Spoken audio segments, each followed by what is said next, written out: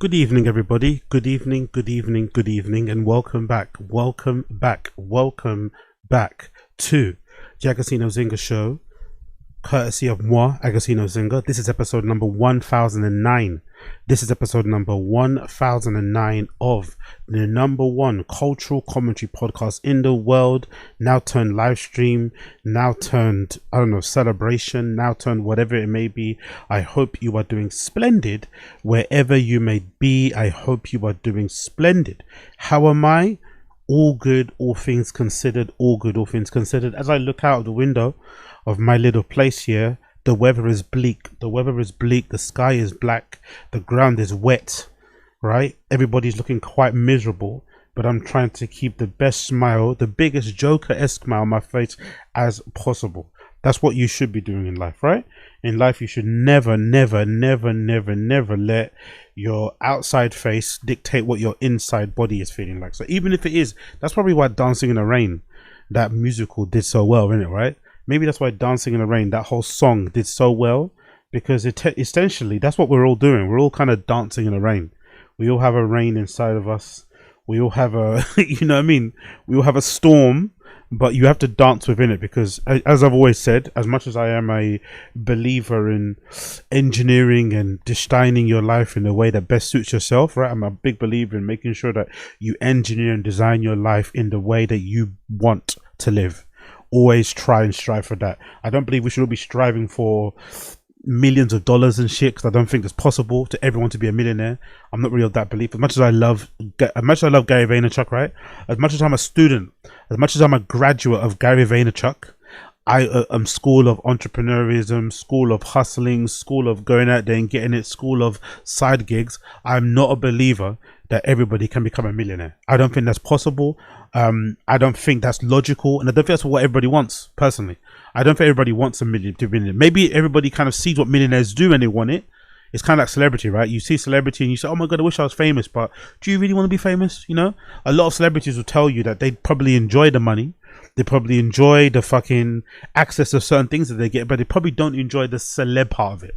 I'm actually going to play a clip later on. I'm going to confess to something too. I'm going to play a clip later and I'm going to confess something that's very embarrassing for me. I'm going to play a clip later and I'm going to confess something very, very embarrassing regarding Bronny James and celebrities in general. But I think what people most want is probably lifestyle, right? They want a lifestyle. They want to be able to do certain things. They want to be able to go certain places. They want to be able to eat certain things, whatever it may be. If it's you going to the fucking game every weekend to watch your favorite team play, and you want to be able to tap your card on the counter and buy as much beer as you want, do it. Actually, talking about tapping, you know what I just saw the other day? This guy went viral. I don't know if I can find it. I don't know if I can find a picture. Maybe when I clip this later, I'll include a picture. But this guy went viral on Twitter because he shared a screenshot of himself buying a Rolex watch. He bought a Rolex watch and he said, oh my god, man, this is the highest tap purchase I've made, right? I was like, tap purchase? And then I'm scrolling down in the replies, and essentially this guy had spent £18,000 in the UK. He has a UK card that allows him to do tap purchases, and he did it for 18 grand for a Rolex watch. And I didn't know that was possible. I didn't know that you could tap, because I think, you know, I'm with Monzo, right? I'm with a shitty fucking, you know, new age internet bank type of thing. But I didn't know you could have no limits on your tap card and just have, I thought it was like because I think in this country, I think we have like is it £200? I think it might be £200. I'm not too sure. I think it's 200. Maybe it's 200. Maybe it's more than that. Maybe it's 4. I guess it's maybe depending on what money you have in your bank account. Maybe I'm kind of telling on myself, right? That I only have a £200 limit. Maybe I'm telling on myself. But I think in general, the limit for buying things with a tap card is probably somewhere near 1,000, I would imagine. Maybe max 5, let's say, right? In an ideal world. Well, this guy was able to tap 18,000 in one card. And obviously people in the comments didn't believe him, and he posted a screenshot of all these recent transactions on his bank card, wasn't it? He posted, he's like bank, mobile bank. That's the thing with the internet. People get so, I'd never do that, you know. I'd never, like, if I showed something that I bought and they said, oh my god, this is I spent a lot of money on this, I'm never going to start posting receipts to prove that I actually bought it or to prove how I purchased it. Like, people, the thing that people do to justify themselves on the internet always makes me laugh, man. But I guess I'm also not somebody that I don't get a lot of input. I'm putting out more content than I'm getting. You know what I mean? I'm not receiving as much. I guess maybe when you're one of the people online where you put out one thing and people reply 100 times to you, maybe it's a lot harder to ignore.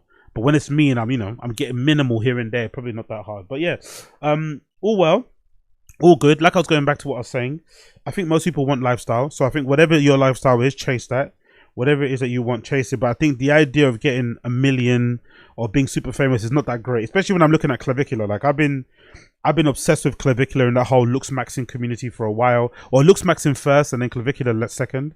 But I've been checking out his streams for the most part. I played him in the background on Kick and stuff, which is quite cool. You know, I'm not gonna lie. I didn't think I'd enjoy watching live stream vlogs of people, but I think because I don't tend to go out myself a lot, seeing other people going out doing things is quite good. You kind of get to live vicariously through them.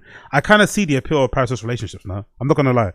I think I kind of see the appeal of parasocial relationships because you kind of get to like live through them without doing anything. You know, he's going to the club, he's doing this, he's talking here, he's meeting up with randoms. It's stuff that I probably would have done, but I don't really, care to do anymore.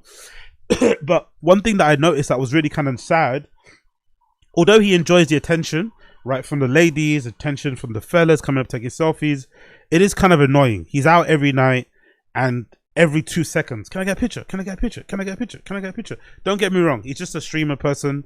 That kind of celebrity, you should be thankful for it. Don't look a gift horse in the mouth. Be grateful. Don't be entitled. I know what you're gonna say, but when you're just trying to go out, get a little bit turned, shake your fucking bum and come back home, you don't want to be you don't want to be taking pictures every fucking 2 seconds. It gets tiring, man. It gets tiring. Come on, it gets tiring. So I can definitely see why some people would say celebrity is very much overrated.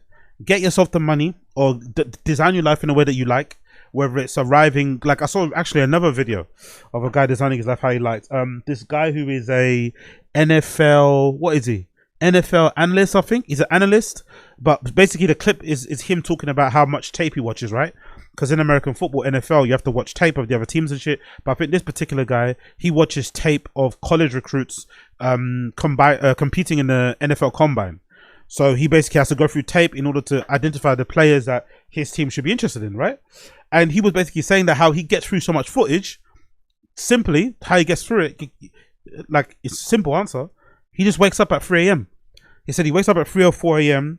and basically watches as much footage as he can before 10, and then he's got enough time from 10 to go drop his kid off at school, which I think is a pretty decent way to live your life, isn't it? If you've got family and shit, you can be able to do what you want to do at 10 a.m. when your kids need to go to school. You can drive them to school, come back, and then do some more if you want to. So again, that's kind of, so some people that seem crazy, but I think that's the way to go, as opposed to like chasing fucking multi millions, because I feel like that comes with a target. You start getting targeted by fucking bandits and stuff, which is another thing I'm going to show you also about being careful about how much money you get. Actually, let me get that up now, because sometimes money and all that shit can be not the way to go, because it makes you a target for some very unscrupulous people that you probably don't want to be in the crosshairs of, as opposed to just designing. Because I don't think anyone, because I think when you start bragging about money and start waving that around, that's when you become a target. If you're just living your life, I think it's a lot harder to become a target. I would say it's probably a lot fucking harder to become a target. But I'm gonna show you something that really surprised me and really made me laugh. Well, not made me laugh. I'm not gonna say made me laugh, but I thought this was very, very fucking interesting. Let me fucking see. Bear with me 1 second here. Let me fucking see. It was a kid actually in Ukraine, no, a Ukrainian kid holidaying in Bali, actually. That's what I was trying to say. A Ukrainian kid holidaying in Bali. Allegedly, he's either in a mob or he's the son of a big mobster, and he's been kidnapped in Bali. Now, some people are suggesting that the kidnapping video could be fake. It could be himself trying to, scam his parents or something. I don't think that's true, because he looks really fucked up. But I'm going to show you why sometimes money is not always, the desirable thing. Don't get me wrong. This is a fucking... what's it called? This is a gangster person. It's a different sort of thing, but I think the same rules apply. Big up everybody in the chat. I see you. Big up the chat people. Big up Coil. I see you. Big up Andre, Queso Moses. Big up Don Dustin. Big up Queso Moses. The arm is getting there, brother. It's getting there. It's not as good as I want it to be, but it's getting there. We pray to God that it gets better in the next few days before my fucking physio, so I don't waste our time. Because I feel like sometimes if I don't do my exercise, I'm kind of wasting her time and wasting the fucking physio if I don't do it. So I'm going to lock in these next couple of days. Actually, I'm just going to be consistent. Forget locking in. I'm kind of hating that term now. It's so overused. Big up Casual. Big up Casual, board at work. Yeah, big up Casual as well. Appreciate you, brother. Always here supporting your legend. And big up ASAP Tubman. Big up ASAP Tubman. Big up ASAP Tubman. Let's fucking go.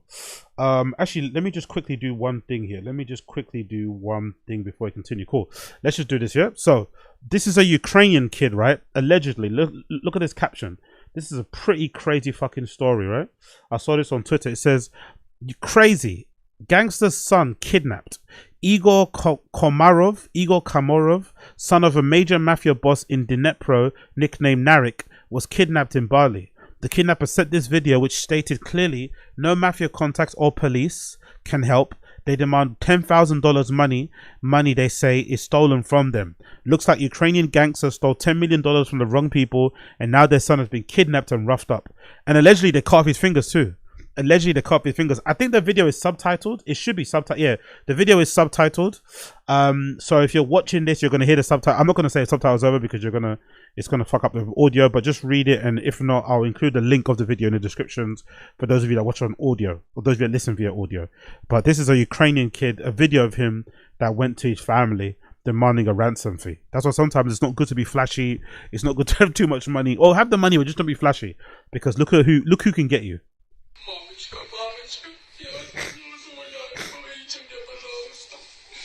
Вы украли эти 10 миллионов, которые с вас просят. Верните эти 10 миллионов, пожалуйста. Что ж, я все верну. Всем тем людям, кого я будете брать, я всем все верну. Мы виноваты.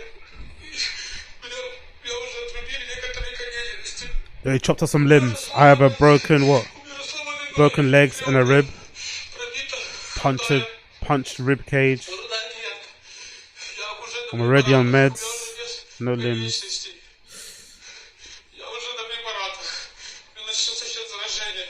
Infection will start soon. I don't know. I'm a little bit skeptical because he keeps saying I have an injury. He said here I have like a punctured lung. I have broken ribs. They already cut off some fingers. He holds up his hand, but you can't really see his fingers have been chopped off. I'm not too sure if I believe this, you know. I don't know. Now I'm watching it again. I'm not too sure if I believe it, because if you had a punctured lung, wouldn't you be struggling to breathe? Wouldn't you have like proper respiratory issues? Wouldn't you be like wincing in pain? People always say breaking your ribs is one of the most painful breaks you can get in your bones, right? Your rib cage. People say because you don't really notice how often you use your ribs, or how often your ribs kind of contract and bend, you know what I mean, and expand. So when you break them over a fracture, it usually hurts a lot. So it's a bit strange that this kid's been able to talk as well as he is whilst also having a punctured rib cage. Seems a bit strange.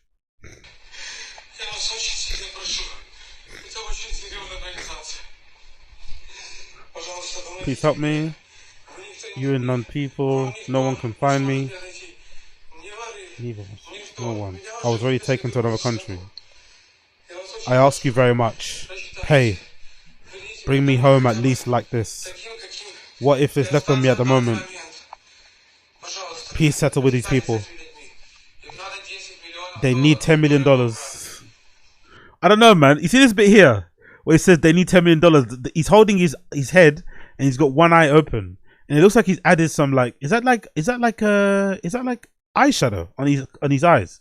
Don't get me wrong, it looks kind of hard. I've always wanted to go outside wearing eyeshadow, you know, just look like kind of Sting and shit. He kind of looks like Sting. But is he wearing eyeshadow, or is that like black eye? What do you think is going on there? I don't know. I'm a little bit skeptical now. Now I'm watching it back again. I'm a little bit skeptical. As soon as these 10 millions are received on their accounts, they will immediately let me go to the position where they took me. I beg you, please. Please settle. Me when I find freedom. I'll give you everything back a penny. I'll work for it. I'll give everything, please. Settle with these people. It's very, very serious organization. No gangsters will help you. No cops, no one. I think I've already checked these days. Please help me. I ask for you very much. I believe these people. Please believe them too. And me, do not communicate with anyone except these people. And me. I only sent these videos. Their wallets asks you very much pay. Settle with them. Because I'm just gonna die. They can give me freedom and health. Ask you very much, help me.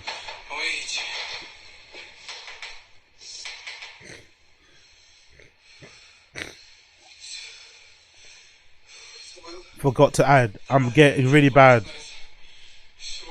Today's 19th of February. I forgot to add, you know. I forgot to add. It's crazy. Yo, big up casual, big up casual, big up casual. Big up Blood Clot Casual. Merci beaucoup for the membership. You're a legend. Big up Blood Clot Casual. Let me actually add that to the list. Big up fucking Casual. You're a fucking legend. Let's get that on there. But I don't know, man. I don't know if I believe this. I really don't know if I believe this. I'm kind of skeptical. I'm looking at this kid crying the way that he is, saying, oh, also, I forgot to mention. Please send it to the crypto wallet. Don't send it to their bank accounts. Send it to the wallets. It's like, this seems oddly convenient. But big up Casual. Appreciate you for the membership, brother.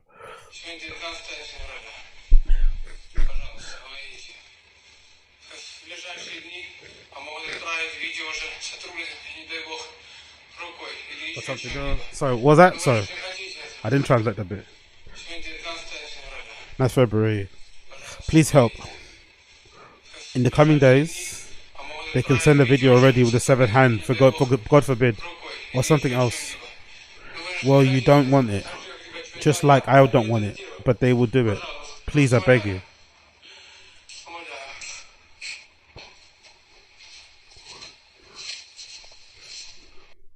So yeah, that's the video, right? So again, be careful about having money or being a gangster, I guess. And this is an update. This is an update video. Breaking. I think the Russians kidnapped the son of gangsters as retaliation for scamming Russians. Oh, so the kid's in Bali, but he got kidnapped by Russian gangsters. Now the story's changing. The whole story makes sense if the Russians did it. He explains how they scam Russian citizens on video. Why? For the world to see. The guy implicates the Russian government in the scamming activities. He said no other gangster or police can help, that they can only mean a bigger government. The Russians fight scams, call centers, like you see which Ukrainians use weapons. I don't know what's is this like anti-Ukrainian propaganda? I don't know what the fuck is going on right now. Oh, let's just see. Maybe it's anti-Russian propaganda. Let's continue. I started doing scam call centers with Petrovsky. Oh, I don't know. Okay, so what? So are these Ukrainian kids? Are these Slavic kids? Are they doing scam call centers to their people in their own countries, or are they doing scam call centers like the way Nigerians do it to other people around the world? Because Nigerians are like elite level, like with scam call centers, but so Indians, because they can speak English, right? And some of them have really good accents, so they can put on an accent or whatever, and they can call anyone around the world and scam them out of money. But there's also an untapped market, because if you can speak the language, you can tap into the market. So imagine if you're Russian and you can speak the languages of those places, you know, from that region and shit, most likely you'll have a way of scamming more people out of their money. It's a very untapped market, because I'm sure that's a trend around the world. I'm sure there's fucking Italian ones, French ones, Spanish ones, Portuguese ones. They exist everywhere. I'm sure they exist, but you have to have the language on there. So yeah, let's see. I started this around the year 2021. One time on a point joint vacation with Petrovsky, a friend of Saban Shepsin. The offer came from Somran. Create a fraudulent call center which will scam citizens of Russian Federation. Cheating scheme looks like this. Operations call citizens of Russian Federation. They introduce themselves as bank security services. They have an offer of transfer funds to a safe account. Me along with Emmerich, who were the owners of the call center, we earned 50% of the revenue. Samuel Chepchin was a manager and was earning 10%. Nikita represented provided cards details. Telecommunication means obtained fraudulently. Roof and safety were revived form. Petrovsky is under her. For us, his services cost $15,000 month on one office location. Also, it's known me that safety for other offices were provided by Narek. charging them $30,000 a month. The rest of the protection was provided by employees from and now head of the Odessa operations. Employee's last name. His middle name and last name I don't know. Also my brother Timur. Fucking hell, you're snitching on your brother. You're snitching on your fucking blood brother. I know you've got some fingers chopped off. I know you might have a couple broken ribs. I know you might have a allegedly punctured lung. But imagine all those things that happen to you. It's gonna happen to your fucking blood brother. You're snitching on your blood brother. You might just die anyway. It's unlikely. It's unlikely he's gonna live anyway, right? It's unlikely. In a situation like this, when you get kidnapped, you probably know you're gonna die. And this sounds weird to say, but it's unlikely you're gonna get let go, right? The longer you get kidnapped, the more likelihood that you're gonna die. So if they're already chopping off limbs, breaking bones, puncturing lungs, you're probably gonna die anyway. Why give up your brother, man? Let him have a chance. He's not gonna come to your rescue. Look, if he would have came to your rescue, he would have sent the $10 million already. The fact that he hasn't sent the $10 million is a mad thing. Switching on your brother like this is fucking insane. You should just die, man. Like, I don't know.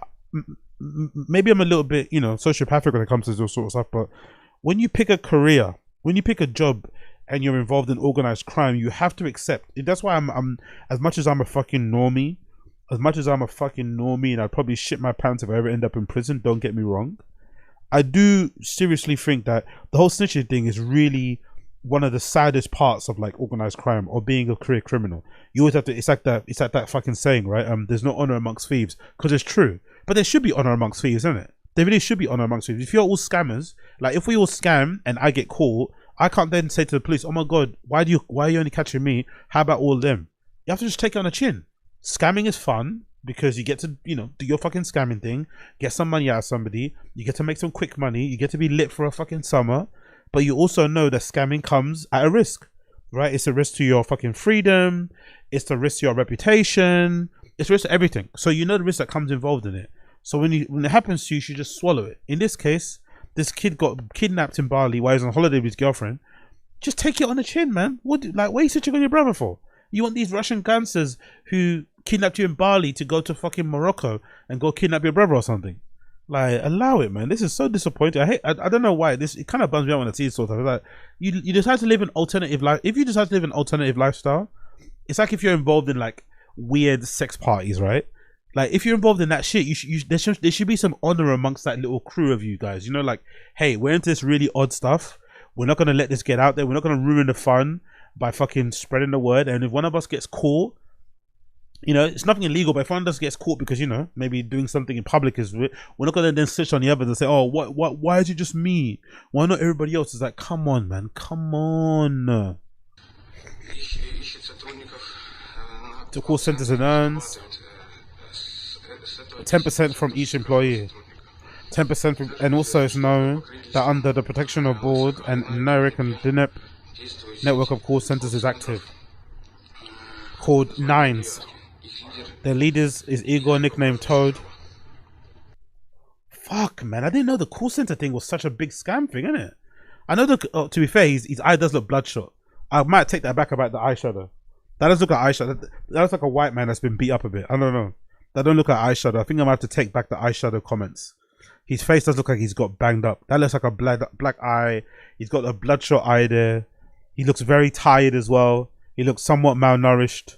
So maybe there's some truth to this. I don't know. Either way, the lesson of this day: be careful what you wish for. Money sometimes is the root of all evil. Design your life in a way that best suits you, wherever your interest is, and go from there. Go from there. Another one I wanted to talk about. This is fucking hilarious, right? There's a story about this kid. This is a pretty horrible video.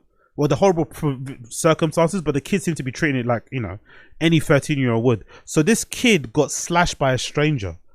He was walking down the street with his mum, I guess, and some random person just slashed him on the throat. Luckily, he's still alive, right? Because, from what I know of movies, right, that's my only experience of like people getting slashed in the throat. From whatever I see in movies, when he gets slashed in the throat, it's almost like a kill blow, isn't it?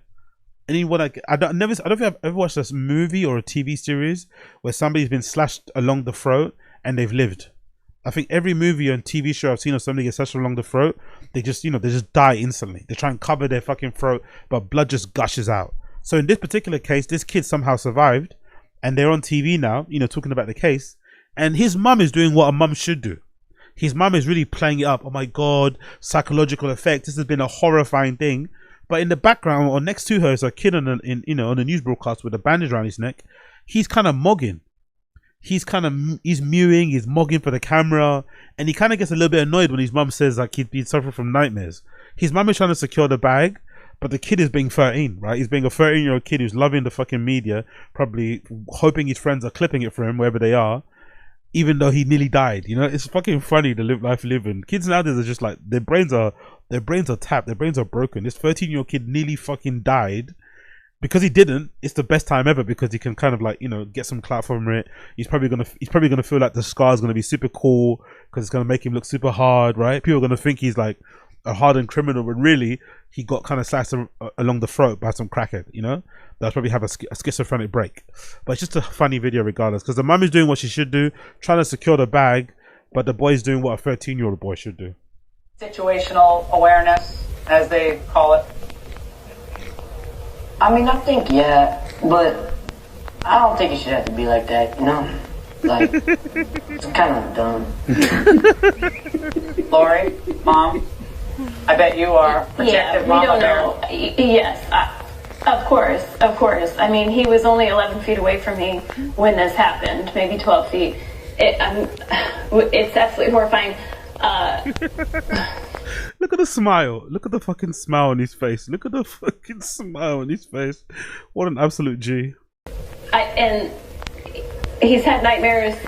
We don't know. Hopefully we are fine. And there's no. Look, he's looking at his mum. Look how he's looking at his mum. Nightmares? What the fuck are you talking about?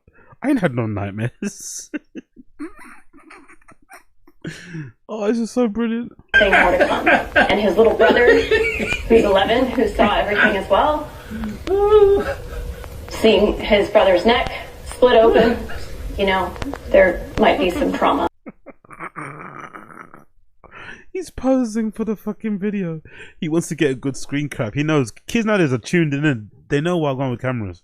They know about screen caps. They know about thumbnails. Some good thumbnail pictures here. I'm not gonna lie. And we're very upset.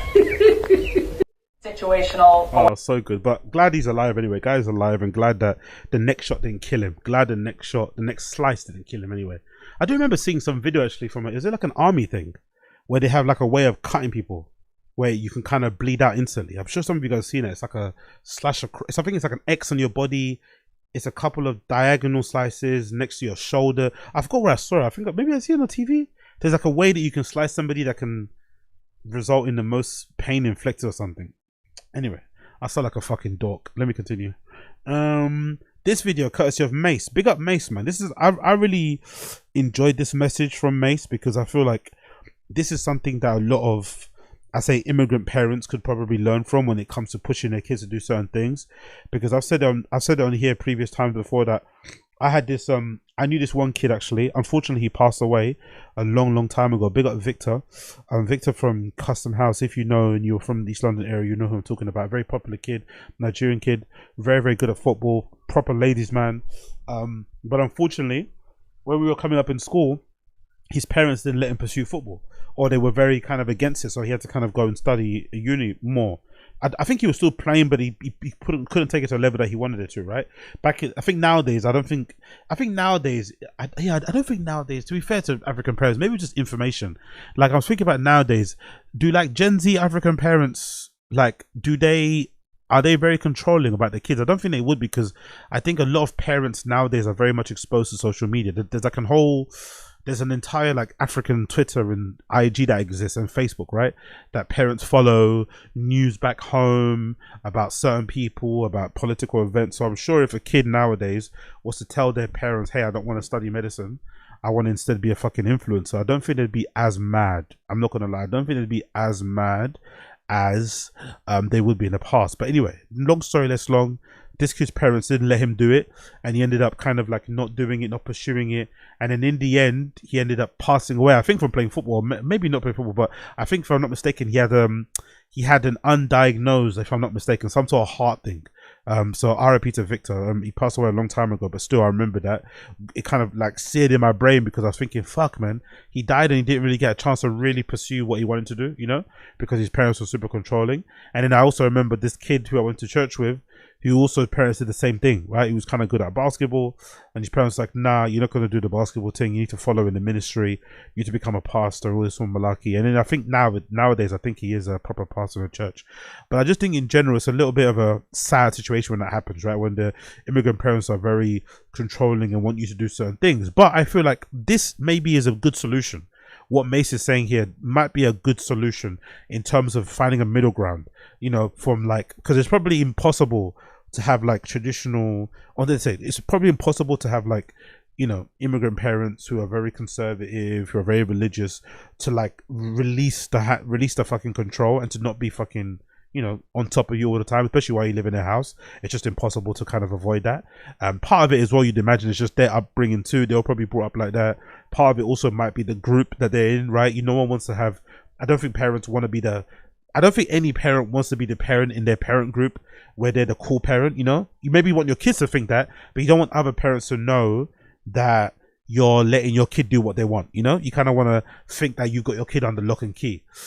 You would have hoped so anyway. Or maybe not, maybe you lie, I don't know. But either way, I think this might be the good middle ground. In this video, courtesy of It Is What It Is, MaSe talks about how his son, when he was 12 years old, he was 6'2".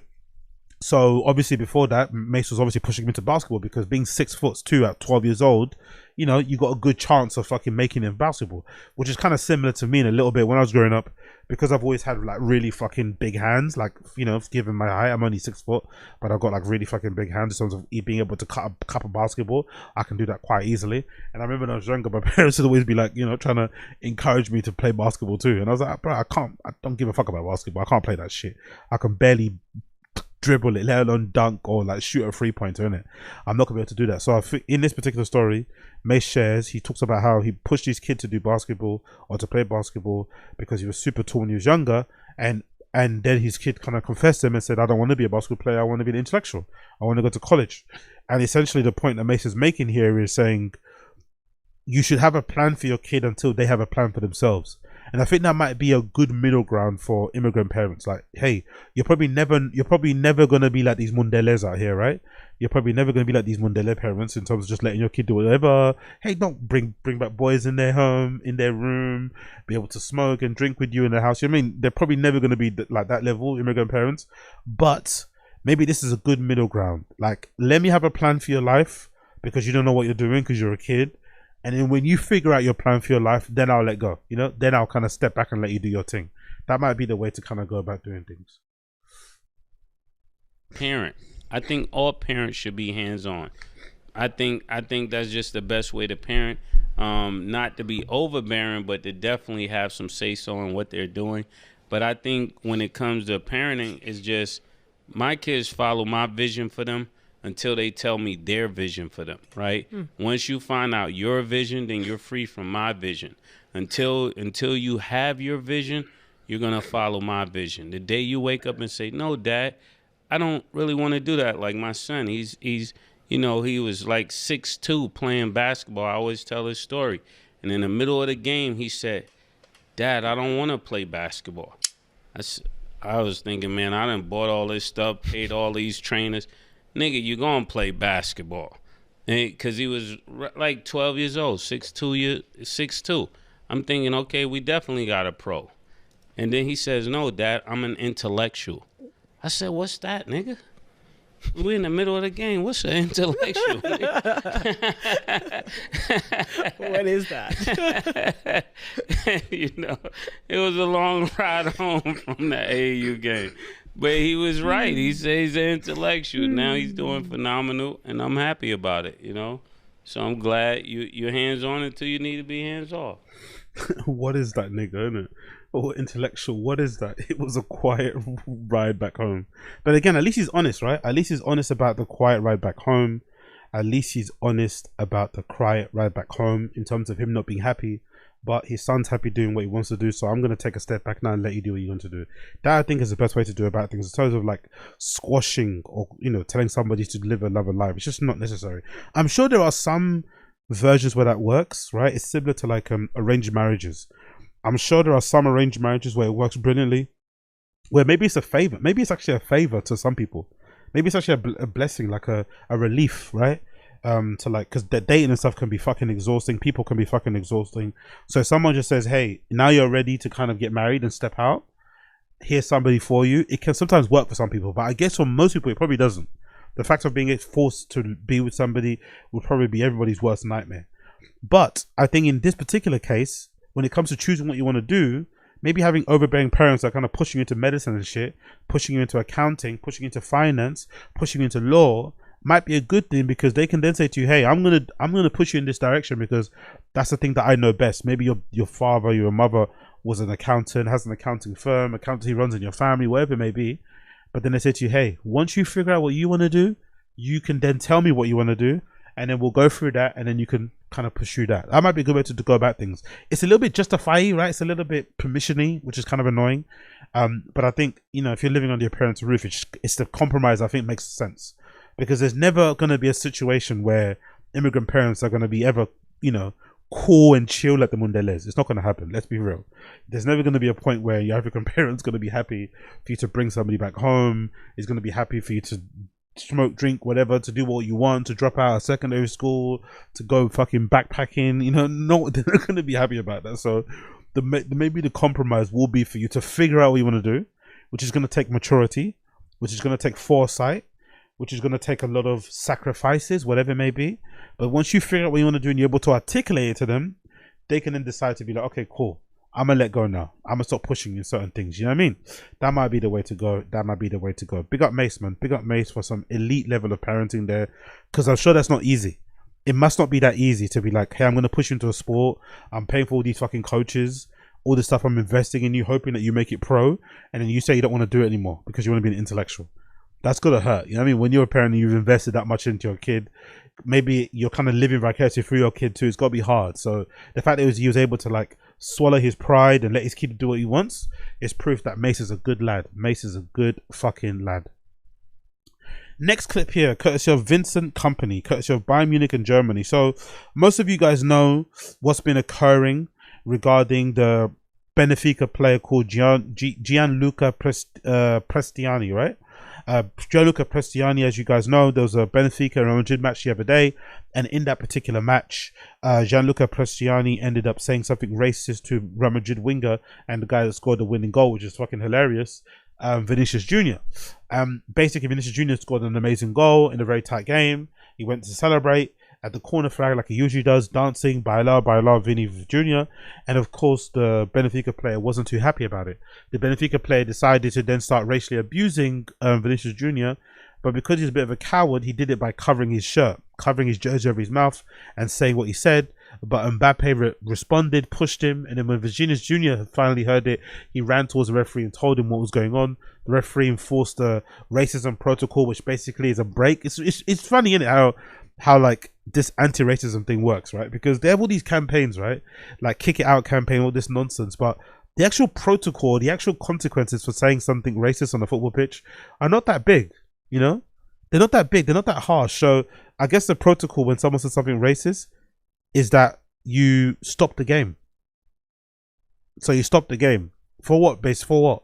I don't know what for, but you take a break. So when someone's been racially abused by another player or by a stadium member, you just take a break. That's why I'm really of the fan. Maybe I'm not really the best here, but that's why I'm a fan of like taking always the extreme option. I'm always a fan of always taking the fucking extreme option. Fuck it. Let's cut off the umbilical cord. Let's cut off a limb. It's gonna be raw. It's gonna be fucking painful, but that's the best way to go about it. Let's not babyfoot this shit, right? So the really good way to go about doing things is number one, if somebody says something racist to you, you just punch them in the face in the football pitch, right? You just punch them in the face. You just punch them in the face. You get on top of them, ground and pound until somebody pulls you off. Literally, you leave them bloody on the fucking football pitch. If somebody says something racist to you in a stadium, if you see the person or you don't know who it is, the general vicinity of the area, you do it Eric Cantona. You do it Eric Cantona and you go fucking karate kick somebody in the crowd. Whether you end up going studs in on some kid's face, whether you end up fucking, you know, studs in on some mum's breast, where you end up studs in on some old guy's face, it doesn't matter. Because as extreme as that sounds, then people will listen. The only other option, apart from that level of violence, is to walk off the pitch, your entire team to follow you and forfeit the game. Forfeit the game, which is going to cost everybody money. It's going to cost both clubs money. It's going to cost one club points. It's going to be a stain on their reputation. The fans are going to be fucking furious. That'll be the one way to kind of get rid of racism. But in football, like damage, actually affect the pockets. But this pausing protocol in the games is so pointless and useless. Anyway, the thing happened. The pausing, nothing actually happened. They're gonna try and investigate this Gianluca Prestiani kid, but I don't think anything's gonna come of it personally. And then, of course, the most disappointing thing out of all of this has been the reaction. Number one reaction I'm gonna read for you is courtesy of Benfica. Benfica are claiming there's a defamation campaign against their player. I know teams do this a lot, right? Whenever there's it's a thing in sports, right? Whenever whenever people outside of the club are attacking your player, there's this thing where as a team you're meant to kind of band around your player, right? You're meant to kind of gather around and block. It's kind of like same sort of thing that police do. The police have got the thin blue line, right? I know some of you guys are aware of it. The thin blue line the police have, right? And the thin blue line essentially is the police's way of kind of like, hey, we're gonna stand 10 toes with our people, we don't care what he done. We know he might have done a bad thing, but we're gonna stand by his guy because he's our guy. But I think the thin blue line and this kind of thing the police do, or the football players are doing, it should have, there should be limits. If somebody's racist, like if somebody touch kids, if a police officer touches kids, if a police officer rapes women, if a police officer did something bad to fucking race, some racist thing or hurts old people, I don't think there should be a thin blue line thing of like silence. It shouldn't be like that. You should kind of, get that person snitched on. If a football player is racially abusing somebody, there shouldn't be this like blanket defense of them of like, oh yeah, this player wears our jersey, so no matter what the evidence say, we're going to protect them. That shouldn't be how it goes, but it goes anyway. So anyway, let me read the article. Benfica claimed defamation campaign against Prestiani. Benfica claimed that there's a defamation campaign against Gianluca Prestiani after UEFA launched an investigation into the claims he racially abused Real Madrid winger Vinicius Jr.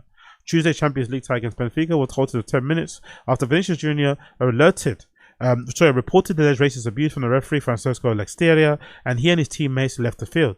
Brazil's international Vinicius, who has been a victim of numerous instances of racial abuse during his playing career, later said in a post on Instagram, "Racists are, above all, cowards." Especially that one. Especially that little short cunt, right? That's what I mean as well. Like, he's so tiny. Like, I'm super surprised they didn't just knee him in the face. Like, honestly, I guess because they're winning, you don't want to forfeit the game and then lose the points. But fuck, man, like, it really would end it if you just fucking imagine if one player just like punched another player that racially abused them and just got on top of them and just kept pummeling them until they were pulled off, and you just saw their hands and shirt covered in blood, and the kid just there like kind of twitching on the floor. That'd end everything. He might have criminal charges against him. I'm sure the player on the floor will kind of sue him, and you might whatever. But that would literally be the start of trying to rid the game of racist abuse, because people kind of get away with it because the consequences aren't that harsh. On Wednesday, Benfica defended Prestiani via a post on their official X account, alongside a video of the alleged incident, saying, given the distance, the Real Madrid players could have not heard what they claimed to have heard. The club added that they fully support and believe the versions of events presented by Prestiani. Prestiani's conduct and the service of the club has always been guided by respect to opponents, institutions and principles that define Benfica's identity. The club regrets the defamation campaign which the player has been the victim of. They're making him the victim is crazy. Real Madrid are said to on Thursday that they had provided UEFA with all available evidence following the opening of the investigation. They described the alleged abuse as unacceptable and said that they were grateful for the unanimous support and affection that Vinicius received since the incident. You know what's really funny as well? I'm pretty sure that this kid is saying that he said hermano and not mono in terms of monkey. Like, he said brother. That's what he's alleged to have said. But he's also playing against Real Madrid. Every player in Real Madrid, with the exception of maybe Trent Alexander, can speak Spanish, right? Maybe. I think even Trent can speak Spanish. But I think, I would imagine most players that play for Real Madrid can speak Spanish, right? Even if they're not from Spain. Because I'd imagine, clubs in Europe mostly, as a way to kind of get you to like really acclimatize, they probably just scream at you in whatever language they're playing, They probably might have a translator for some things, but the man ain't gonna waste time translating shit. He's gonna keep screaming at you in fucking Romanian, Turkish, French, until you fucking get it. Like French Foreign Legion shit. So I'm sure there's no way that Mbappe or Vinicius Jr., because both players are from, Mbappe's from France, although he speaks multiple languages. Vinicius Jr. is from Brazil, he speaks multiple languages. Portuguese is kind of close to Spanish. There's no way that they could have misinterpreted what somebody like fucking Pesciani would have said. There's no way they could have misinterpreted Hermano for Mono. So the fact that he lied like that is just proof that he said it anyway. Do you know what I mean? It's fucking bullshit. Benfica's manager, which has been the saddest thing for me, this has been the thing that's hurt me the most. And it's going to relate to the Vincent Kompany situation. Benfica's manager, Jose Mourinho, has been criticised for comments he made after the match, including saying Vinicius had been disrespectful in his goal celebration.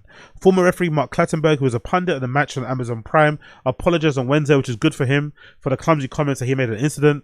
Clattenburg said that Vinicius had not helped himself and made the things difficult for the referee. Nothing justified racism in sport or life. I'm grateful to have a chance to follow up the last night. I got it wrong. He said, I'm sorry.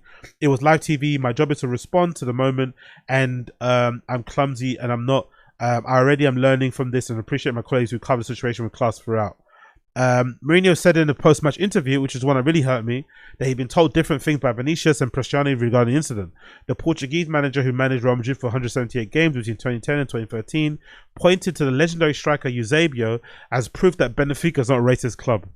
It's pretty crazy, isn't it? To like an opposing player suffers from a racist, attack, insult, and then you point to a legendary player and say, see, this is why we're not racist, because one of our legends of our club was this guy called Eusebio, who was black. That's why we're not racist.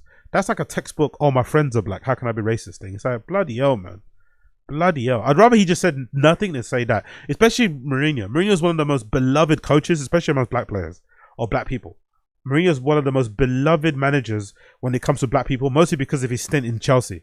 Because of all those fucking Africans that played there when he was at fucking Chelsea. Black people love Jose Mourinho. So him saying this, it really broke my heart. I'm not going to lie. But again, it's that whole weird toxic club thing that people do, right? It's very fucking bizarre.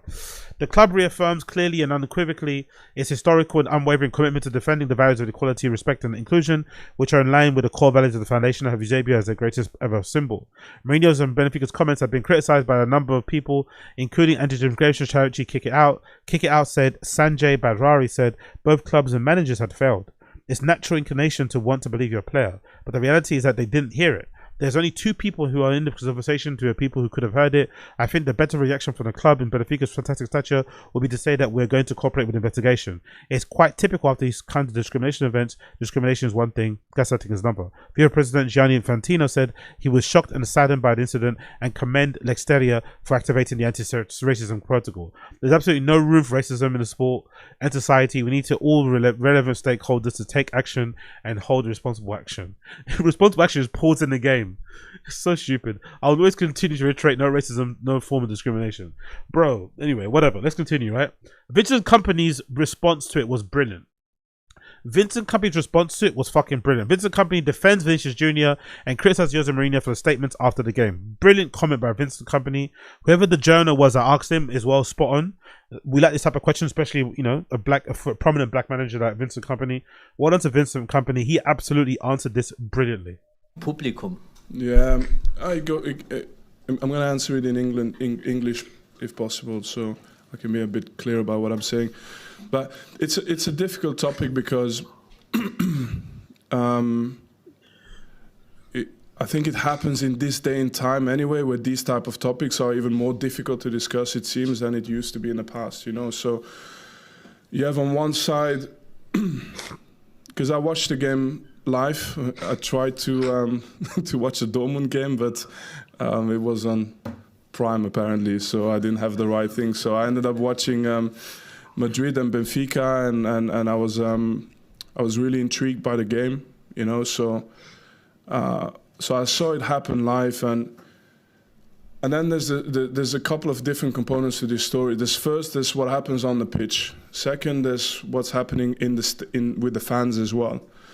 Third, there's what happens after the game.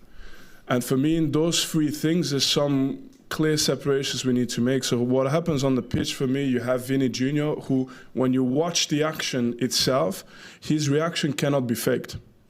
You can see it. His reaction is an emotional reaction. I don't see any benefit for him to go to the referee and put all this misery on his shoulders. There is absolutely no reason for Vinny Jr. to go and do this. And he does it, and when he does it, I think in his mind, he's doing it more because it's the right thing to do in that moment. So he goes and does it, and next to him you have Kylian Mbappe, who normally always stays quite diplomatic and on every side, and Kylian Mbappe is really clear about what he heard and what he saw, and he's even more clear after the game when he speaks about it. So all of this happens, but then of course you have a player who's hiding what he's saying in his shirt. And on the end you have this side of it, which I think is a little bit okay. You have a player who's complaining, you have a player who says he didn't do it, and I think unless the player himself comes forward, it's difficult. It's a difficult case, so I understand this. But then in the background, you see in the stadium, there are people doing monkey signs. It's happening in the stadium as well. Yeah, I think there was a clip of some lady in the stadium. Honestly, like football, like I've always said, I think fundamentally, unfortunately, for football, when it comes to chants and when it comes to, because chants, especially insulting chants against other players in football, are used as a way to kind of like get in a player's head. They're not really meant. Like no one really kind of like, especially you see a lot of football's weird because people will say the most crazy things about players, right? You see it all the time, especially on social media. They say the most crazy things about football players, especially people that have channels. Then they, especially the Man United ones, but when we were really bad, right? And then they'll bump into a player and they'll be super fanning out. Like it'll be so funny. I remember when Harry Maguire was going through his really tough spell at United. There was, I think maybe Stratford Paddock. I don't know what channel it was. Maybe it was it. I don't know who it was. One of these big channels. They were kind of going in on Harry Maguire because, you know, he was playing terribly at that time. He was, you know, he cost how much he cost. People going in on him, slow, couldn't do this, couldn't do that. He could having a tough time at United. And I think they met him. They got to meet him and they were glazing him super hard, sucking his dick super hard. Same thing happened to McTominay. So I think players or fans in general will say things online they wouldn't repeat in person. But I think it's particularly when it comes to chants are used a way to kind of get in players' heads. And I just think, as backwards as it may sound, because they have that festival, right? They have that festival in fucking Holland where they all kind of cover themselves in brown paint to look black, and they kind of like take the. I forgot what the reason behind it. Obviously, it's very racist, right? It's kind of insulting, but Dutch people don't think it is. They think it's all banter. It's not like a thing. It's not, you know, they're not trying to be racist. It's just part of their tradition or whatever culture. So I think in Europe, they just have this thing where, like, if they do monkey sounds, if they throw a banana peel on the pitch, if they call you a monkey in general, I don't think they know how bad that is or how much that would hurt somebody. They just think that's a way of getting in your head. You know what I mean? If you were bought, like, they kind of view being racist as being the same thing as insulting you because you got a bald head, insulting you because your cat died, insulting you because your wife cheated on you, insulting you because one of your kids is ill or something. I mean, they don't see any separation. They don't see any difference between that. That's a really sad part. So you'll see people in stadiums literally doing monkey signs to players to get in their heads, not because they're actually racist. Some of them probably are, don't get me wrong, but I think most of them are just doing it just to get in players' heads and to kind of make them play badly, essentially, which is kind of more fucked up, actually, if you think about it. It's happening. You can see it's in the video. So it happens. You have on one side the altercation between the players. You have on the other side what happens in the stadium as well. And then for me, even worse, and I'm clearing what I say, is what happens after the game.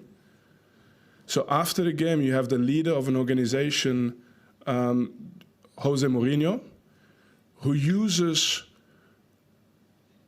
basically, who attacks the character of Vinicius Jr. by bringing in the type of celebration to discredit what Vinicius is doing in this moment. And for me, in terms of leadership, it's a huge mistake. And it's something that we should not accept. So I'm very clear on that. On top of it, he mentions the name of Eusebio. To say that Benfica cannot be racist because the best player in the history of Benfica is Eusebio. You know what black players had to go through in the 1960s? Exactly. Was he there to travel with Eusebio every away game? When he went to every place in Europe? Probably at the time, because my dad is a black person from the 1960s also who made his way. Probably at the time, the only option they had is to be quiet and to say nothing and to be above it and to be 10 times better, to get a little bit of credit and people say, actually, he's good. That's Eusebio's life, probably. And today to use his name to make a point about Vinny Jr., who's actually finally in a situation where he can say something about it. There's a lot of players who play in different leagues still in Europe who don't have a voice. There's players today in Hungary, in Bulgaria, in Serbia. If something happens to them and they are black players, they have zero chance to have any kind of support. Vinny Jr. at least is in a situation where a lot of people have made it possible for him to take this moment and to protest in this moment. You know, and then I'm thinking how it is that you can, so it's a difficult thing for me to speak about because, to be honest, in many ways, and I say it very honestly, I don't actually fit in what I see today in the world that is happening in the world. Me personally, I don't see my place in a lot of the things that are happening in today's world. I really don't. So I don't want to be a part of one group. I don't want to be a part of the other group. But if I see the situation with the player, I would like to see a situation where my dream is that at the end of the situation,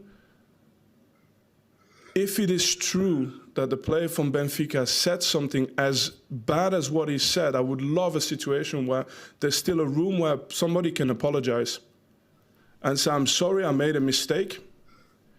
And this has an impact on the sentence as well. So the sentence should be A or B. But if you admit that you've made a mistake, there should be an opportunity as well. That's the thing though, can you really make a mistake saying something racist? I don't think you can. Especially when if you're saying as an insult. Sometimes people can say things unintentionally. Sometimes people can be unintentionally racist in the same way some people can be unintentionally rude, right? You can sometimes have the best intentions before you start a sentence. It sounds better. Like I'm a good example of it. I've said plenty of things in my day where I've not intended them to come across a certain way, but they do. And unfortunately, you don't have the ability to control how a person receives what you say. You might want to, right? You might want to kind of massage it in a way, use certain words, blah, blah, blah, blah. But really and truly, when you say something, the way someone receives is how they receive it. And it depends on how you respect or value your relationship with that person, friendship with that person, as about how you want to move on. You could just tell them to suck your dick and keep it moving, or you can apologize. But I don't think you can be accidentally racist. I'm not going to lie. I don't think it's possible to say it was a mistake. I don't think it's possible. I think it's better just to say I said it. It's obviously I regret the fucking how bad it's got since then or something, and I'm going to make amends to try and not do it again. But I don't think saying it's a mistake is true. It's not a mistake. You intended to say it to get under someone's skin, and also you're saying it in an insulting way. You're saying it because you're frustrated that this player scored a goal against your team. You're frustrated and angered that he's maybe triggering you or rubbing it in because he's dancing at the corner flag. That's really kind of getting under your skin. So he said something insulting to try and make him, to dim his star, to make him feel bad, to make him feel lower than what he is, to try and take him off the cloud nine that he's on. Which, has its, whatever, do what you want to do. But I don't think it could be a mistake. But then again, do I believe that if that kid said what he said, that he should lose his contract, not play for football again? No. But I just think it should be a severe ban. Maybe you don't play again this season. You know what I mean? It should be a thing where your club should be... In actuality, what should happen, right? In a fair world, what should happen in these situations? I don't really even care about FIFA, UEFA getting involved. Your club should be appalled because your club are the one who are, they're the legendary club that Eusebio was from, legendary pioneering black player. They're also the club that have other black members of staff in their team from other countries. Doesn't matter, it's not just a black thing, other black players. Your club should be more appalled that you're bringing the club into disrepute. It shouldn't be UEFA, it shouldn't be the press, it shouldn't be the pundits, it shouldn't be people like myself, it shouldn't be the fans worldwide that condemning you. It should be your own club that should be running through or putting together a thorough investigation to find out if you did say what you said, interviewing different people, going through all that they need to do to make sure that this is true or not, and then making a verdict. And if it's true, distancing themselves from you as much as possible because they don't want their legacy, their brand name to come into fucking disrepute. Because in normal workplaces, this is what happens in workplaces, right? In a normal workplace, if you're involved in a situation like, let's say if you're involved in some sort of like sexual abuse, or if you go out on a night out in the work and you get a little bit too crazy, Your workplace can tell you, hey, this is gross misconduct.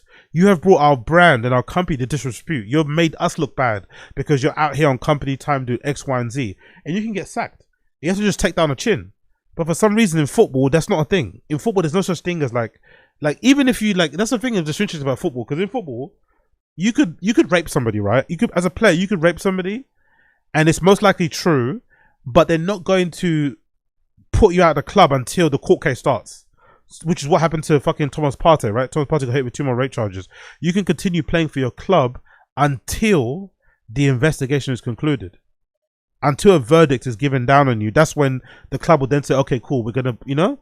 But there should be certain crimes, there should be certain offences, even if you're not involved, even if you didn't do it, that should put your playing fucking ability in jeopardy. Because it's not a fucking, it's not like a human right to be a professional football player. It's a privilege. You know what I mean? It's like you should move differently. You should know that, hey, if I'm seen in certain places, if I'm seen doing certain things, I know that it's gonna put my career on the line. Not that, oh, you have to prove it in court, then I'm gonna lose my job. It's like, brother and sisters, like, oh my fuck. Especially when it comes to like with these racist incidents, it's definitely a he said, he said. You know what I mean? Well, to say that, hey, nobody's perfect, this is also a good step, you know? But we are taking away all these options because we are creating left or right and black and white, and you have to be on one side or on the other side.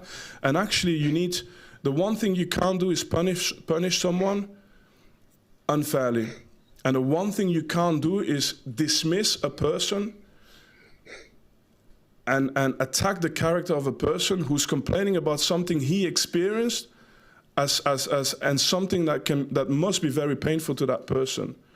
So there's something that needs to happen, but and I'm just thinking, I'm sorry I'm going on this, but I'm just thinking, you know, when Jose Mourinho is doing the knee slide at Old Trafford, when he goes to because he attacked the celebration of Vinny Jr., when he goes to the fans in the semi-final Inter Milan against Barcelona, and he goes in front of the Barcelona fans and does his celebration, when he plays against Sevilla with AS Roma, and in that moment he's fighting with the referees, and the referees have to go under protection, leave the country under protection after that game. In that moment, if someone was racist to Mourinho, I would have hoped that all of us would say, stop, it doesn't matter his celebration. Exactly. Let's listen to what he has to say. And let's defend some simple things, some core things. Exactly. So, but again, even in that sense, I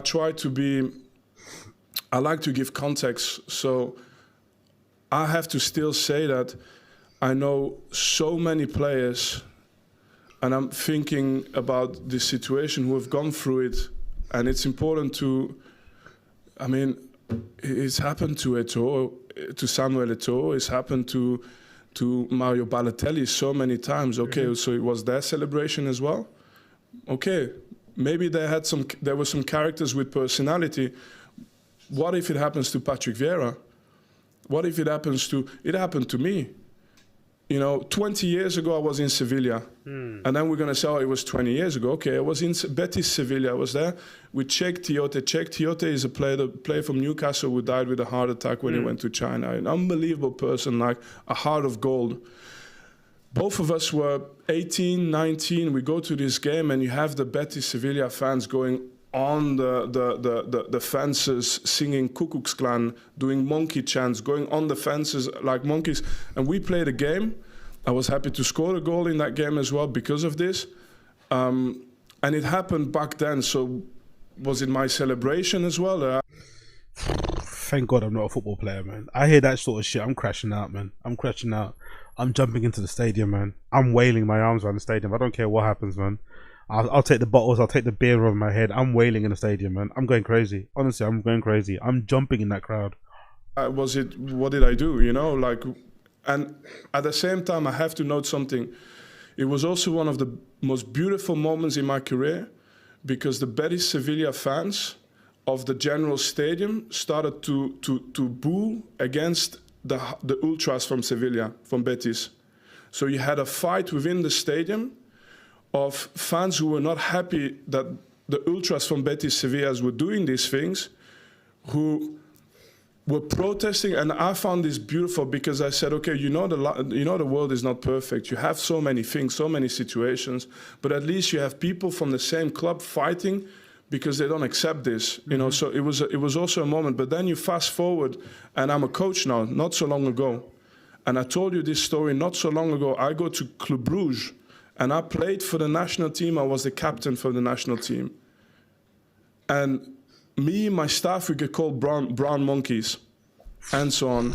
And after I complain, I see It's funny you get called a brown monkey, isn't it? What other colors are monkeys though? how all of these politics happen again to kill the story. So no consequences, no nothing, and I have a voice. What do you think for the people without a voice? The problem is not necessarily the incident. The problem is how after that everything gets put in motion to basically sort of, I'm sorry, I'm going because I'm thinking about this as well, but so what you see and what you feel when you grow up with these issues is that somehow, somewhere down the line, this translates into maybe lack of opportunity. Because what happens is that you get pushed further and further away, you get branded more and more into one way, and actually what needs to be done to grow closer together takes a lot of time, takes a lot of effort, but what happens is exactly the contrary. You get put into what you get pigeonholed into one group, and the other one gets pigeonholed into the other group, and you just grow further apart. Yeah, unfortunately, all of that, why can't we just be together, shit doesn't work, unfortunately. Just mutual respect, innit? Like, we don't all have to be fucking kumbaya, we don't all have to fly the fucking, we don't all have to look like a fucking United Colors of Benetton's ad. We don't all have to be kumbaya, we don't all have to live in a multicultural world, right, if you don't want to. But you can't go around racistly abusing people. I'm not even the type of person that's like offended about people that say the N-word in songs and shit, right? I don't think the N-word, I think people, you know, black people out there who are kind of get, you know, it's like an automatic trigger. Like when they hear the N-word, they just, you know, explode into violence. Is stupid. It has to be in context. If the person's saying it to you in, obviously in a rude way, of course, but if someone's just singing a song, you can't just go wail, you can't just start cracking people on the chin because somebody's singing along to a fucking, I don't know, Kendrick Lamar song. You know what I mean? You gotta relax, you gotta chill out. But I think there should be some consequences for people that go out of their way to say these type of things, to get under your skin, you know, and to be insulting, to be rude, to be condescending, to be fucking bigoted, whatever it may be. There should be some consequences. Like, just stopping the game for a few minutes is bullshit, man. What is that going to do? You know what I mean? What is that really going to do in the long scheme of things?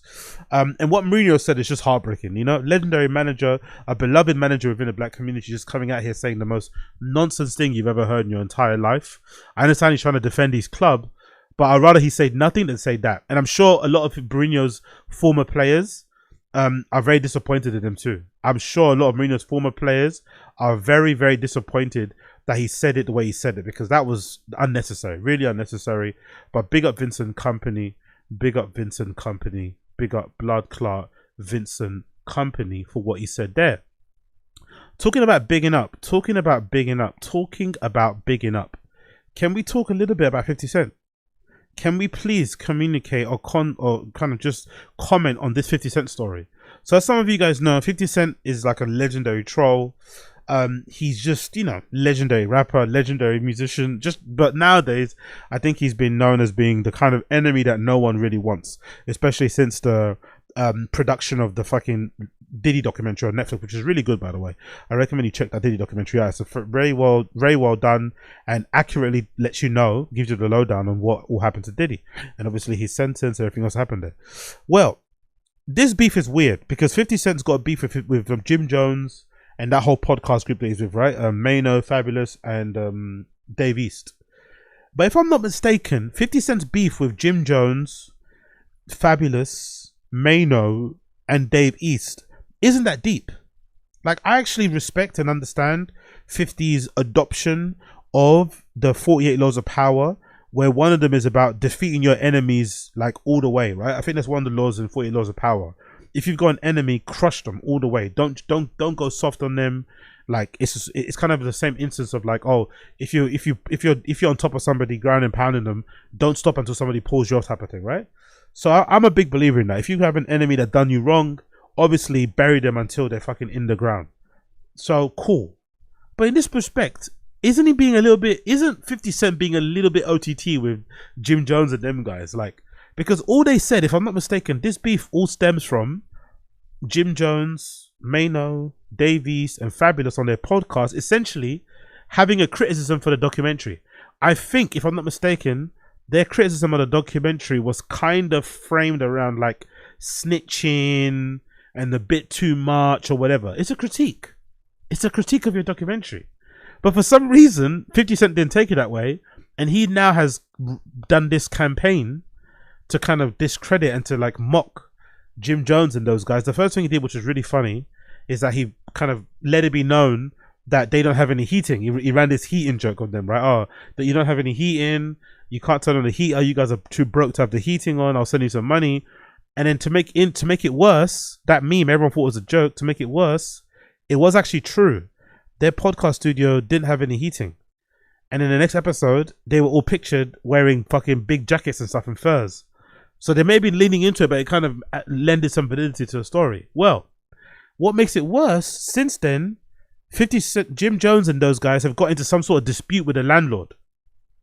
I don't know what it is, don't ask me, but they got into some sort of dispute with the landlord. I'm assuming it's just going to be from like mispaid rent. They got into a dispute with the landlord. So then the landlord, if I'm not mistaken, was complaining about them on social, right? So in the same, imagine the bad timing. The landlord of the studio is complaining about Jim Jones and those guys not being good tenants.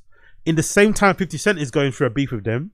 They end up, linking up. And I guess that landlord is now a friend of 50 Cent and starts giving him probably some info. And 50 Cent says, I'm now an owner of the building. So I'm not sure if that's even true. But 50 Cent now allegedly owns the building that Jim Jones, those guys were recording their podcast in. Well, look at the recent update. The recent update is that 50 Cent has now got a hold of CCTV footage that shows when Jim Jones and those guys were evicted. Allegedly, they got evicted from their podcast studio. And there's a video footage, right, that shows Jim Jones trying to break down the door. And I'm just sitting there thinking to myself, like, is this necessary? Is this 50 Cent going a bit too much? Is he doing a little bit too much? Is this necessary? Is this fair? Like, all they said is that they didn't like the documentary, essentially, right? All they said is that they didn't like the Diddy documentary, and 50 Cent has gone out of his way now to let them know that you don't mess with them. So he posted this video of Jim Jones on CCTV video trying to break down the door of his podcast studio. The caption says, "Sam is my partner. I own the joint. Now you're gonna fix every door you kick, or I'm gonna kick you. I'm gonna kick your ass, Jimmy. By Monday, you'll destroy my property." You're gonna pay for every door you kick, or I'm gonna kick your ass. Anyway, let's play the clip. It's, in case you're watching, this is CCTV footage of Jim Jones trying to be discreet, walking into the fucking, the studio, I guess the building where his studio's at, and trying to break down the door.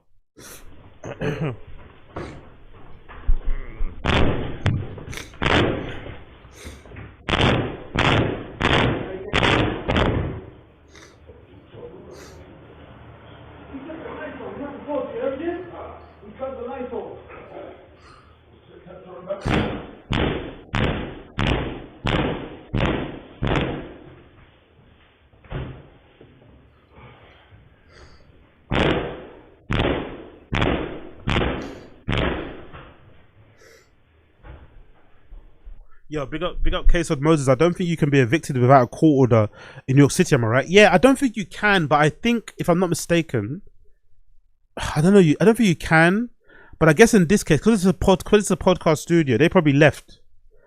And I'm guessing it's illegal for you to change the locks, right? But it's a podcast studio, so it's not a home.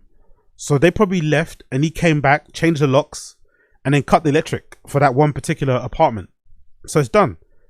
I mean, you could try and contest it in court, but you're already late on the rent, so you're just gonna move on. So essentially, that's how he got them out. I'm assuming that's how he probably got them out.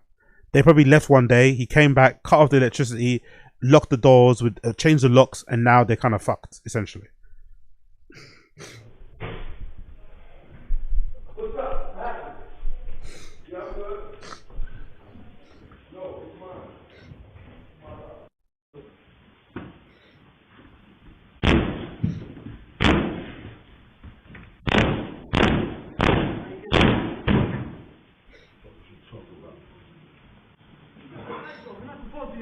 He cut the lights off.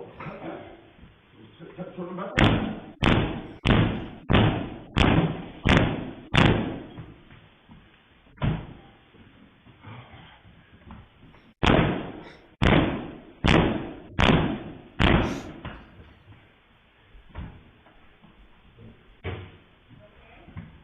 What's up? What happened? Yeah, I'm good. No, it's mine. It's my property. All right? You got it.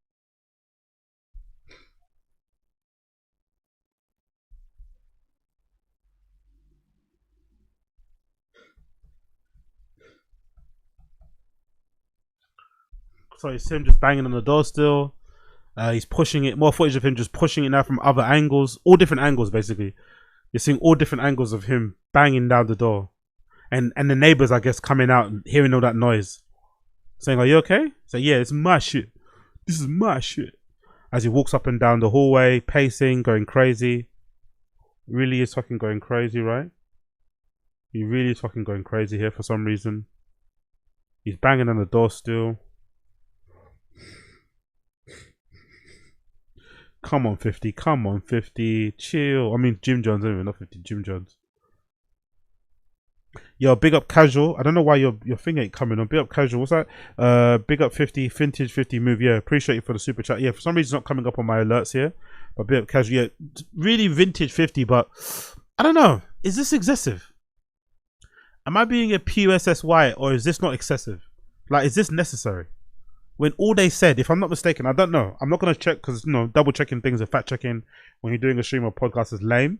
It's better to just shoot off the hip and just talk from your ass. So I'm talking directly out of my fucking backside, my very large backside. I wonder, is this not excessive? All they said is that they didn't like the documentary, essentially. I don't know if they called it snitching. I don't know if they implied that 50 was jealous or I don't know. But essentially, all they said was that they didn't like the documentary. And now 50's gone on like a campaign of like, because you don't want to be like, even if this is not true, right? Even if they didn't get evicted, even if they could, even if it's not true that they didn't have a heating, as a rapper, like your image is everything. If people look at you like you're not cool, if people look at you like you don't know how many money, like, I don't know, there's no such, like, you can't, I mean, you like, part of rapping is like stunting. Is being rich, is looking lavish. So if you can't afford your rent or you're getting evicted and stuff, and you got a cold studio, people are not going to. They're not gonna be fan. You know what I mean? It kind of harms your earning power. You know, it's it's really bad. It's really bad for them as like artists. It makes them look super lame. You know, it makes them look super bad. And I don't know if this is just excessive. Like, save this energy for like your actual enemies. But then again, at least I think what this does. It makes more people aware that 50 Cent is not the type of person where if he sees you in real life, he's going to punch you, innit? 50 Cent's not afraid of going to prison. He's not afraid of paying fines or lawyer fees.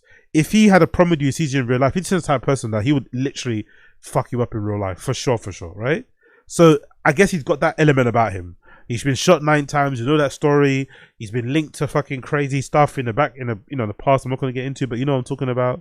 So maybe by him doing stuff like this, it keeps other people in line. They're like, you know what? I'm gonna leave that guy alone. I'm gonna leave that guy alone because he's really about his business. Because I feel like this is a little bit excessive. You know, a little bit. I understand, but it's a little bit excessive. And look at what happens off the back of this. Some random person, I don't know who this person is, right? But this person called Harriet Eve number 9, said the following. She took that tweet, she quote tweeted it and says, "This is disgraceful. Jim Jones had $26,000 tap at a Louis Vuitton tour and was begging them to take his money, even though the sales associate repeatedly ignored him. Now he can't pay his studio rent, but fronting like he's a baller." So I'm not too sure what that means, tap. Does tap means tab? Is that what you're trying to say? Can you get a tab at Louis Vuitton and not pay? Is that possible? I don't think that's true. I don't think, would a luxury store, maybe there is, would a luxury store let a celebrity client have a tab in their shop and not pay it? Or maybe you pay it for the end of the month. I'd imagine if you go to a luxury store, like, you have to pay. You don't leave with the stuff unless you're like a stylist. And even then you don't get it for free. Unless you're maybe like a really high up, celebrity. I don't really see a scenario where you can have a tab at a store. I don't think that's possible. Can you get a tab? Anyway, allegedly, according to this person, Jim Jones has a $26,000 tab and didn't pay it, but now he's trying to act like he's rich. And if you scroll down, it says, correction, it was a Gucci store. So this is the video they're talking about, right? It's from December the 9th. Let's watch this one. It's from December. Look at it. See, and this is what I'm saying isn't it? This is what I'm saying, right? Isn't it excessive? Isn't it excessive? Isn't it excessive, right? I think a little bit, because if I'm not mistaken, let me just scroll back here, Johnny. No.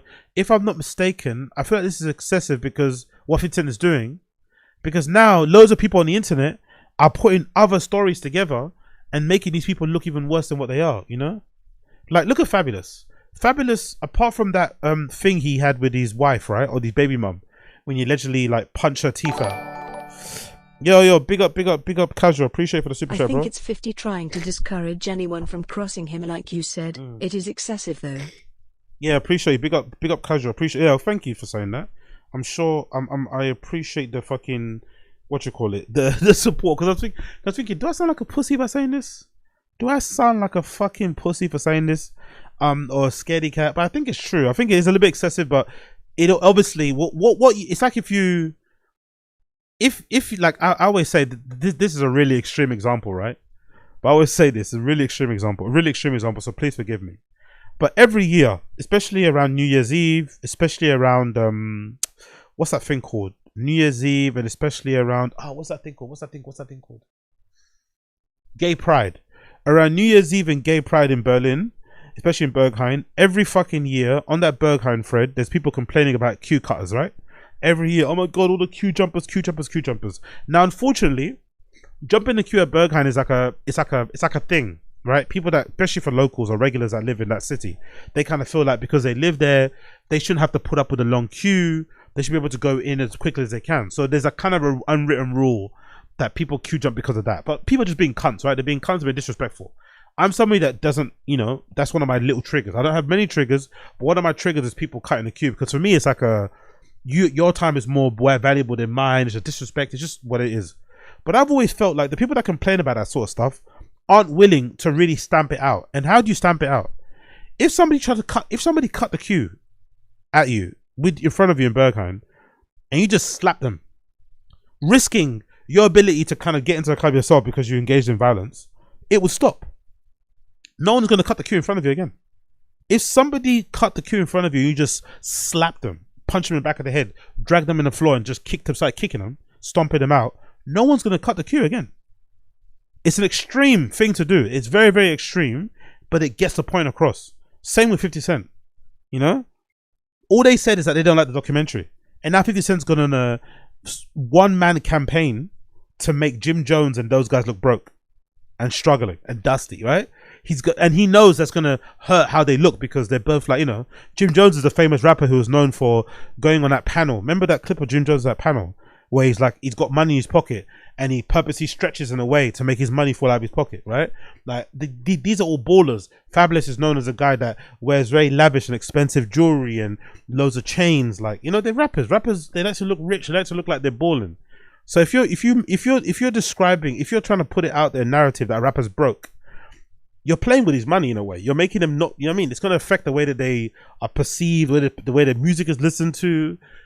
You know, it's not a good thing, but it gets a point across. It lets people know you don't mess with 50. And this is another example. Now this lady is pulling up clips from December. I don't even remember this. This lady's pulling clips up from December where Jim Jones allegedly got into some sort of kerfuffle in the fucking Gucci store. So this lady's caption, she done a 2-bit caption, actually, right? She done a 2-bit caption, and I think this was in response to Akademiks. Akademiks has been having a back and forth with Jim Jones and those guys. Our Akademiks one's up in a minute, and she said this: "These broken New Yorkers, washed rap rappers are hating on Big Ak because he actually got it out of the mud, is authentic, and didn't have to compromise his integrity. Big Ak owns his own intellectual property, and he's the #1 hip-hop media source in America. He's a college graduate who is not a criminal from the streets. He didn't have to win as the #1 hip-hop media sources in America. Now the funniest thing about all these nonsense is the washed, broke New York rappers got there in their feelings because Big Ak had an opinion about their dress attire of a middle-aged rappers called Jim Jones and Fabulous. Meanwhile, Jim Jones has a $26,000 bill in the Gucci store and went live to tell his followers that Gucci wasn't giving him the celebrity treatment and racially profile him, sending another black man to address the complaints, but the reports were that the house was in foreclosure.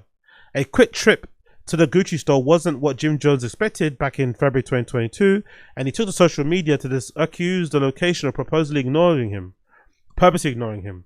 Jones was with his entourage doing a bit of casual shopping, but he claimed that after being escorted to the VIP section of the store, he was ignored and dismissed by employees. Typically high-profile customers are waited on hand and foot, but that didn't occur to this time around. The rapper said at the time that there wasn't anyone to attend him or his crew, and when they asked for help, they were told that someone would come, but no one arrived. So let me play the clip here of Jim Jones complaining about his treatment from the Gucci store. We've been in Gucci for about an hour, right? And we in Gucci in the VIP. We've been in Gucci for like 2 hours. Right? Since we came in here, having nobody came and showed us no courtesy, no amenities, no nothing. Period. Not even a drink of water. Asked to speak to the manager. Send me a black guy out here that start telling me some bullshit. So they got the black guy racial profiling on black people. Asked to speak to a manager bigger than him. Everybody disappeared. Ain't nobody come out yet. I still ain't getting no sparkling water. I still ain't getting no champagne. I still ain't getting nothing. I didn't have a salesperson inside of my VIP suite the whole time I was there. I had to keep screaming for VIP people to help me out. Now everybody don't know where the real manager is. I'm not gonna lie, this brand of black people that love to kind of like demand respect from luxury stores, they do my head in, man. They fucking do my head in. Because I guess I'm complete opposite. Like, if I get treated badly in one store, the store is dead to me forever. Literally, I'm not going back. But I remember this famous video. Remember the famous video of Tory Lanez? Tory Lanez is in, like, where's Tory Lanez? He's in some department store and he gets treated badly, or he doesn't get ignored, or something happens, right? And Tory Lanez pulls out loads of money and starts buying loads of things. I forgot what. I remember it's a video before he got arrested, I know, or before he went to prison, where I think he did end up spending more money than he was intending to spend. And I was looking at it thinking like, and he was bragging about it. Yeah, man, they know me, but they thought I was broke, so I had to drop 100K on their head. It's like, huh? How is that a win? So you went to a store and you feel like you didn't get treated well, right? Forget being a celebrity. You just felt like you were ignored, right? Going to a store, you know, I've been in a sales system for many years. Unfortunately, in retail, for the most part, you're told that the customer is king, right? Maybe it's changed nowadays, but I remember when I was coming up in the sales retail world, you were told the customer is king. So most of the times when you go to a store, with the exception of maybe the lower end stores, right? Usually sales assistants go out their way to try to appease the customer. So if you go to a store and they treat you badly and you feel like you're not being treated well, forget being a celebrity. You just not be treated well as a customer. Why would you then spend more money in that store to prove that you are that you have enough? It's like, huh? Like, what is that? I've never understood that. I've nearly never ever understood it. There's another story about Shaq. Remember the story about Shaq? Because black people all the time, it's definitely a black thing. I don't know what black people have a lot of, like, I don't know. I guess there's a black insecurity about being poor, which is understandable, right? That there's a lot of triggers in there. But there's also a black insecurity about being rich and being perceived as poor. There's nothing that a black person who's got money hates more than people thinking that they're broke. They don't like that, which is weird because other cultures don't have that. I don't think other cultures or other races, they don't care. Like if you assume some other person of another race is not rich, they're not gonna go out their way to prove it. You know, they're not gonna turn up the next day in like $1 million outfit. You know, in like with 70 Lambos. But if I'm not mistaken, there's a story about Shaquille O'Neal where he went to a dealership. He went to a car dealership to go buy a car. Right? For some reason, I don't know how this is possible, but for some reason, Shaquille O'Neal wasn't recognized. Allegedly, right? He wasn't recognized in this store. I'm assuming it's America. I'm assuming it was America. Allegedly, Shaquille O'Neal wasn't recognized in a car dealership, and the person didn't treat him well. So he then said, "Oh, okay, if you're not gonna treat me well or give me the attention that I think I deserve as a paying customer or potential customer," he then said, "Oh, I went and bought like 4 Rolls Royces." was like, what? Oh yeah, I'll have that one too. I'll have that one too. Cash, please. It's like, okay. How is that? How is that winning? Like, how is that like showing them up? You're putting money. Like, if anything, you should take your money and go elsewhere. Go to the next dealership, and then say, I was at that dealership over there, but they lost out on like $1 million worth of car purchases because they treat me poorly. That's what I would do, innit? Like, if you're gonna do this whole like video ranting thing, if I'm Jim Jones and I'm at Gucci, I then go to Louis Vuitton. And if they treat me well at Louis Vuitton, that's when I record a video and say, hey, fucking Gucci, you racist fucks, you treated me poorly. Louis Vuitton are doing me well. Look, here's my boy serving me here. This else is, what's your name? Oh, John, this is John. He's doing this. That's how you do it. But this thing is just, this is strange. This is strange. Let's continue. You heard? I'm tired of this. We spending all this money as entertainers inside these stores. They hire these black people, and these black people are more racist than white people when they get their job. Inside of Gucci, all of a sudden you stop playing with us, bro. Still haven't seen a manager yet. Still haven't seen a manager yet. Since I'm talking to you right now, a manager still hasn't popped out of Gucci. And the bill is like $29,000, but we didn't pay that yet. You heard? Why would we? They still haven't sent a manager or bottle of sparkling water or anything that says that we appreciate your service for being in here in Gucci and spending that bag. The big one. The big one. They send this guy. Yeah, no. What is he possibly going to do? You heard? What is he going to do? Is what I want to know. Still haven't seen a manager. Is there a manager that works here, or everybody's just a worker? I'm not gonna lie.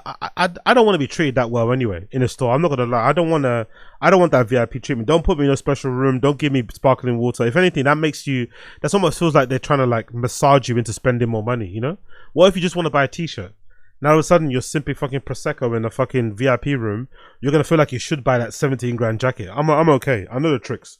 I'd rather go in incognito, dress like a bum, be ignored, and just buy what I want to buy. You know what I mean? That's actually a good thing to do. You should actually, if anything, if you go into luxury stores, because sometimes the salesmen can be really annoying because they obviously earn money via commission. Do your thing. But I also don't want to be bothered. I want to be able to shop around and look around and not be hassled or asked every 2 seconds if I'm okay.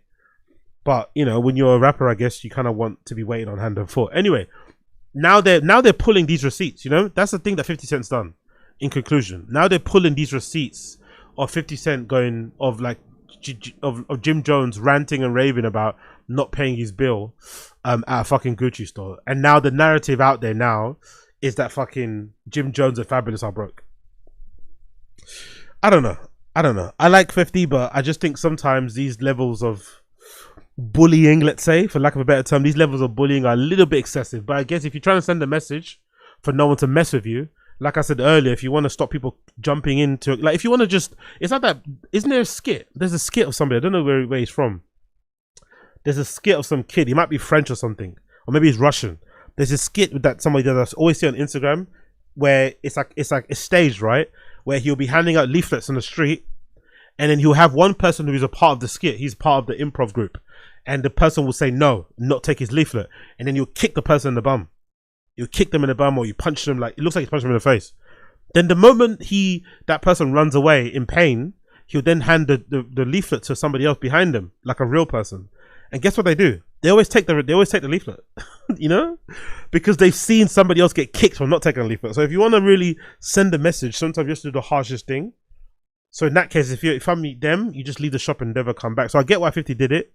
In a way, I can understand why 50 did it, but I think it can sometimes be a little bit excessive with how he acts. Sometimes a little bit excessive with how he acts, you know?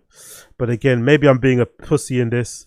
Maybe I'm being a fucking pussy with this. Maybe I'm being a pussy. It could be true.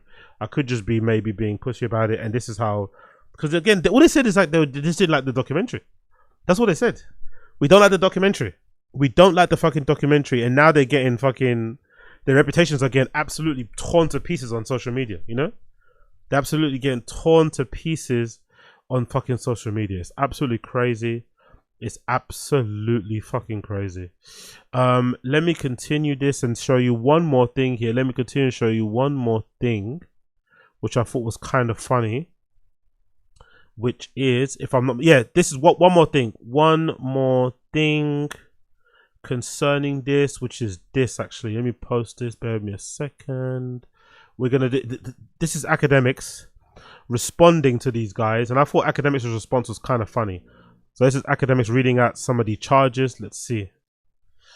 This is Akademiks kind of going through, and again, now everyone's piling on. Piling on. Members of the public are pulling up receipts of Jim Jones not being able to clear his tab at Louis Vuitton at Gucci, and then complaining. Now they're completely being ruined online. It's kind of sad to see. I'm not gonna lie. Dude, Chano or Mainoo, Jim Jones and the rest of them, it appears that their legal remedies, or their legal options are kind of limited. And yet again, I will come in with another option. By the way, I did tell you guys before that I am offering a studio space free of charge to the Senior Citizen podcast. I just need a strong apology. And if they give me a strong apology, they could use my I'm not even using it. And I do pay every month. We can't get evicted, right? Like, you know what I mean? Like, that's a little bit embarrassing. So I have a podcast space. I think I used to let Troy Ave record out of it, but Troy Ave, I think he's on the West Coast now. It's there. Like, nobody records out of it. They take money from you every month. It's okay. We write it off. If the Senior Citizens just don't have enough bread to like pay for like a spot to record a podcast, but they want to do the yapping, y'all can use my spot. Really nice location, prime location. Trust me, that's why I've kept it. You guys can record free of charge, but I need an apology from each and every one of y'all, right? Including you, Fat. And you can use it free of charge. It's okay. All right, we could all be friends. But if that's not the case, I would implore Jim Jones to pay his bills, right? You got to pay your bills if you're going to be that guy to pop all this shit and this and third. And here's the thing. This does fall badly and look and reflect negatively on everybody associated with the podcast. You guys are 50 years old getting evicted. That's disgusting and sad. You guys have all had supposedly prosperous careers in whatever you've done. To get evicted at 50 years old is fucking pathetic. Fab, you rap for 30 years. If you can't pay your fucking rent, that's disgusting. Jim Jones, you gangbanged and did a whole bunch of bullshit for like 50 years. If you can't pay your rent, that's disgusting. Mainoo, you done robbed the entire Brooklyn niggas and pulled out guns on them. If you didn't rob enough money to pay your fucking rent, that's disgusting. Honestly, Axe one of the greatest streamers of all time. He actually is. Another clip here, I think. I feel Akademiks. Check this out. Akademiks. This is how it started though, because and the BPT Akademiks and these guys started because Akademiks took the piss out of one of them wearing a bandana, which I think is valid, isn't it? They're quite old, right? If they're wearing a bandana, it's a bit ridiculous. But yeah, let's play the clip. Akademiks, check this out. Akademiks. I feel like you built like a dyke. I feel like you built like a wet bag of laundry. Unfortunately, for Geodude, Chano, or Mainoo, Jim Jones and the rest of them, it appears that their legal remedies, or their legal options are kind of limited. And yet again, I will come in with another option. By the way, I did tell you guys before that I am offering a studio space free of charge to the Senior Citizen podcast. I just need a strong apology. And if they give me a strong apology, they could use my I'm not even using it. And I do pay every month. We can't get evicted, right? Like, if the Senior Citizens just don't have enough bread to like pay for like a spot to record a podcast, but they want to do the yapping, y'all can use my spot. Really nice location, prime location. Trust me, that's why I've kept it. You guys can record free of charge, but I need an apology from each and every one of y'all, right? Including you, Fat. And you can use it free of charge. Absolutely diabolical. Absolutely diabolical. Big up 50 Cent, I guess. Moving on, let's talk about Ye. I've seen, it seems like that apology that Ye published in the fucking Wall Street Journal, or is it Wall Street Journal? Yeah, I think Wall Street Journal has actually paid dividends. It seems like that fucking article, the public apology Ye has posted on Wall Street Journal has actually paid dividends, because now, according to Kuroku, Apple Music has officially restored Ye's Essential playlist, which was removed from his profile in 2022, sorry. Due to the controversies, right? Him going on a one-man mission to rid the world of Jews, essentially, right? Or blaming Jews for all of his ills in his life. It's actually crazy when you think about all of the people in music who have abused people, who have harassed people, who have been sent to prison, let's say, right, for heinous crimes, who've probably never had their official Apple Music Essentials playlist be deleted. Because if I'm not mistaken, it's such a clever little thing that Apple do. Apple have their own playlists that they do for like top artists, and it's called Essentials, and it's basically their pick of like essential tracks from that artist's discography. Obviously, for the artist, it increases your streams. It helps you. They don't pay the artists, obviously. I just think it's a way for Apple to ensure people kind of engage with the stuff and listen to music and keep, you know, themselves on the app. But Apple deleted their Essentials playlist of Ye, I guess in protest, in reaction to how he was going on around saying all of that shit you were saying about the Jews and shit. It's just weird. I don't know. It's just a weird kind of like line to draw, you know? Like, you say that and then you get your shit. Because maybe, like, in a just world, if you got sent to prison and shit for a heinous crime, maybe your playlist should get removed. I don't really think so. I think sometimes when you make art, unfortunately, you have to separate the art from the artist. You can't, like, if you do start judging artists based on the stuff that they do outside of their art, you're not going to have many artists left, especially not good ones, because unfortunately, you know, I think most of us know this, but to be good, you kind of have to be a bit toxic. I think to be really good, to be really high level, you kind of have to be a little bit tapped. You have to be a little bit unhinged, you know? You can't be all the way sort of like normal, run-of-the-mill, girl next door, boy next door, white picket fence, you know what I mean? Perfect upbringing. You kind of have to be a little bit twisted. So if you're going to be a little bit twisted, you're going to have some things that you might do in your personal life that people might not like. But I don't think that should affect the way your music is put out there. I just think that level of blackballing is not something that I'm involved. Like, it's even happened with 6ix9ine. Like the 6ix9ine thing, I didn't really understand. Like 6ix9ine, essentially, his career was completely destroyed, not because of the snitching, really. I think his career was destroyed mostly by the music industry, because they all turned their backs on him. Like, all the platforms decided to turn their backs on him. I think maybe karmically he got what he deserved. I think in a way, to be fair to 6ix9ine, he got what he deserved, because I still remember that one part of his case where he hired one of his goons to go and try and kill Chief Keef, allegedly. The person didn't do it, right? They failed in their mission to assassinate Chief Keef, right? And then when he ends up snitching on his crew, that is one of the persons he ends up snitching on.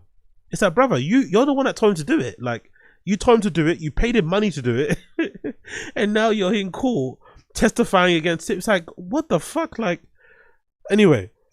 But the music industry are the ones that turned on 6ix9ine. They're the ones that, you know, stopped putting him in playlists. And if you guys know anything about music, you know, and about artist journeys and stuff, you'd know that unfortunately nowadays with streaming, music playlists play a big role in an artist, you know, in terms of their ability to kind of make it. If you're not playlisted, especially certain playlists, it can really affect your ability to kind of break through. And when you're, you know, when there's no, sometimes when maybe some people, not for me anyway, but I think some people, they might have a thing of like, if they see an artist and they see that they've got an essentials playlist, it might add some validity to the person. It might make them think, oh my God, this artist is official. This artist is going play. This artist is like popping. And then they're going to listen to it. But yeah, really strange. But again, it goes to show that wherever Ye spent on that Wall Street Journal apology is money well spent, because this might mean that we might get that Ye tour, because there was a rumor. I did see that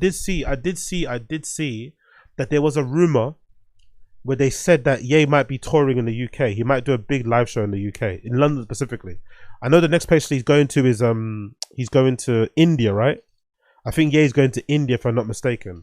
But I did hear a story, a rumor, that allegedly there's an option that he may come to the UK. And if you know anything about the controversies of him going on his anti-Semitic world tour, was that part of the consequence was that he was completely blacklisted from all the venues. And if I'm not mistaken, most of the venues are owned by like Live Nation or something, one of those big companies, one of those big ticking companies. And essentially, because of what he said, and because the owners probably being of Jewish descent or whatever, or Jewish religion, they decided to blacklist him and completely say he can't tour. That's why he's been touring in all these different places, like, you know, let's say places that are outside of the Live Nation kind of like stronghold. So who knows? I'm hoping it's the truth, because if that's true, I'll have a chance to see Ye in London. I've never seen Ye perform live, so I can't wait to see that.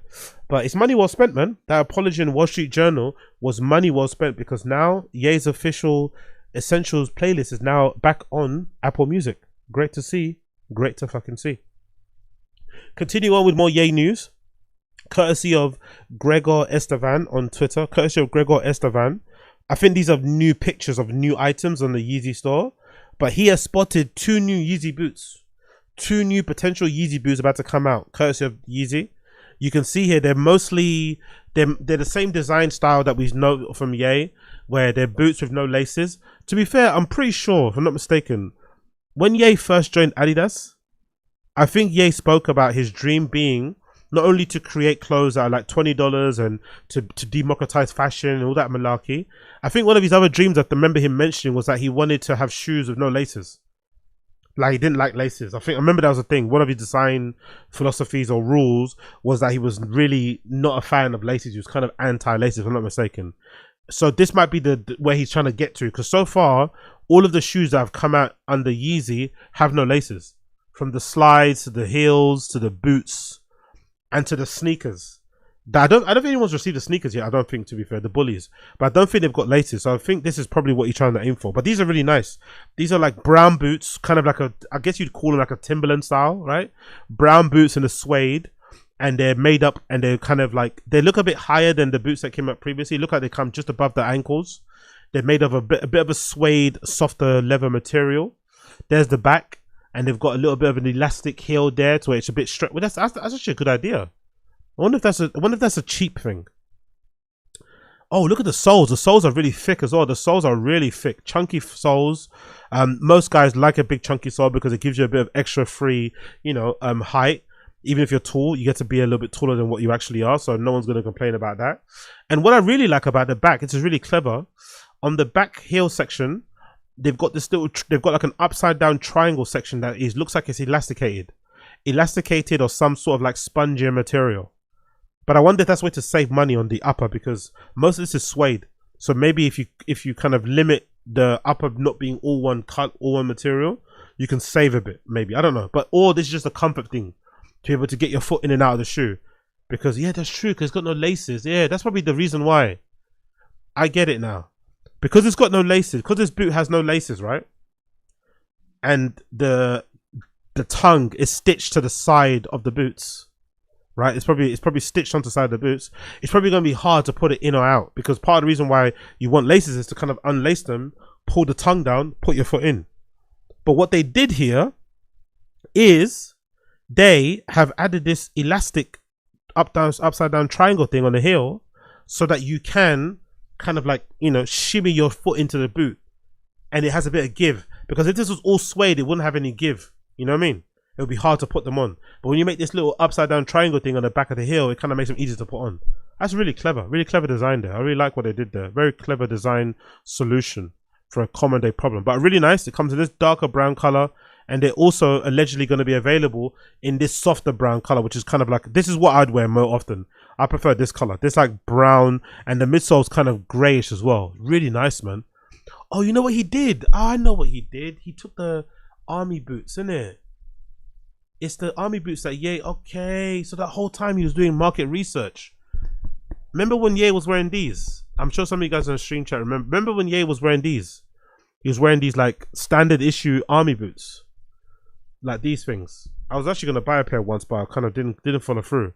Yeah, he's the only guy that made these boots look good, by the way, those Balenciaga boots. But yeah, remember when Ye was wearing these? I think these are actually Yeezys, if I'm not mistaken. Yeah. Remember when so I think that's an update on that, I think that might be an update on that. I'm not too sure. Let me just double check here. But I think these boots, yeah, I think these are just an update. I'm pretty sure these Yeezy boots from Yeezy Season 4 combat boots. And that's just an update on it. I'm pretty sure that's just like the updated iteration. So with no laces and a thicker sole. They're really nice though. I really like that color in particular. This brown color I got on the screen might be the best one so far. They're fucking phenomenal. Really fucking phenomenal. But there was an era where Ye was all about army boots and stuff. So he probably went from one of these, right? He probably went from having one of these kind of like military boots, right? These military patrol boots, and just kind of iterated over time, which I love. The best way to iterate, the best way to kind of, get down to that level is to, oh, look at this guy. What the fuck?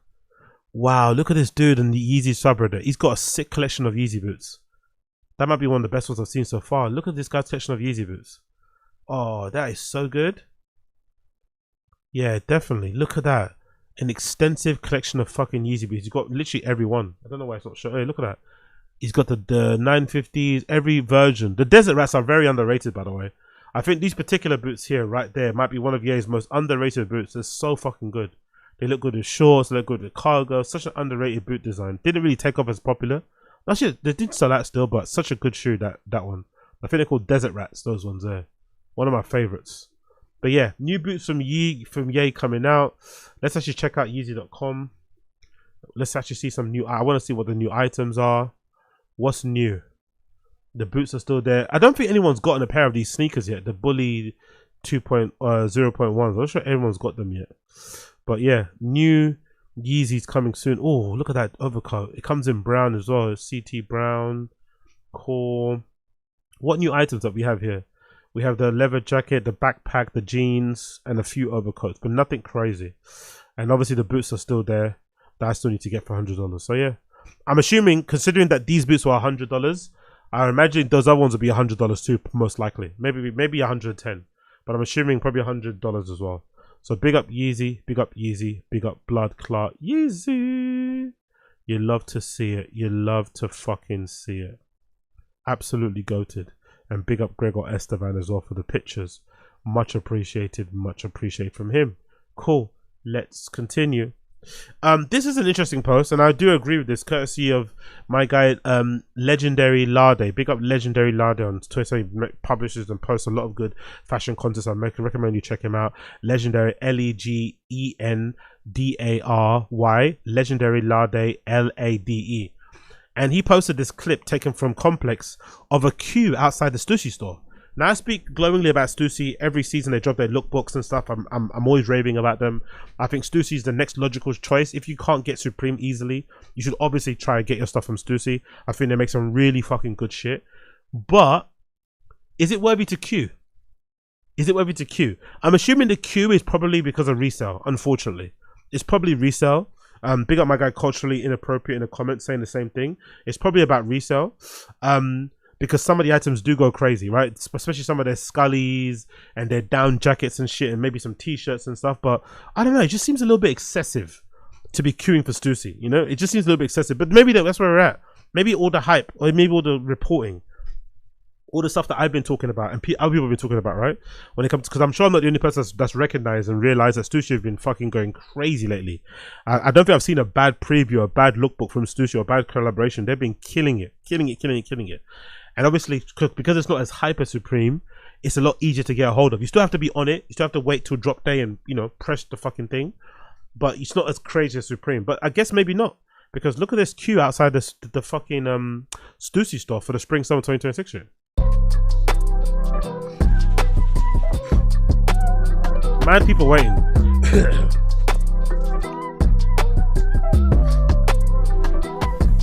To be fair, look at, of course, it's always them, innit? It's always fucking them.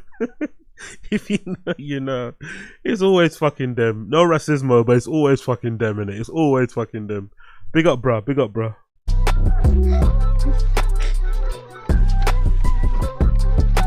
Fucking now. Look at the people in the queue. Look at them in the queue. You know where that shit's going. That shit's going on Grail. That shit's going on eBay. That shit's going on Depop. Look at that. Look at that queue. Look at that queue. Those motherfuckers ain't wearing that, Stussy. That's good. That's getting flipped ASAP.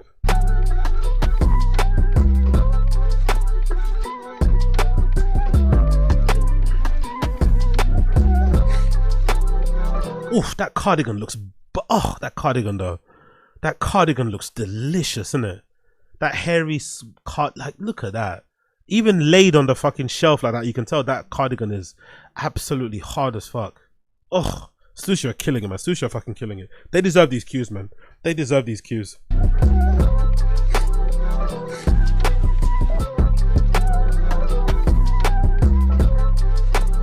Rah, those phone posits, whatever they're called, those flights, they came out a while ago and they still got them in store. Okay. That snake jacket as well. This is a proper hero piece, man. This is gonna go down in history. That snakeskin piece is fucking crazy. I bet it's sold out online too. That's definitely like an Our Legacy thing.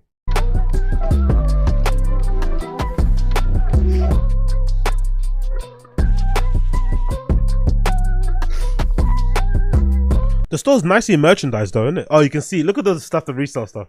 That logo, that classic fucking graph logo from Sean Stussy back in the day. All that stuff is gonna do well. But yeah, but it's very well merchandised though, Stussy store. I'm not gonna lie. I'm surprised how good it looks in there.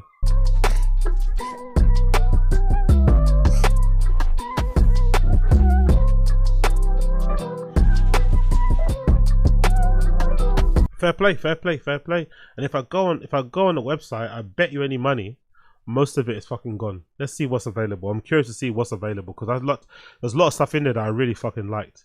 New arrivals. Let's scan through. Is that snakeskin jacket available? Yeah, it's not. Okay, the snakeskin jacket didn't drop online yet. Really? Oh no, it did. I'm lying. It's $5.50. All sizes sold out except medium and large. Wow. Okay. That new. Okay, this is nice. Paint leather. Okay, no pant. I don't care about that. Oh, that's sold out. Interesting. The navy polar fleece sold out. Okay, I wonder why that was really popular. It's a nice jacket. Don't get me wrong. Polar fleece. Oh, maybe because it's reversible as well. That circled logo is really nice too. Maybe because it's reversible. It's like a 2-in-1 jacket, isn't it? Kinda. Not. It's not really reversible, but you could reverse it if you wanted to. I wonder why that was the one that was a hit. Navy blue sold out. Interesting. And then obviously that snakeskin jacket is sold out in most colors, right? That new, come on man, that's like a fuckboy jacket. That if there was a quintessential fuckboy jacket, this will be it. if you wanted the #1 quintessential fuckboy jacket, this would be it. You're on bad timing with this, isn't it? If you go out like dressed like this, women should run a mile from you. You're not good at commitment. You know what I mean? You're gonna be fucking driving them crazy. This is definitely a fuckboy jacket supreme. Such a nice jacket. Especially styled with the white pants. Oh, especially styled with the white pants. Honestly, Stussy styling is just so fucking good. That's okay. That one sold out in most sizes. For some reason, this particular hat is sold out. Stussy garment, authentic. Don't get me. Actually, it's a nice shape. I'm not gonna lie. For a dad hat snapback, it is a nice shape because it looks like it could fit my head. Because those are these kind of like distressed, pre-bent hats. I usually don't look like they can fit me. That color's probably quite nice. And what else sold out here? I'm looking at. The coach jacket is still there for $180. Oh, it's got no elastic. Oh, coach jacket with a hood and no elastic. Hard. What's the other one? I'm seeing some other things. I'm trying to see what else is sold out here. That jacket is like, come on, man. That's fucking money. That's a fucking fold Berghain Q jacket. And if ever I saw one, you see me walking down the street in this, you know I got the fucking bag in my pocket, innit? You see me walking down the street, approaching fold, approaching fucking Berghain Q, you know I got the bag in the pocket. You know I'm about to go fucking crazy. And the hood comes off too. And the hood comes off. Oh, okay, I know. When I get my money up, you know what I'm gonna do, bro. You know what I'm gonna do. Oh my god, some of the stuff is fucking hard.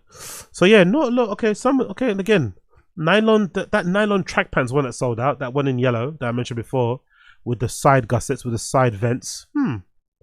Interesting. Always interesting what stuff sells out on these brands. But yeah, big up Stussy, man. Stussy with the Qs. Stussy with the Qs. Big up SubwayTakes. Big up SubwayTakes with Kareem Rahma. Big up SubwayTakes with Kareem Rahma. Sorry, not Raham. Big up SubwayTakes with Kareem Rahma. Apologies. This was a really good SubwayTakes. I really enjoyed this. Most SubwayTakes are a little bit corny and lame nowadays because everyone's trying to go viral for the most part, especially this one comedian that was pretending to throw up and shit. I'll play that up probably in the random show later. But this particular guy, I liked his hot take where he said every single job is a creative job. And I like this premise more so because it puts more respect on people's jobs. Because I've long been the person that has never, as much as I wanted in the past to have like a cool creative job. I remember when I was coming up, the dream for most of us was to be the head of Nike Energy Marketing. I'm not too sure if that division still exists or whatever, but essentially energy marketing was just the cool shit. You got to be the guy or girl that was in charge of seeding shoes to all the celebrities and the influencers. You got to put cool activation and events on. You got to organize the collaborations or the collaboration activation events. Like if Nike collaborated with some skate brand, you got to be in charge or play a part in putting that up to the activation event, all that sort of stuff. You got to sometimes go to fashion weeks and stuff. You got to go to other branded events. Just be the cool guy events. Who gets to fly around everywhere, but you get paid, north of $100 grand a year. Everyone wanted that job.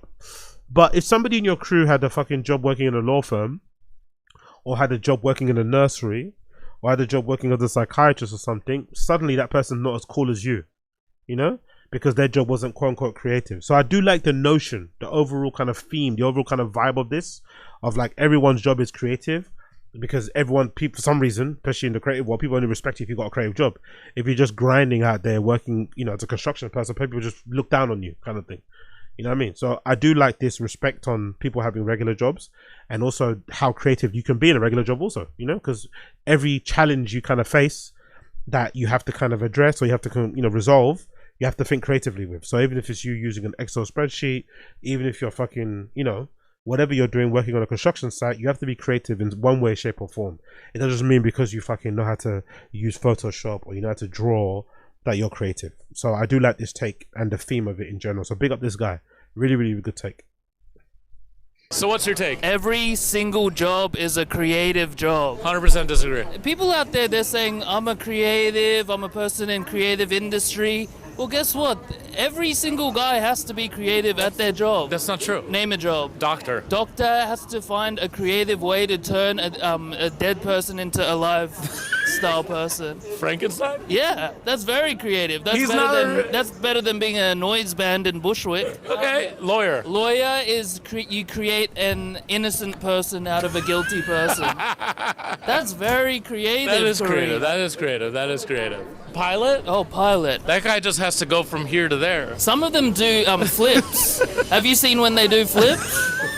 There are two jobs which are not creative jobs and they're destructive jobs. What jobs? Demolition and assassin. You are not bringing anything new into the world, you are destroying. Yeah, but they're creative. You have to learn how to creatively assassin. That's true. Usually assassins are very sneaky and clever. They are sneaky. And clever. Clever too. And they are actually doing, in a very creative way, they're making fertilizer.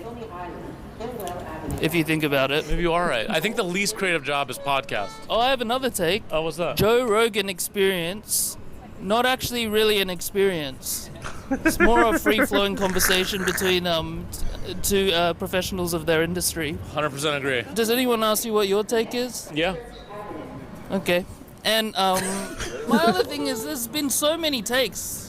Don't you think? You've done 1 million, 2 million of these episodes. Yeah, 2 million. I say we need to start implementing the takes before we do any more new takes. We got such a backlog, we need to start putting them into action. We can't do them all. I think if you're saying them, you should do them. Like only gay people should own dogs? Well, I don't know if all of the takes are a good idea. Okay. Brilliant. So what's your take? Brilliant take. Really enjoyed that one. Big up that kid. Brilliantly enjoyed that one. Brilliantly fucking enjoyed that take. Big up that kid. Big up that fucking kid. Let's continue. Let's fucking continue. Clavicular has taken the world by storm. It's been a really inspiring and funny journey to see him, you know, ascend the way he has, no pun intended. But it's been really funny too to see everyone's reaction to him, because I've been watching his streams for a long time. Obviously over there on Kick. Follow me on Kick too, kick.com/AgostinoZinga. I'm streaming on there right now. Big up everybody watching via Kick. Get a sub. Make sure you subscribe over there on Kick as well. Don't be fucking lame. Subscribe on Kick. Become a member on YouTube too. So subscribe and support everywhere. What I really love about it is everyone's reaction to him. It's been so fucking it's been so over the top. I think it's not really, you know, it's not really that deep. It really isn't that deep. He's into looks maxing. He wants to ascend. He thinks, you know, especially looks maxers in general, from what I've seen on looksmaxing.org, from what I've seen on a Discord, looks maxers are generally quite black pilled anyway. So they have a very bleak outlook on the world. They essentially think the only way to really get anywhere in life is to care more about your looks than anything else. Looks are going to really take you places. And in part, that also involves kind of like getting money. That also involves designing or making your life in a certain way that allows you to have the best possible looks. That also maybe partly involves girls, but not really. The girls thing is kind of more, that's the only thing that's a bit, I disconnect a little bit with looks maxers. There is not that real, like, a lot of them feel like they just want to be bachelors forever. you know, which I think is kind of tiring. I think people in general are tiring. The last thing I want to do is to be a bachelor forever, you know. But I think some of these guys don't have a goal in the end of like, okay, where do you want to be? Do you actually want to settle down with somebody or not? So whatever. But that's essentially what it is. It's just a whole bunch of guys or kids, especially teenagers, who are really trying to, you know, fix their, you know, physical appearance, and they're really obsessed with it because they feel like that's the only way that they're going to actually make it in life. And one of those guys has kind of, you know, burst from it and kind of blown up. But it's not really that deep, you know. I understand the whole Nazi song in the fucking Miami club was probably a bit tasteless and whatever else it may be. But again, it's not really that deep. It's not really that deep. But people are responding very negatively and very angrily to a lot of the press and a lot of the quote unquote platforming that Kareem has been getting, which I don't think makes any sense because, you know, this is what happens in social media, isn't it? When somebody becomes viral, everyone wants a bit of them because you want a bit of their attention. You want a bit of their crowd. You want a bit of their clout. You want a bit of their engagement. That's all it is. This is not GQ, because the people are really so upset that GQ made this article on Clavicular. This is not Clavicular. It's not GQ endorsing him or anything. They're just reporting on somebody that's making noise in the public sector, in the, you know, in mainstream. Same thing happened to Andrew Tate. Andrew Tate, you know, he's got this court case in Romania over his head. He's charged with. He's involved in some very dicey, dark stuff. But you'd be an absolute idiot if you ran a broadcasting company. You'd be an absolute idiot if you owned a magazine, a newspaper, a blog, and you didn't cover Andrew Tate when he was going through what he was going through. You'd be an idiot not to. Because obviously he's infamous, he's famous as well. You want to get those clicks on your fucking page. Why wouldn't you? So them interviewing Clavicular, I don't think is them endorsing what he has to say or being okay that he sung the song or whatever nonsense. It's just them reporting on somebody that's gone viral. I think this particular report or this particular kind of cover story, whatever, or this particular kind of day in the life, whatever this feature, or whatever they did on GQ, is really good because they covered him when he went to the Elena Velez runway show. So Clavicular made his runway debut on the runway for Elena Velez, who is a New York-based fashion designer who's very kind of tapped into online stuff. She's featured Red Scare as models on her runway. She's had VTSS, the DJ, on her runway. She's kind of tapped into online culture and whatever else it may be, right? So it was no surprise that she would get him on, especially because her show, that Elena Velez show that she did recently in New York Fashion, I think the theme around it was body modification, plastic surgery, looks maxing, vanity. That was the whole theme. So there's no better way to kind of, you know, symbolize that theme than to have Clavicular be one of the stars of the runway and have him be the last person closing the show, which is kind of awesome. A real genius move. And she let him keep the mic. That was a really clever move too. A very clever styling thing. He has his, you know, what streamers have, a little kind of clip on mic. She let him keep the mic and hold the phone in his hand with the chat and shit. Anyway, let's read the article. This is courtesy of GQ. They profiled Clavicular. The pictures are really good, by the way. I like the pictures. I remember seeing the person with the pictures on the stream. I think was it a girl or a guy? I forgot which one it was, but it said inside Clavicular's thirsty tour of New York City. It's by Kieran Press Reynolds, and photography is by a person called Taryn Siegel. Braden Peters was a normal kid once. For the most part, his childhood was probably the same as anyone else. He tells me there's not a lot of deviation between 5-year-olds, you know. He grew up in Hoboken, New Jersey, with a businessman father and a mother who used to be a bodybuilder. He had a little sister. There was a dog. His family would would often go skiing every summer and visit Cape Cod in Massachusetts and hang around the beach. But Peters was a hyperfixator. When he was hooked on something, he committed. He liked Nerf guns, so he bought a ton of them. He was briefly into politics. His family had a home gym and he started working out. Soon he was watching rich piano videos on YouTube, digging into more plates, more dates and bodybuilding forums, and looking up posts about shoulder blades and shoulder width ratios. Then he found looksmax.org, the website that changed everything. In the last few months, Braden Peters has stopped being Braden Peters. He has evolved into a supernatural creature known only as online handle, Clavicular. Named after the clavicle, also known as a collarbone, Clavicular has become the face of looks maxing community and a cohort of painfully online young men who obsess over physical self-improvement and hope that it will improve their dating odds. Clavicular took further than anyone else. He claims to have smashed his face with a hammer to make bones regrow sharper, smoked meth to curb his appetite, and performed dick-ups by placing weights on his penis to maximize girth and erection size. At the age of 14, he said he began injecting testosterone he ordered from the internet with no parental or medical oversight. Now his body can naturally produce it. He believes he's currently infertile. So, and I love how he believes he's infertile and never gets tested, by the way. He just busts into girls and hopes it, and prays for the best. But I think all that stuff makes sense, right? Even the bone smashing thing, I think is the reaction to the bone smashing, I think, is overdone, personally, because that's true. Everybody knows this. Everybody knows if you crack a bone, you fracture a bone, when it heals up, it grows back stronger. So technically, like, that's why most MMA fighters, boxers have pretty sharp, cheekbones or facial structures anyway. Yes, obviously they work out a lot, but most is because of that repeated blows to the face. It kind of changes the skeletal structure of your face. All of those little micro fractures healing.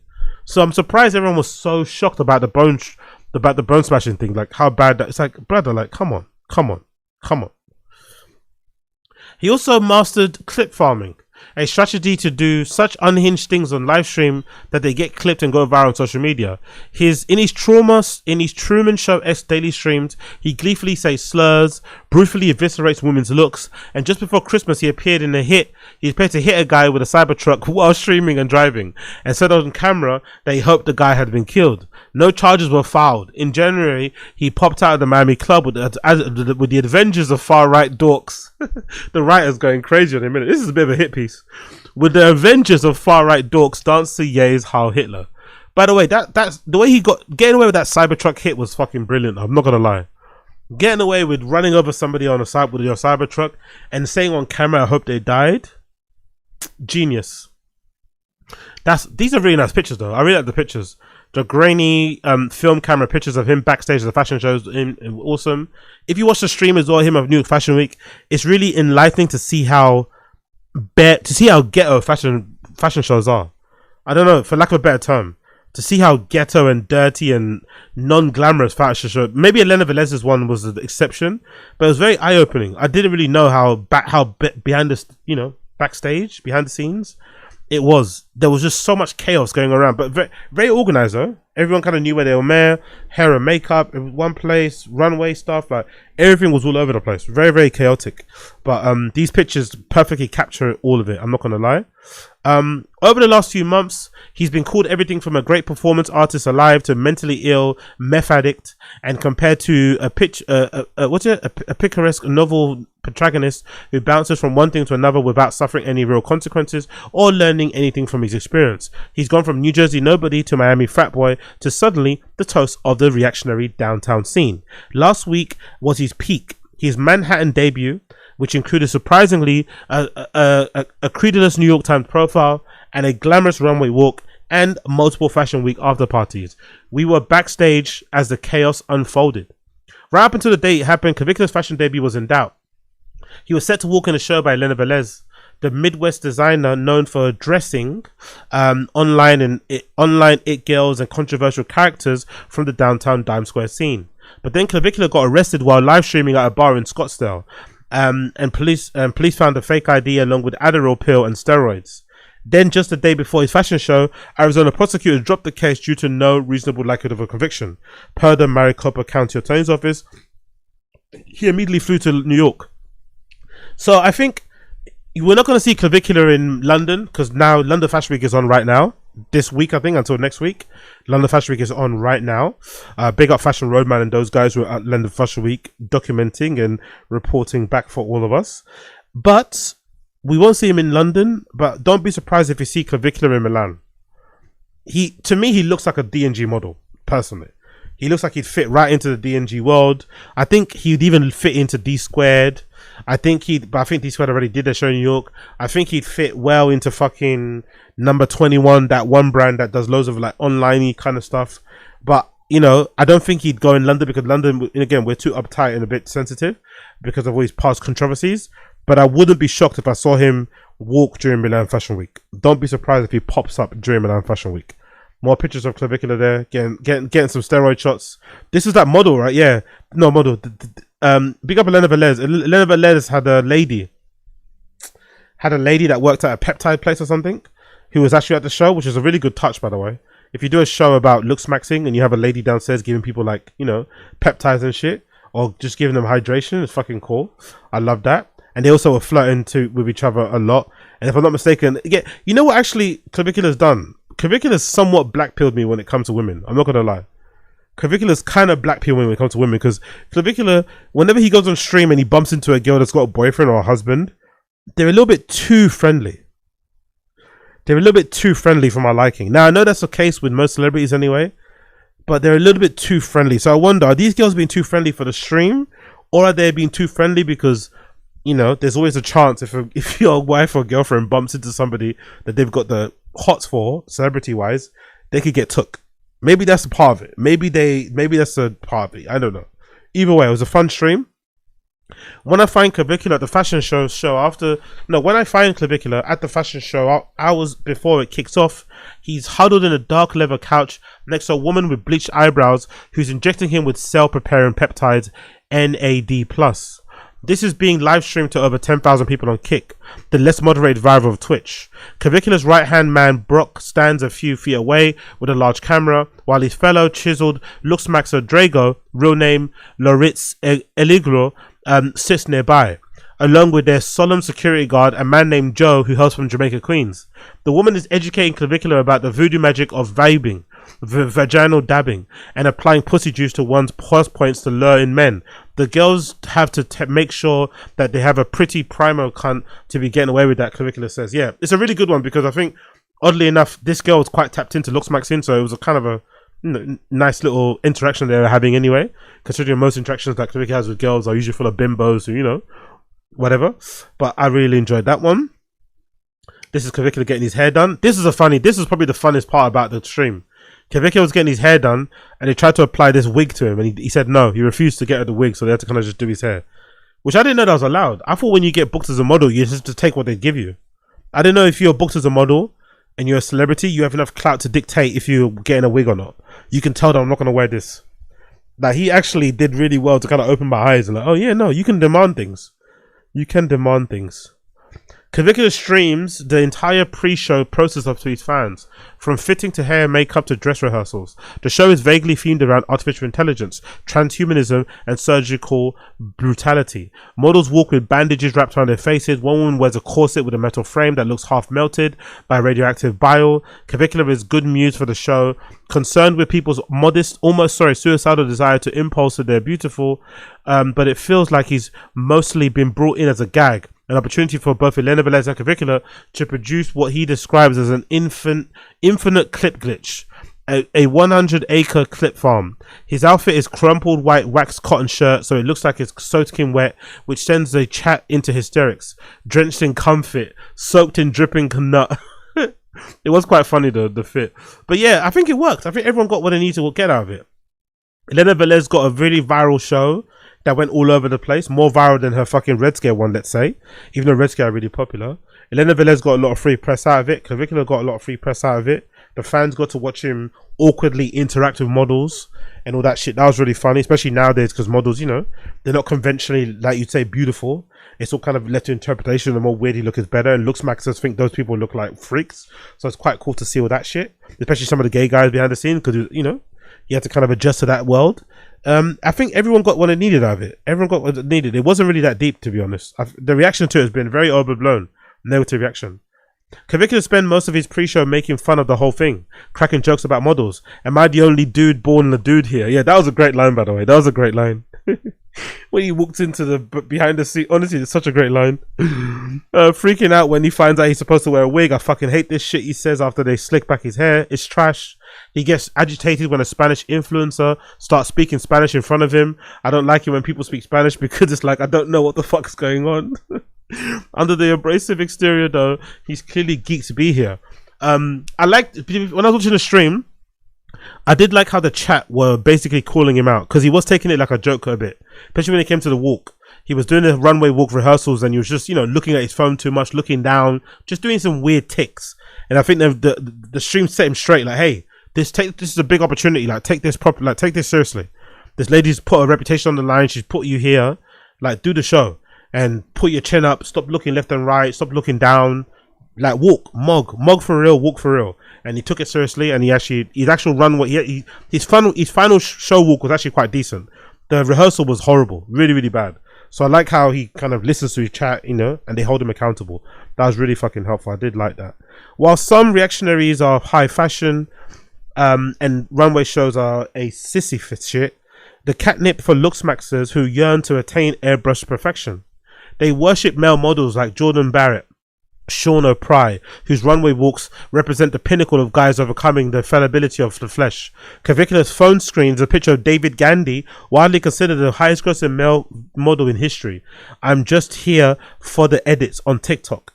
Yeah, that's true actually. Like, he loves David Gandy. Legendary model. I've got a lot of magazines of David Gandy. He doesn't really model as much anymore. He's got a really good architectural digest, by the way. He's got an incredible home. I recommend check that one out.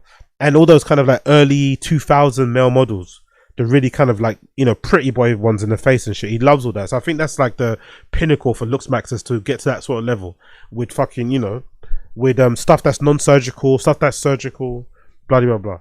I quite like it, to be fair, because I'm also a big fan of people pushing things to the limit, you know, and trying to do what they do. Yeah. Oh, so it was the girl. I'm right. It was the girl.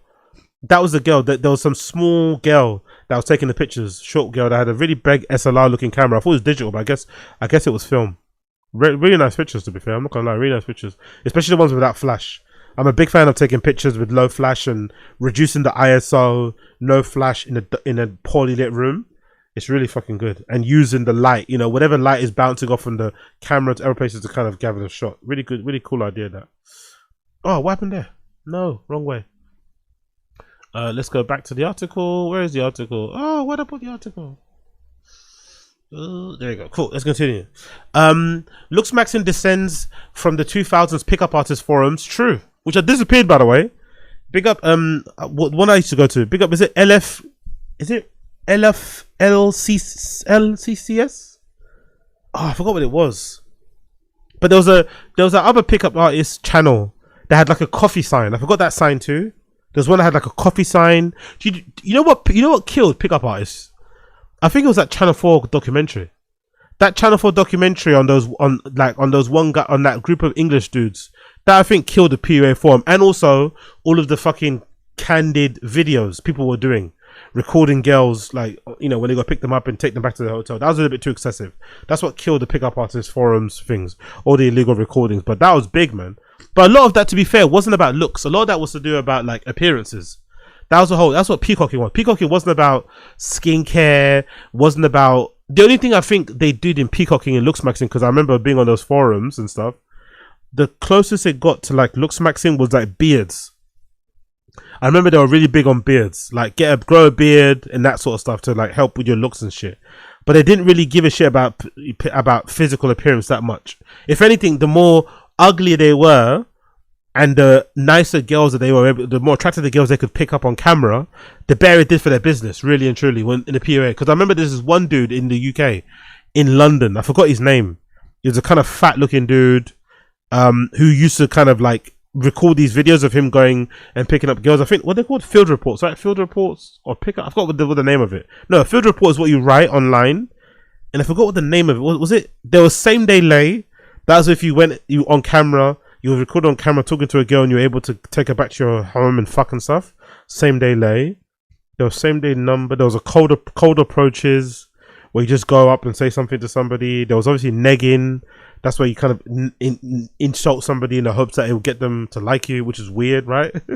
Insult a girl so she can like you. It's a strange fucking way to go about doing things. There was a zesty thing too. I forgot what the name. There was a zesty approach that they used to always popularize as well, about acting gay, to like have a defenses that like that. Honestly, the PUA industry was very deceptive in it. It wasn't good. I'm not gonna lie. It was about getting women in your room, in your bed, by all circumstances. It didn't care how you did it. You just had to get them back there. Lie, cheat, and steal. Just get them back there. And of course, peacocking was about, if I remember, the main guy, Mystery, he was famous for wearing like big fur hats. Oh, and Magic too. That's what it was on Magic. That was a big thing too in PUA. That's honestly, looksmaxing is still kind of dorky and lame, right? Because guys in general looking after themselves. I don't know what it is about men. Men just get. It's hard for men out here. It really is hard for men out here. It really is hard for men out here. But if you take any pride in your appearance, you really dedicate to like making yourself look good, sound good, smell good, whatever it may be. It's inherently quite lame, innit? Unfortunately, it's inherently quite lame if a man does take a lot of pride in their appearance, unless you're gay, right? Unless you're gay, it's heralded. But if you're straight, it's looked as less than. If anything, if you work out a lot and you decide to get really ripped, some people out there say that men who get really ripped do it for other guys, not for other women, which is really strange. But anyway, regardless, right? Looks maxing is still more cooler than pickup artists, because pickup artists were like pretending to have hobbies, like they'd go to a salsa class in order to meet girls. That's weird and creepy and odd, isn't it? Like they do yoga, like, to hook up with, like, it's just like, that's lame. They'd learn magic tricks. They'd wear big fur hats and stuff and have like studded wristbands and like, come on, man, bracelet, sorry, and like wear like weird shirts with like crazy slogans like "Pussy juice is my hair conditioner," that sort of stuff. Like, what the fuck is wrong with you, man? So at least with looks maxing, they just want to appear. Like, if anything, one of the criticisms I'll say about Clavicular, being a fan of his streams and being a sub on his channel, I don't think he has the best riz. His game is non-existent. His game is horrendous. His game is basically just look at my face. That's his game. Look up at me, look how tall I am, and look at my face. His game, there's not anything. There's nothing. He doesn't really he doesn't have the ability to like be charismatic or charming. It's not really there. Maybe it's part of his autism. I'm not really too sure. But that's probably the only complaint I have about looks maxing. There's no like end goal. It sounds like they just want to fuck as many kills as possible forever and ever. And they don't really have any game. It's just look at my face. Look how symmetrical my face is. Let's continue. Years later, along with Clavicular, the Bone Smasher, along came Clavicular, the Bone Smasher, no, sorry, let's continue. I missed a bit. Looksmaxing.org descends from the 2000s pickup artist forums and the 2010s incel culture. In essence, it's an ecosystem. Honestly, they love calling, like, if there's a gathering of men on the internet, right, who like a certain thing, it's immediately an incel. And it's like, what is this? It's so funny. If men have interest, right, that really kind of are not really, they're not, they're just mostly interest men kind of share with other men, it's immediately an incel thing, incel coded. That term incel has been so overused, it's kind of lost this kind of like punch, because it applies to everything. Everyone's an incel. Like every guy that kind of like has a bit of a selfish, self-centered, maybe misogynistic, let's say, opinion of the world, a view of the world, let's say patriarchal, they're immediately an incel. I don't think it works that like, I don't know, whatever. In essence, it's an ecosystem of influencers, forums, and video editors and clip farmers. At the extreme end, adherents lengthen their legs by breaking their bones and undergoing bimaxillary osteomasis, double jaw surgery, and imbibe peptides that pledge to augment their brain power and suppress their appetite. In 2023, I wrote a story about the experience of soft maxing, the light version of looks maxing, and were forced to label bone smashing as a fake trend because we couldn't find evidence that people were actually hammering their faces to induce micro tears in their bones, which then purportedly regrew in a more defined and masculine way. Years later came along Clavicular, the bone smasher who puts into practice looks maxing techniques and seemed very like the internet rumors and the figments of looks maxing community imagination. By the way, there was loads of pictures of this online. I don't know why they couldn't find evidence. People have been doing this for a long time. It's not like a new thing. Clavicula's not the first person to start bone smashing. People have been doing this for a long time. He couldn't get off of it. He posted so frequently that he became one of the most popular members, and even the moderators like Immoderator has spoken and become the lab rat for the community. The guy willing to risk everything to ascend, glow up. He's used the risky anabolic steroid Trenabol, which not approved for humans, just animals, and claims to have smoked meth to burn off flab. Did it feel good? Of course, it's fucking meth. Yeah, the meth addiction. I'm happy he's off the meth because the meth addiction was crazy because he was starting to look a bit cracked out. He was starting to look. So I'm happy he's off the meth. His purported pill intake includes everything from beta blockers for anxiety reduction and minoxidil for hair regrowth, and melatonin 2, sunless tanning, and retrutide, with the one I talked to before, appetite suppression. After just 3 weeks at the Sacred Heart University, the school kicked him out when Looksmax users tipped them off about his habits and steroids were found in his room. At one point, he recommended that his audience try to reduce anxiety with a baclofen and muscle relaxer. In December 2024, while driving home from his job in a restaurant in Massachusetts, he crashed his car. On Looksmax forum, Clavicular wrote that it was because he fell asleep from the baclofen. No comment, his publicist says when I bring this up. Oh yeah, he's silly, Clavicular adds. How about we comment on the car crash where the driver fucked up my Sprinter? Bro, this fucking retard drives under the bridge that says 7-foot clearance. It's a fucking Sprinter. Despite everything, Clavicular is still alive. I don't think this person wants Clavicular to be alive, not gonna lie. That's a weird line to put there, isn't it? Despite everything, Clavicular is still alive. That sounds like the writer wants him to die or something. It's not that deep, man. It really isn't that deep. More than anything, he succeeded. He is conventionally attractive, with a prominent jawline and symmetrical face, although it's hard to say how much of that springs from the bone smashing and testosterone and how much of it is growing up and slimming down.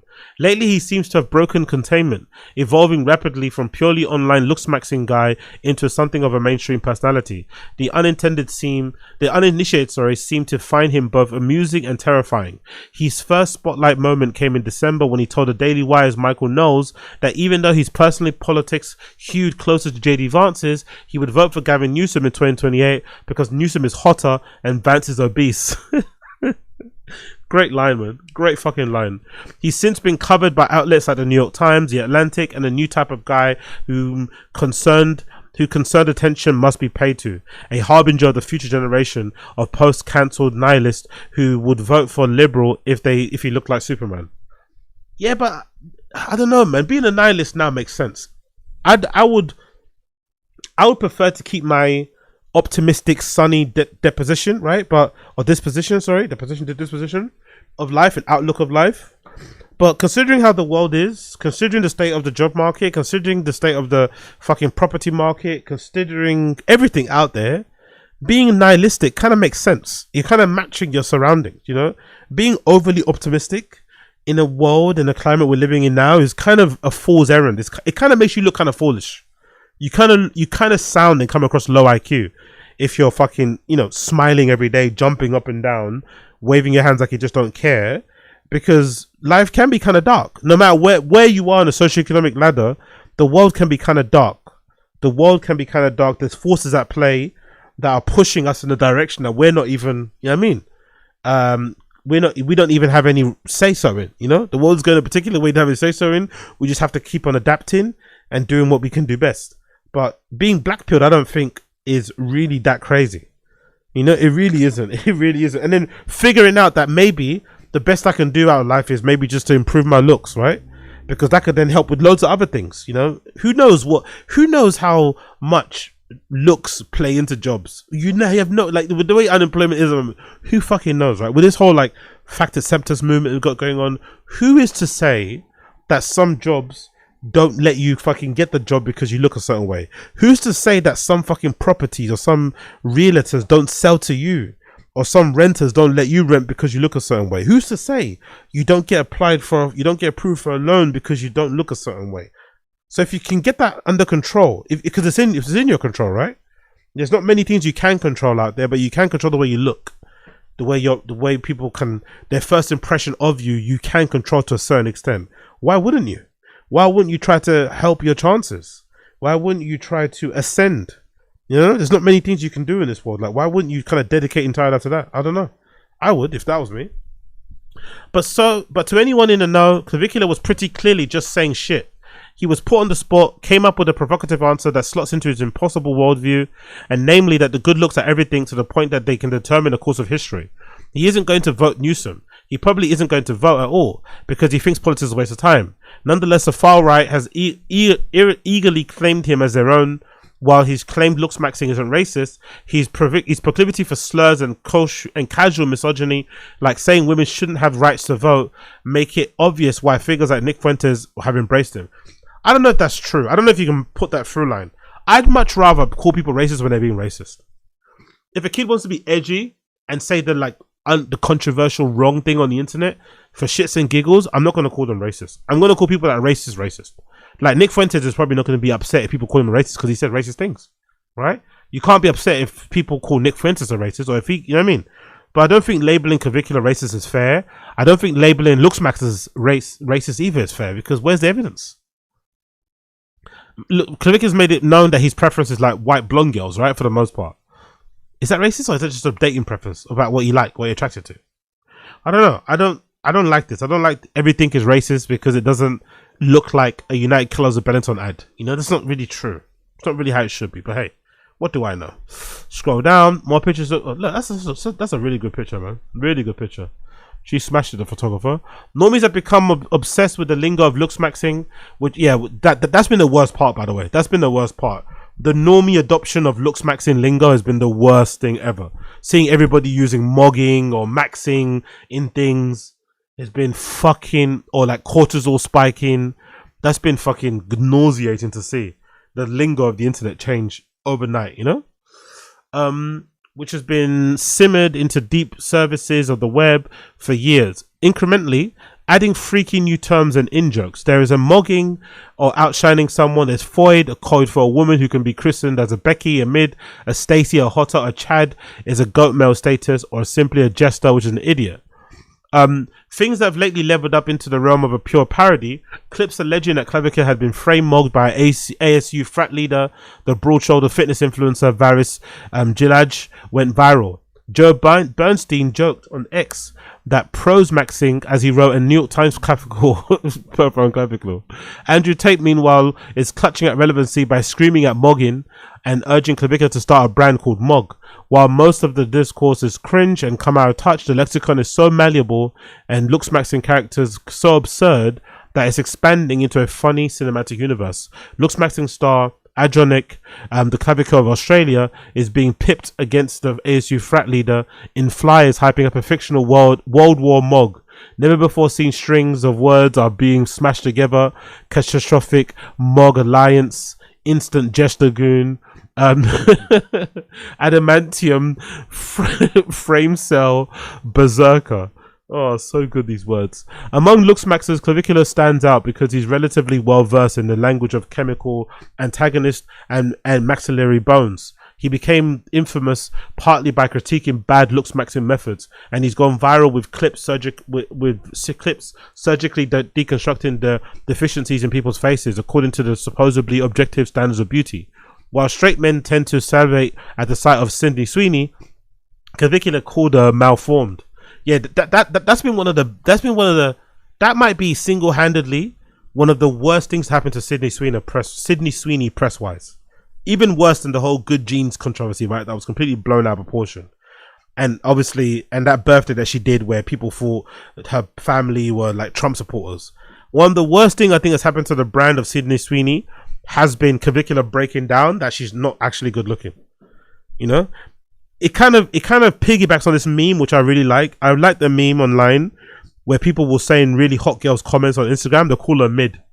I love that. I love when a girl posts her first trap and the guy will just write mid. Because it's so triggering. Like, even if the girl knows that she's a fucking 10, they're going to get triggered by that. Like, so I love that fucking meme. That kind of, you know what I mean? That troll. But I think going out of the way to say Sydney Sweeney is unattractive is really like, you know, that's silly. But I do like how he broke it down by saying that, no, she just got really nice tits, but face-wise, she looks fucking... I mean, it's like, oh. It was really funny. It was really fucking funny. I'm sure she's seen that too, which is the worst part about that, you know what I mean? But yeah. He said her upper maxilla is extremely recessed. She's got the eyes of doom with no, if from orbital support, he deadpanned. Clavicular has said that he's never officially been diagnosed with autism, but he often refers to himself as autist and talks about his antisocial youth. I rotted in my room, posting on Looksmack. He said that his acquaintance at one point before the show, I used to not really be social. All the IRL streaming is performative. I don't even like going out to the club anymore. When I asked him if he had any friends as a child, he got defensive. I've been there, brother. I feel you, man. I feel you. Name me to ask a friend. Name me. Ask no. Dare me to name a friend. Yeah, I love it. I love it.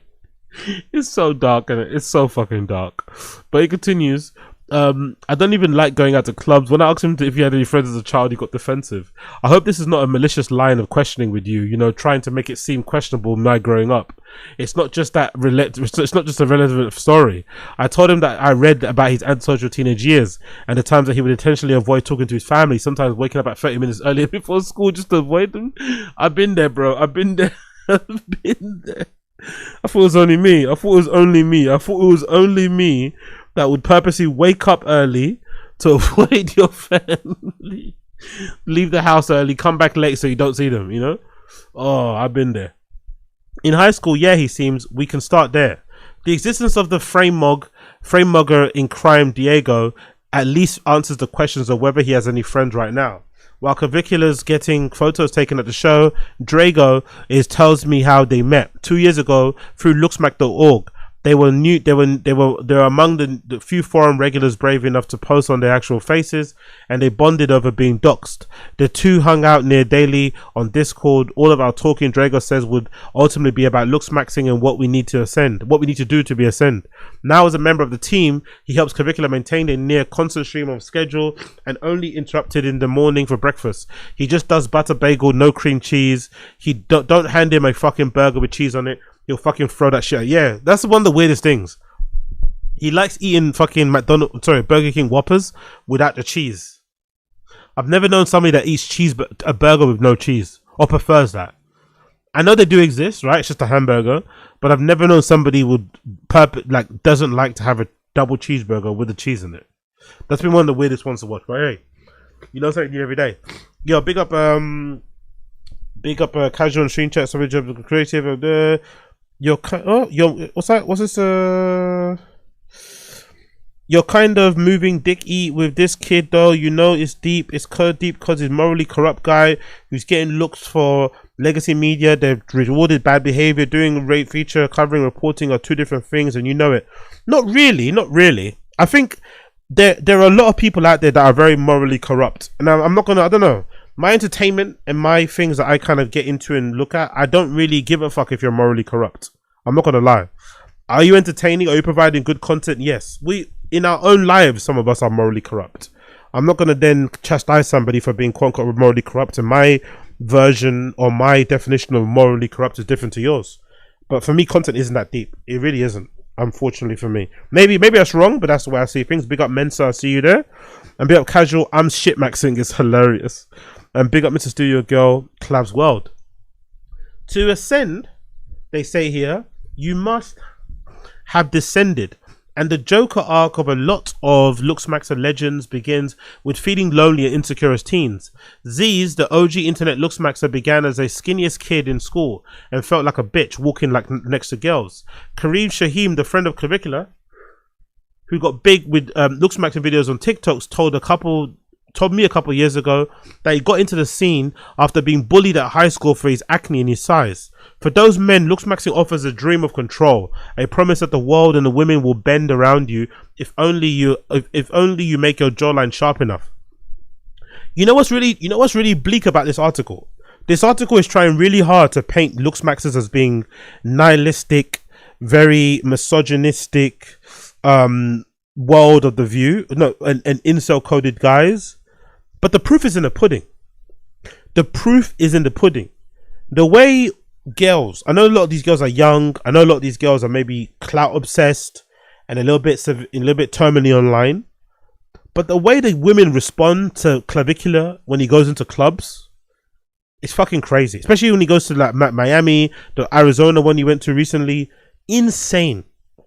Fucking insane the level of attention he gets and the ease at which girls are throwing themselves at him. And again, looksmaxing is primarily obsessed with looks in the hopes of getting girls. It's not even, that's the thing about looksmaxing, it's not even obsessed with looks in the hope of getting money. It's about just women, right? They just focus on trying to fuck as many hot girls as they can. So that's the goal. You know what's also really frightening, because this article's trying to make this seem like silly. It's not silly because it works in the real world. I've seen the way girls look at Clavicular online when he goes to clubs. I know some of it's got to do with the clout, but I'm sure some of it has to do with looks as well. The other thing that's really fucking horrible, if you're this person that's writing and you're trying to paint people in a certain way, the truth of the reality, the way that men react to him is even more nauseating. The amount of male groupies that he has is crazy. Maybe I could count as one. But the amount of males that come up to Clavicular and talk about how much he's changed their lives and start sucking his dick and asking for pictures, so clearly this looks maxing thing, although it's a little bit, shallow, although it's maybe devoid of soul, it's a little bit, it can be a little bit too cold at sometimes. It is true. Improving your looks does allow you to ascend, and ascending is everything to these people. And we've seen clear evidence of it. This guy just debuted on New York Fashion Week's runway show. Most likely he'll be in Paris and Milan soon. This is proof of it. Do you know what I mean? And that's probably the pinnacle of looks maxers. It's not even money. The pinnacle of looks maxers is to look like a fucking professional model. And some of them are. Or they're getting that kind of opportunity that only professional models would get. So, say what you want to say, but the proof is in the pudding. It does actually work. And unfortunately, the world does burn to your needs if you look a certain way. Looks maxing offers the dream of control, a promise of the world where women will bend around you. While some of it is delusional, looks maxing has become so popular because it articulates a very basic, statistically proven truth. Hot people have it easier. Sorry. Ugh. But once you get hot, does the gnawing feeling of inner emptiness ever really go away? That's the only problem I have though. That's what I agree with this article. There is not really a goal at the end of it. You don't really hear a lot of looks maxers talking about having kids, about having families, about getting married, about settling down, about just building a fucking foster care center. There's not much else apart from just looking at you. It's very me. There's not a lot of what's the end goal? What do you want to give back? What do you want? I don't know. What do you want to do? There's not a lot of that, which I think is a little bit, problematic, but it's a little bit, a little bit too much for me in that respect. Nice picture there again in the runway. Clavicular is the last to come strutting down a runway, which isn't actually a runway, but a kind of labyrinth in between chairs, occupied by the unlikely cast of semi-notable and strange misfits, from the host of Red Scare podcast to YouTuber Tana Mogo to artist Flo Milli. Honestly, man, they're really clutching at straws here. It wasn't actually a runway, it was a labyrinth. Man, shut up, man. This GQ writer is the hate here is just fucking crazy. Absolutely crazy.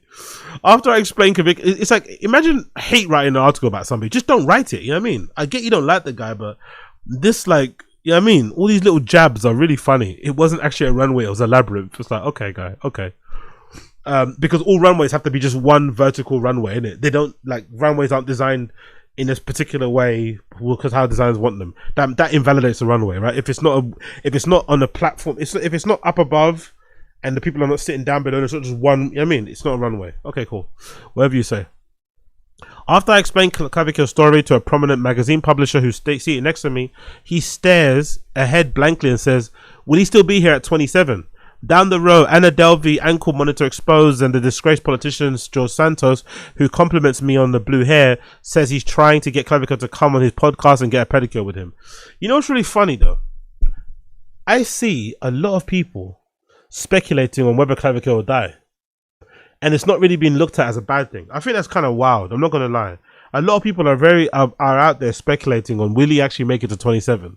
I guess mostly because of the drug use, which, understandable for I think it's what they call it now. They call it is it troll farm? Was it troll concern? Troll sympathizing? There's a term for it, right? When people are fake have empathy for you, but they're really trying to dig at you. So them saying, oh, is he gonna still be here when he's 27? Is kind of them hoping he dies, but it's also kind of laced with the, oh, he's a drug addict, that's why, do you know what I mean? He's a loser, he's a bad person. I think so. But to be fair to him, I have noticed a decrease in the amount of meth that he allegedly takes, or ketamine or whatever else. Because there'll be particular streams I remember watching where, I think the one particular stream where he got kicked out of a shooting range. No, was it not? Not shooting range. It was where the stream was, where they did the fucking escape room. I think it was Halloween. They did an escape room stream, and he went to an escape room and he was doing bumps in the corner. And obviously there's CCTV in it, CCTV cameras in this escape room. And they obviously saw him doing the bump, so they kind of banned him.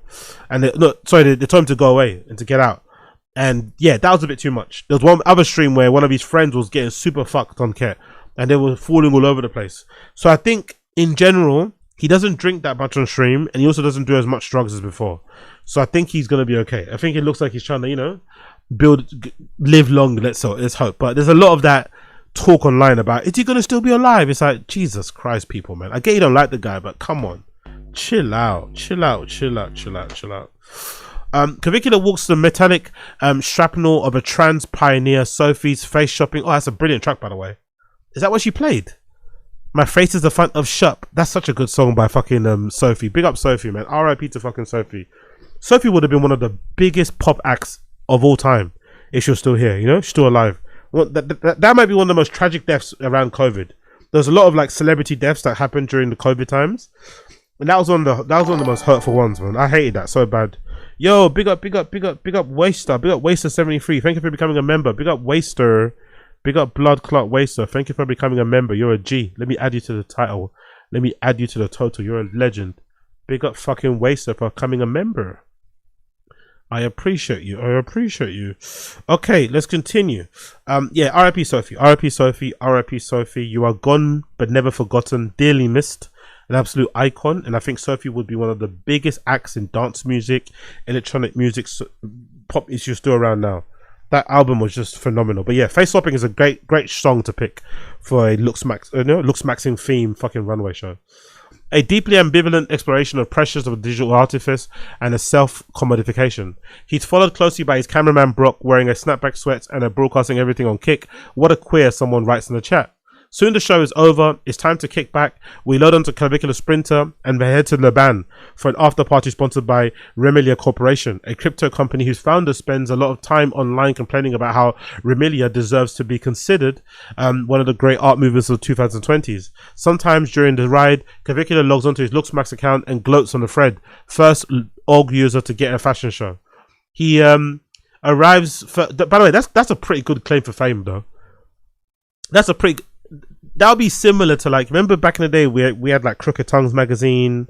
Back in the day I had FUK fuck.com. Yeah, imagine Crooked Tongues. If somebody on Crooked Tongues magazine ended up becoming, oh, that's true. Somebody on Crooked Tongues did actually end up being like a real bigwig in Adidas. I forgot that guy's name. Older British guy, really fucking nice as well, a very kind man. I forgot his name, but he was responsible for a lot of like archive stuff, and he became like a really bigwig in Adidas. But just imagine back in the day if somebody on Crooked Tongues ended up becoming like the brand director at Jordan Brand, or became the head of marketing at Nike, you know? Or if somebody on fuk.co.uk forum became the head of fucking, I don't know, Ralph Lauren maybe? I don't know. What's the brand everyone used to wear back then? Levi's or something? That'd be such an amazing look. So I can't imagine how crazy everyone was on looksmack.org when Clavicular became one of the first users ever on that forum to rook a runway, because, you know, they look at runway models as gods. Those are their heroes, you know. Sean O'Pride is those guys, is Cristiano Ronaldo, you know. They look up to models so much, so that must have been amazing. A quiet woman. He arrives thirsty for some high level hotties, but the scene inside is tragic. So he's cooling the girls in there, ugly. A quiet woman who goes to Parson hands out flimsy Remilia hats, and an older gentleman tries to coax Clavicular into promoting one of Remilia's signature plushie toys on the live stream. We're here for some bitches, but it doesn't look like there's many bitches, Clavicular says plaintively. I think we should bounce, bro. Immediately after that, the choice is made even clear when a woman who identifies herself as a manager of Leban comes up to him and demands he turn off the stream. Then says that in person was a nobody then says that nobody knows who he is. That's him in the background, backstage. While Clavicular hits McDonald's, I stick around in Leban to get some crowd analysis. You should have went to McDonald's, man. This person, I would have liked to see the pictures of him eat. That would have been nice. These film pictures are really well taken. These 35mm film pictures with a flash are really well done. I would have liked to see some of the pictures of him. I think they would have looked really good in this fucking profile. But hey, I got some analysis. I really do think Clavicular is an artist with a very pure sense. Whether he's fully aware of everything, it's hard to say, says the writer Cold Healing. But I think many of his people are meant to be reinterpreted. He creates something and people are meant to quote tweet it. I mogged him with my boobs tonight off Leah Palmer, a model from the show. Clavicular has been successful because he's honest about what he wants at the time when AI seems to be threatening the American way of life. Adds Miles Shaw, another model from the show who's known online as Priadol. I think that's true, but that's not the right point to make about AI. I think he's being somewhat popular because he's honest about the world that he's living in or that he wants to live in. And I think at large as well. Because the world for a long time has told us differently. Has told us that the fat acceptance movement was a thing, right? Look at the fat acceptance movement. It's completely dead, right? And I actually think it was quite good. I actually think there was a utility and a use of the fat acceptance movement, how it first started, in that people should, like, there should be an inherent, your value shouldn't be based on what you look like, right? And especially your weight. I don't think so. And you shouldn't feel less than. You shouldn't not feel beautiful because you're fat, kind of thing. I thought that was a really good message to put out there. But fat acceptance went down a bit of a weird path when they started to talk about, oh, if you're obese, it doesn't mean you're not healthy. You know, it started to be a bit weird. When it was like demanding that really obese people be put on runways or like be put on billboards, and you have to like say that person's beautiful. That's a little bit crazy. But if you want everyone to have self-confidence, you want people to be comfortable in their own skin, despite what they look like, that's the place to go, because we all know that person that's really fat, that gets really skinny and still kind of acts like they're ugly. You know, you have to kind of, if you don't think of yourself as beautiful, no matter what you look like in the mirror, you're not going to like what you see. You know what I mean? You got to kind of train yourself to kind of love yourself, type of thing. So I love that message, but it got a bit too crazy.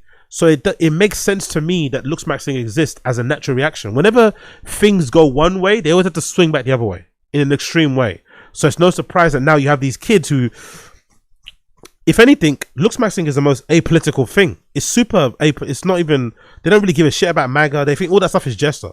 They're not into MAGA. They're not into fucking super left, far left, real liberal stuff. They don't give a fuck. You know what I mean? It's solely about looks. And to them, if you get your looks right, everything kind of like, you know, the path lays out for you afterwards, which I think there's some truth to. Unfortunately, there's some truth to it. Unfortunately, there is a lot of truth to that.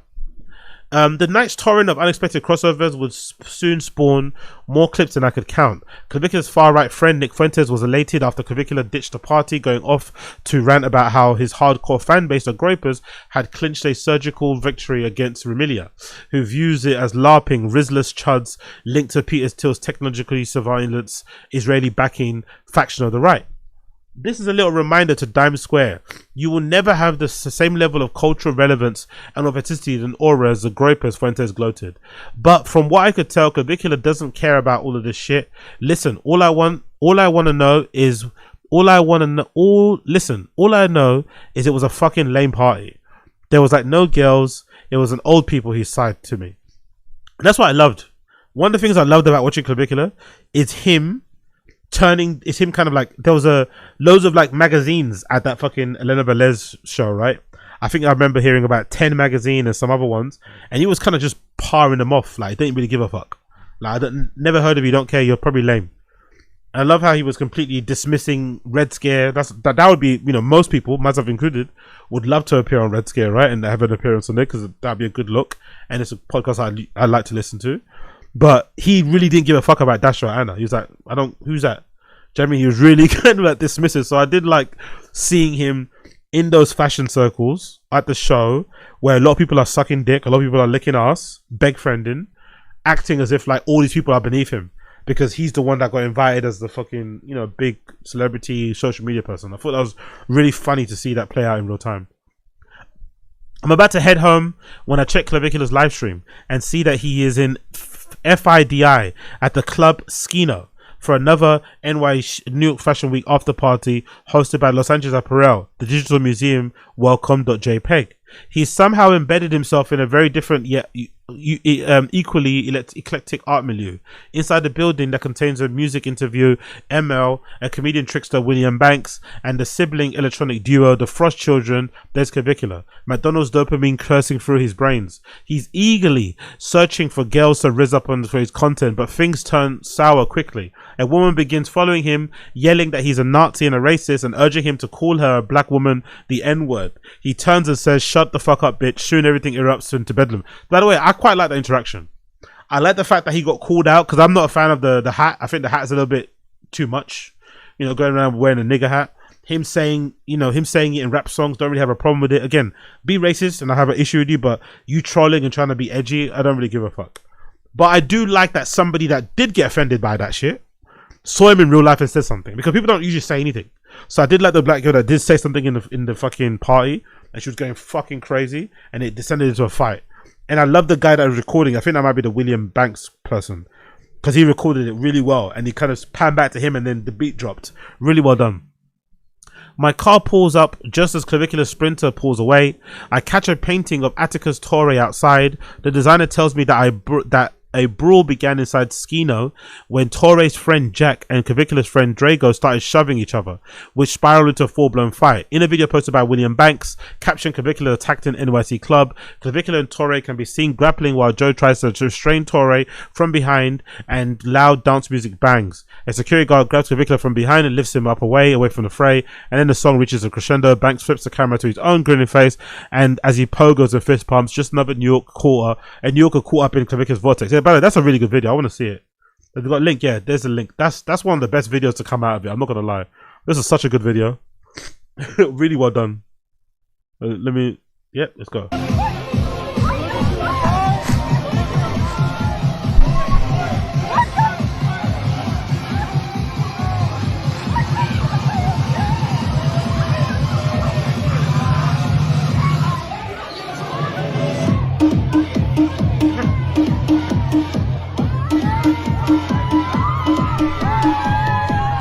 Such a good video.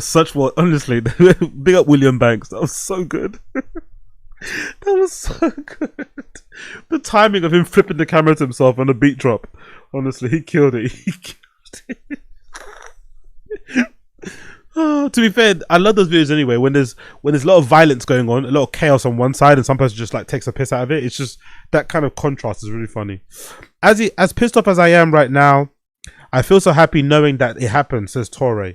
If I had just stood there and the rest of this night and had this hatred in my heart for him, not doing anything about it, I would have felt like a biggest pussy in the world. So yeah, big up.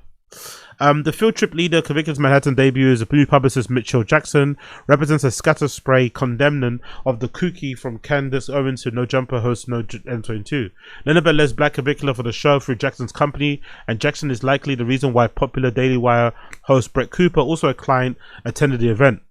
Throughout the time we're together, Jackson behaved less like a publicist than a handler for the unaccompanied minor. By the way, big up that guy Jackson. He's killing it. He's done a good job since he got on board. I think he's kind of sharpened up, tightened up the regime around him. He's done a good job, and he was doing good as well of making sure Clavicular avoided talking to outlets that are gonna paint him out to be a bad guy, which they've done here, to be honest. He even referred to Clavicular as his son at one point. When the couple of people when the camera snuck into the fashion show to gather footage for the Hulu documentary about Clavicular, Jackson barked at them and get them ejected. They're making a Hulu documentary about him. Fucking hell. If it was Netflix, that'd be one thing, Clavicular reasons. No one gives a fuck about Hulu. During my sit-down interview with Clavicular and the Sprinter, Jackson kept trying to look over my shoulder at the questions on my laptop. Jackson told me I couldn't conduct my interview off stream, but he manages to get Clavicular not to record while taping an episode of Client Adam Friedland's YouTube talk show after Clavicular's runway debut. Before the show, Friedland and I compare notes. It's sad, right? He says. I mentioned Clavicular's knowledge of peptides, and Friedland jokes that he's like a drug addict who read a lot of Erowid. Soon Clavicular arrives after a morning of bagels with his parents in New Jersey. He later says that he barely slept last night. I was just watching edits on TikTok. You know what's really funny? I'd never considered, this is going to sound really gay and suspect, but I never considered Adam Friedland ugly. I'd never really considered his looks. I just like the show, right? I like the show. He's a funny guy. He's Cumtown alumni, Cumtown fucking, former Cumtown host. Love him. But wasn't it interesting how ugly Adam Friedland looks sitting next to fucking Clavicular? It just, you know what I mean? It just like he actually. That's the unfortunate. You know what I mean? It's just an observation. I know it sounds fucking insane, but it was kind of glaring to me just how ugly Adam Friedland looks sitting next to Clavicular. Kind of gay, but it is what it is. Let's scroll down. In his interview with Friedland, Clavicular seems uncomfortable at first, shifting in his seat, biting his lip and puffing his nostrils when Friedland says something cringe. He doesn't seem to be able to read his interlocutor's rise cues, but he slowly warms up. He reveals that he has never heard of Nirvana or Zora Mamdani. I'm so far... Honestly, it's so funny. Man just cares about looks maxing. That probably goes to show you just how much dedication and focus is needed to be successful in it. He truly has no other interest outside of streaming and looks maxing. You know? And you could say looks maxing and streaming are one thing because, you know, he's probably looks maxing to look better on stream look better, looks maxing, you know what I mean? But he has no interest outside of that, you know? Even music, it doesn't seem like he's super into. It's interesting. I'm so far removed, I couldn't give a fuck, man. He talks to me about how he needs to produce content has meant live streaming while having sex, only sound, no visuals, and intentionally making himself ejaculate in 1 minute so he can get back to being productive. Yeah, sure, it's intentional.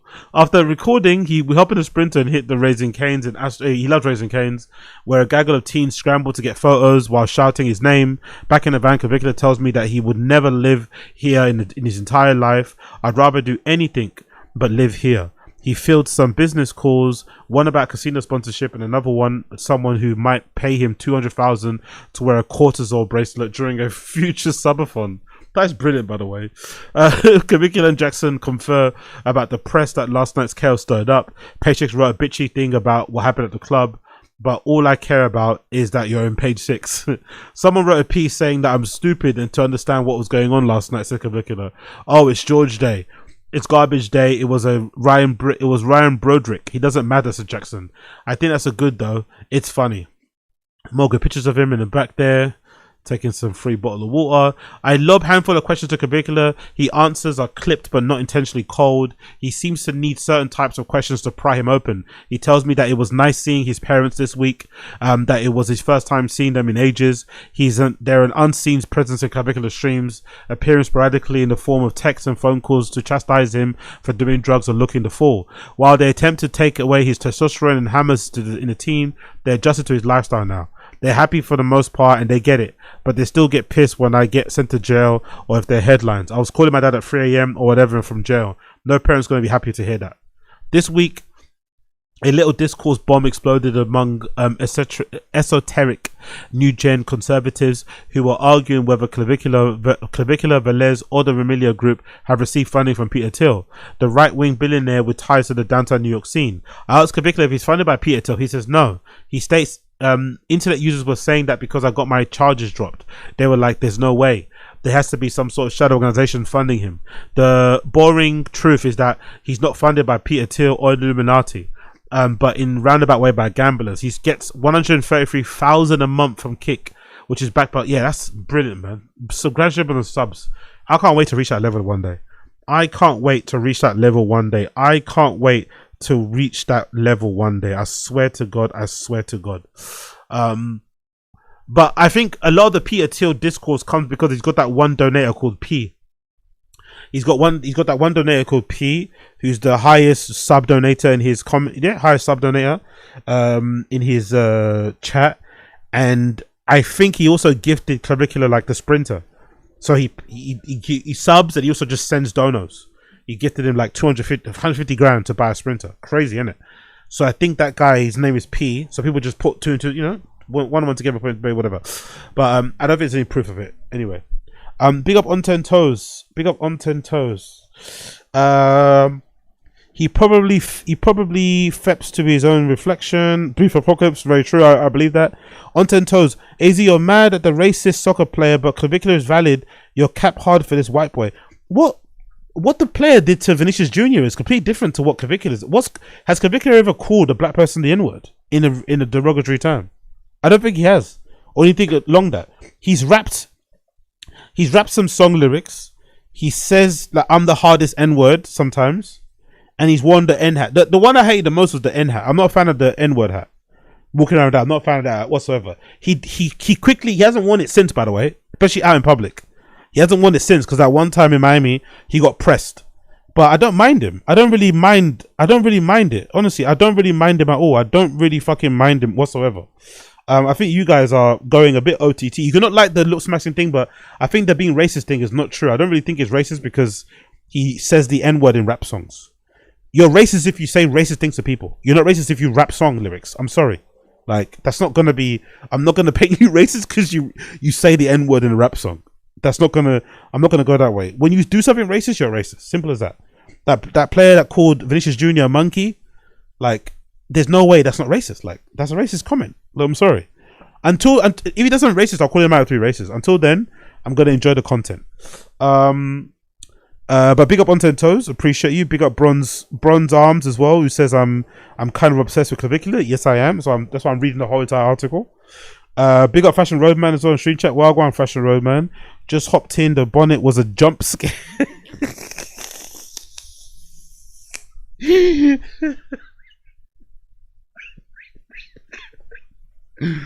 Bro, you don't get to jump in. You don't get to jump in late and then add ha ha at the end of a jump scare comment. And especially when I'm talking about look smaxing, and I'm not gonna take it the back. You know what I mean? Like, so man's calling me chopped. He's calling me chopped and clapped in the head bonnet. I appreciate it. Thank you, Fashion Roadman, for jumping in late. And then when I'm talking about look smaxing, saying to me, I'm a jump scare. Ha ha. Brilliant. Hope you're good. Yeah, I'm good, bro. I'm good. Big up Fashion Roadman. Hope you're good, man. I hope you're enjoying London Fashion Week, my friend. Big up Booth Apocalypse. Not yet, at least. Yeah, okay. Okay, fair enough. I guess the audience does not like Clavicular. Fair enough. I asked for his favorite album ever. That's a good question, man. I just like individual songs. I think the albums are shit concept. Yeah, I don't get people. I don't get people like this. I don't get people like this. I don't like music. Because now, like, every song on the album is retarded. Big up, I forgot, wish I remember this girl. Wish I remember this girl's name. Was it Sophie?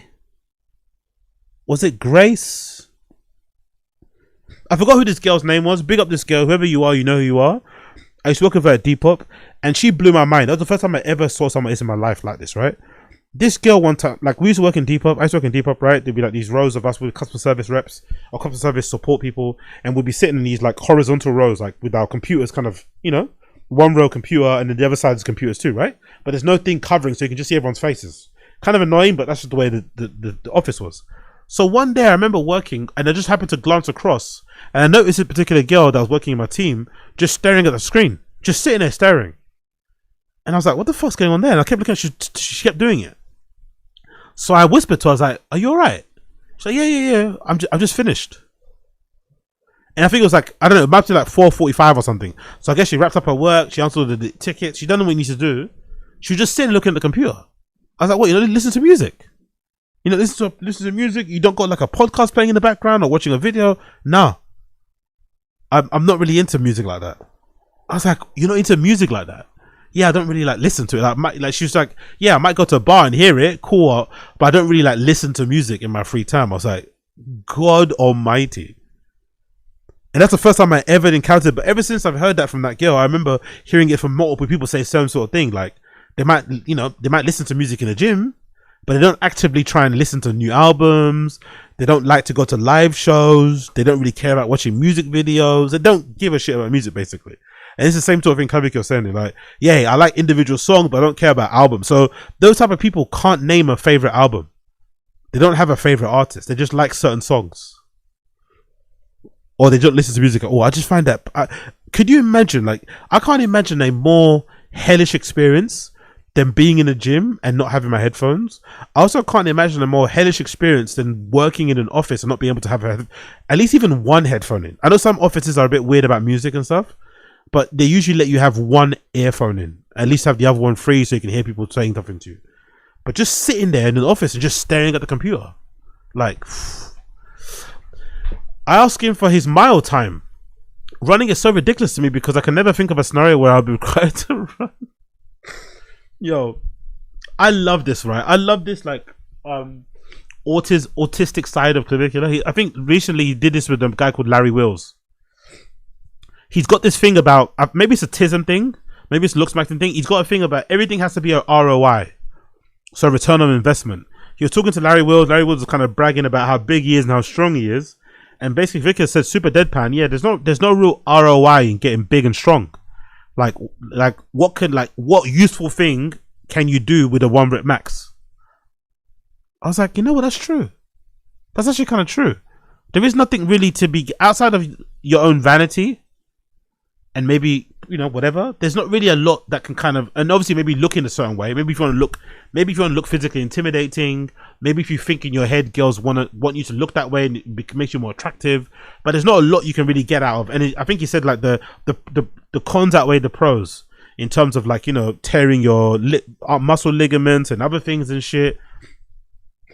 And we've seen how those legendary bodybuilders, right? How most of them look really bad in their older age because of all the strain they put their muscles and their bones in. I think that's hilarious. So I think he's saying the same thing here, where running is like, there's no utility in running. Why would I need to run? But we also live in a peptides world, right? Because running essentially was one of the best forms of cardio, and one of the easiest ways to lose a lot of weight, right? You stop eating, you run a lot, you get skinny. But nowadays in the world of, you know, in a post Manjaro, Ozempic world, right? In a post peptide world, people are not going to want to run. They're not going to want to go on elliptical, not want to go cycle, because you can basically get skinny by not just injecting yourself with a fucking needle, you know? So yeah, but this is a horrible take. I hate both of these takes, by the way. These are two horrible takes. I fundamentally disagree that albums are a shit concept, and I fundamentally disagree that running is ridiculous. Running is not ridiculous. Running is definitely helpful. Like, I would much rather be athletic and look coordinated and be able to run a fast mile than look chiseled, than have a objectively beautiful face. I'd have much more pride in myself if I had like a 6-minute mile, or I ran a fucking 5K in under fucking 20 minutes, right? Or I ran a marathon in under 2:30 or something, than I would if I had if I looked a certain way. Like, fuck all that shit. Like, what? This is a horrible take. Running is so ridiculous to me, but because I can never think of a scenario where I'll be required to run. That doesn't seem like something we'd have to do since prehistoric times. Running, ridiculous. I can't even fathom that. What if somebody chased you with a gun? The gun shoots projectiles. You're not outrunning a bullet. What about a knife? Huh? A knife? Well, yeah, but I don't know. I wouldn't bring a knife to a gunfight. Fair enough answers, man. Fair enough answers. I think this is a kind of a hard picture, man. Objectively, this is a hard picture. Objectively, this really good grainy picture of him in film wearing a fucking Moncler, carrying the bags of fucking McDonald's that he ordered for everybody, is a pretty fucking hard picture. Let's not lie. That's a pretty hard picture. Flanked by 2 black men, security guards, right? Can't be racist if you got black security guards, right? Can't be racist if you got big black security guards. He explains the economy of clippers, anonymous users who spam bite-sized clips of Clavicular on multiple platforms. Kick supposedly pays people to clip streamers' content. Clavicular told me that clippers get $30 for every 1,000 views they rack up. That's a whopping 950 clippers. Most of the streamer functions as both as workers who boost their content and parasites who flip this humiliation into a personal profit. The clips madness has gotten to a point where whenever Clavicular opens his timeline, all he sees is a mirror of his life he has just lived. A never-ending reel of peak Clev clips playing on loop. He likes that because I get to see how shots went. I look through the comments and see the reactions. It helps me to get some feedback on my content. Yeah, that's how it should be, man. I like we're living in a world where some people are admitting, you know, that they read the comments. That world we're living in, where Joe Rogan was making everyone believe that comments were evil and you shouldn't read comments. This is stupid. Like, that's your feedback. That's your audience. Like, you should be listening and viewing or reading what your audience is talking about. Like, I've never understood the don't read comment stuff. It's ridiculous. I contemplate breaking the fourth wall and commandeering the stream with a stump speech on the indignities of his lifestyle. Is bleak, fun race to the bottom, but realize it would probably just make the viewers in the chat spam Jew reporter and blue hair queer even more than they are already. Instead, I tell Kavica to listen to the Xavier So Base Negative Can Hold Tilt and urge him to read Marcel Proust, maybe in the hopes that it would nourish his soul. I don't know, man. I want to live in a world where if people are just worried about their own vanity and are very shallow and materialistic, that they can do so very proudly. I'm fed up with everybody telling everyone how to live. There's that one lady, right? Isn't there this one Chinese lady that's going viral that allegedly makes a lot of money? She's like I don't know if she's got the money, she's not, but there's this Chinese lady who's going very viral on social media now and shows off all her designer clothes, right? Like, I bought this, and people are like, oh, it's so tasteless, everyone's poor. Bro, well, she's not, and she wants to show it off. Let her show it off. If you don't want to watch it, don't watch it.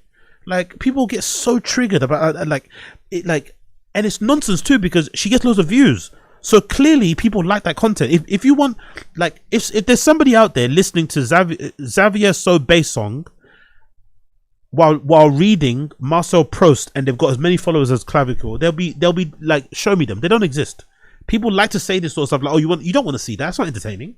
If you want to do that yourself, fair enough. But like, I really despise everybody who's trying to, like, I get it. Maybe for everybody else, this sort of lifestyle isn't the greatest, right? You got, like I said, I wish Looks Maxim would have like an end goal, right, in mind. Now, from what I can see, there is none. The end goal is just to fuck as many girls as possible, which, you know, most guys know, if you've ever been down that route, that's not the most fulfilling thing. You know, it kind of seems it, especially if you're in a relationship or whatever, but really and truly, it's not that great. It's not as great as people make it seem. But you obviously got to do it to know. But I would love if there was actually an end goal of like, okay, cool, I want to have kids, I want to get married, I want to do this, I want to do that. It just seems like all of it is kind of based upon how many girls you can kind of get in your bed and shit, which I think is a bit lame. But if that's what they want to do, let them do it. Let them fucking do it. Like, I don't understand the issue here.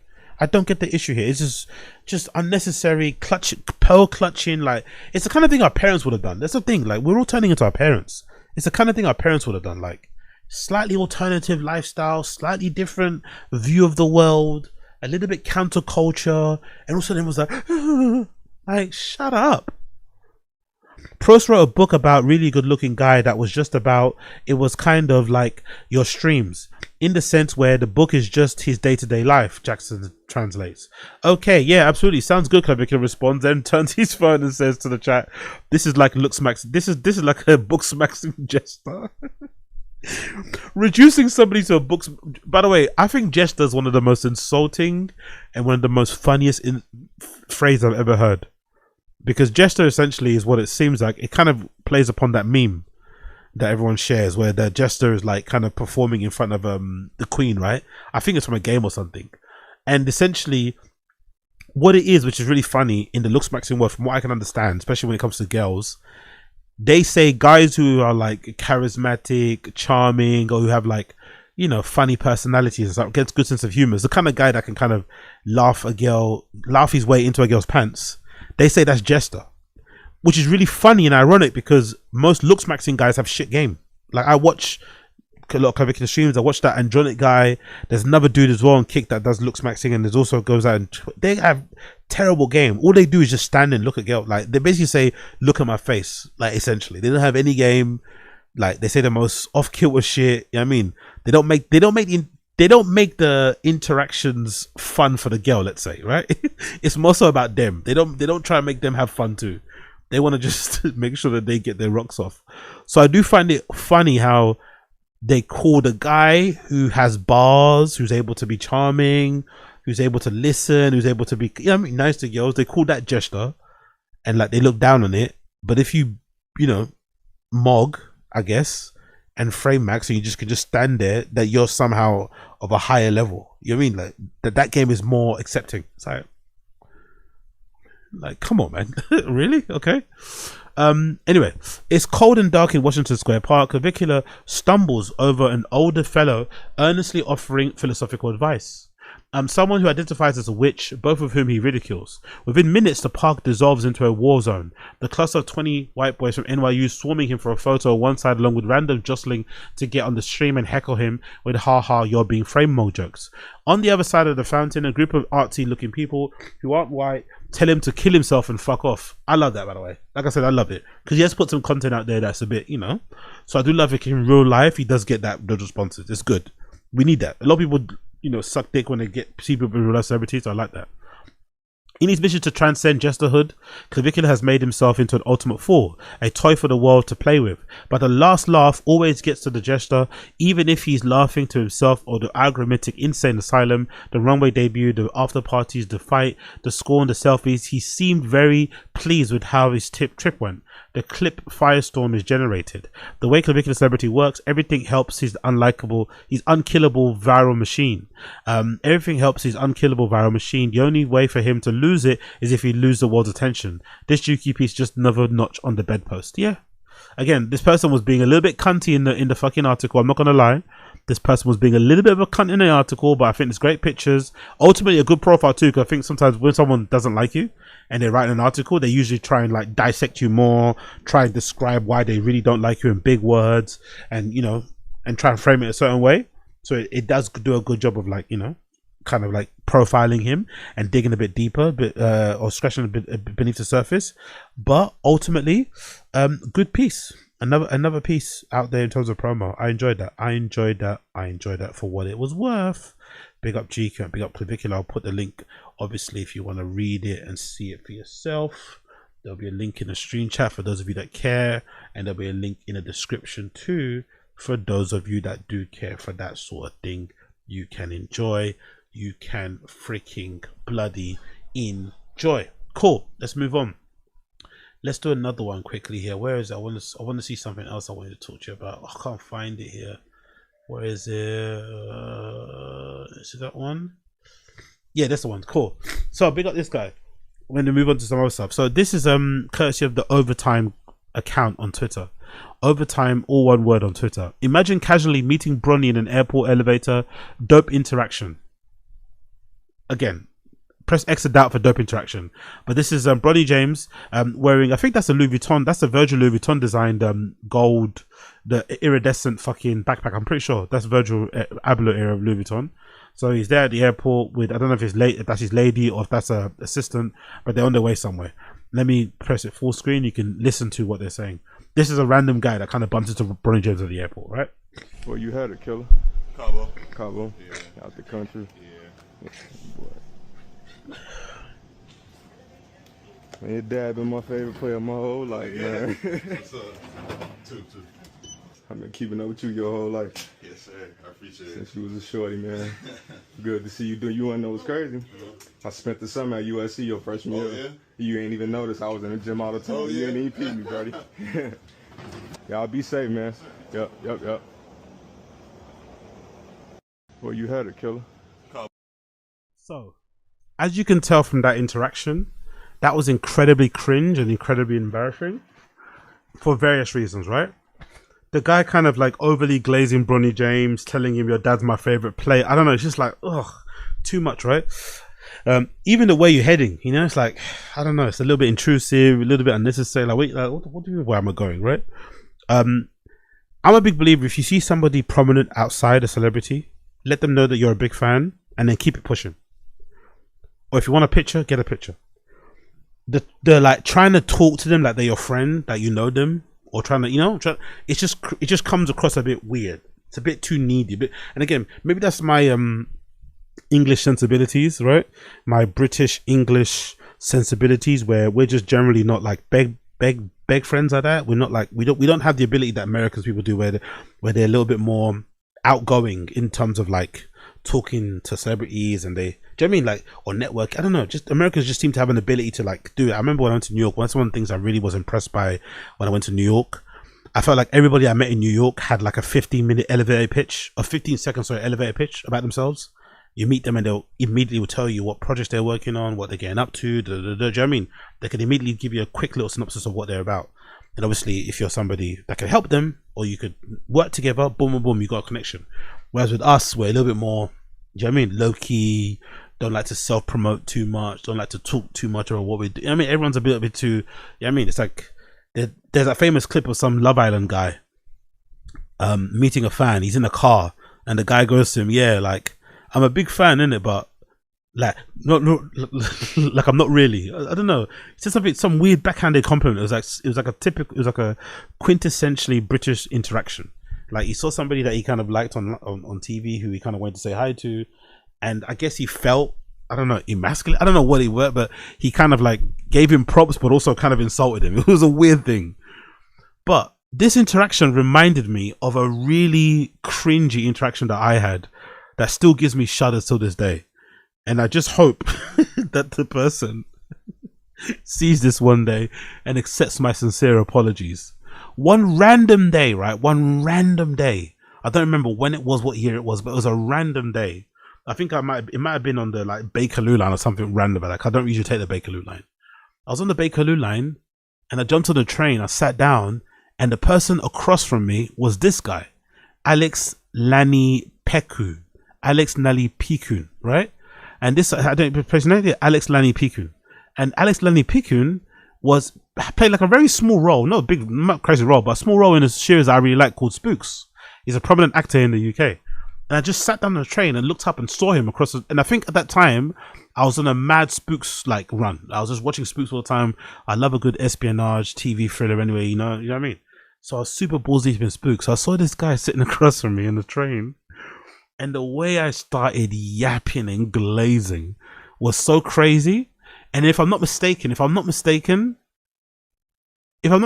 right, just to make this extra cringe, I'm pretty sure when I was sitting across from him, the next stop, because I think I might have noticed it as the next stop was approaching. I didn't notice him first. I kind of had my head down the whole time.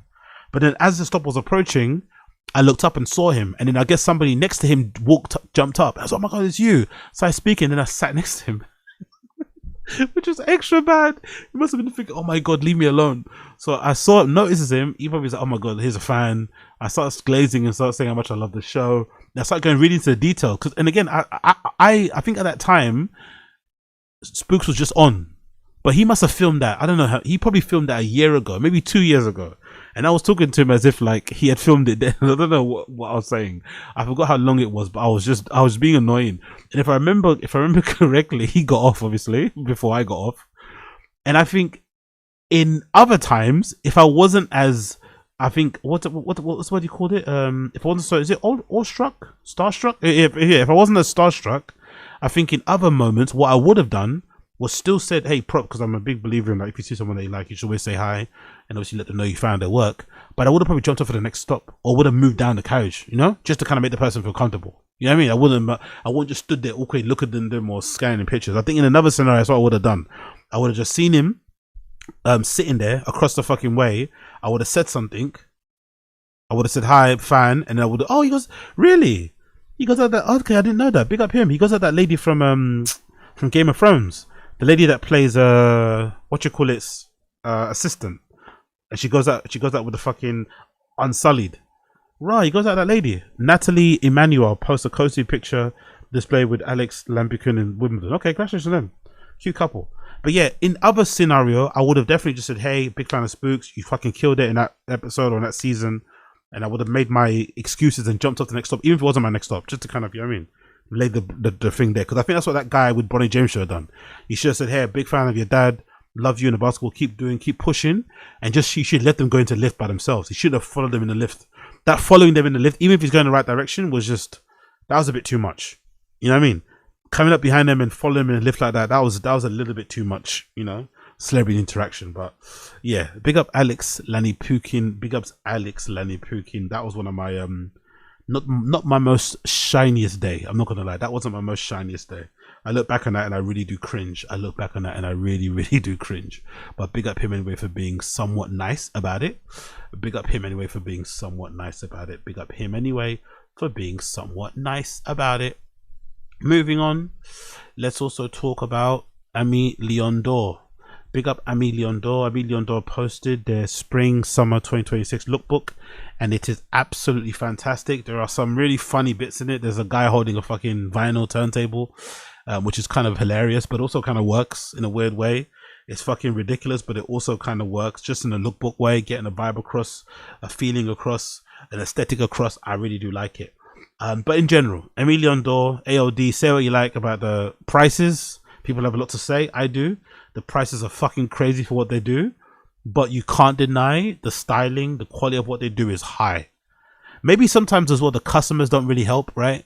That kind of like, whenever I think of Aimé Dore, I think of that kind of like white New Yorker The kind of guy that wears like the kind of guy that looks like Teddy Santis essentially, who's got that like fake hood accent. You know those kind of white dudes have that like fake hood accent, like bruh bruh. You know, the ones who kind of like unironically know loads of like they're like balls deep in Pooh Shicey's discography. You know, those type of dudes. That's what I think of. But you know, you can't be judged by your fans or by your brand, or you know, if you're a brand, it's not fair for you to like, you know, dismiss a brand based on the cringy fans.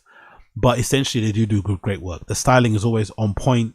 Collaborations I feel like are super good, and just generally when it comes to like that level of streetwear, with that price point, there's no one that does it better. I personally don't think. I really don't think so. So let's check out some of the stuff they got here. Straight away, NY hat. Absolutely love it. I think that might be Ebbets Field. Maybe it's Ebbets Field. It looks kind of like soft and unconstructed in its shape. Gives it this nice sort of flat shape. And obviously with the style did that jersey with the buttons on it, oof, it's fucking sublime. I'm not really the biggest fan of massive big fonts in the front and shit, but I think that works really fucking well. As is that leather bag. Oof. Many pockets jacket. Reminds you of that there's a jacket, is it from Undercover, legendary Undercover jacket, and obviously that jacket from, what's the jacket was it from?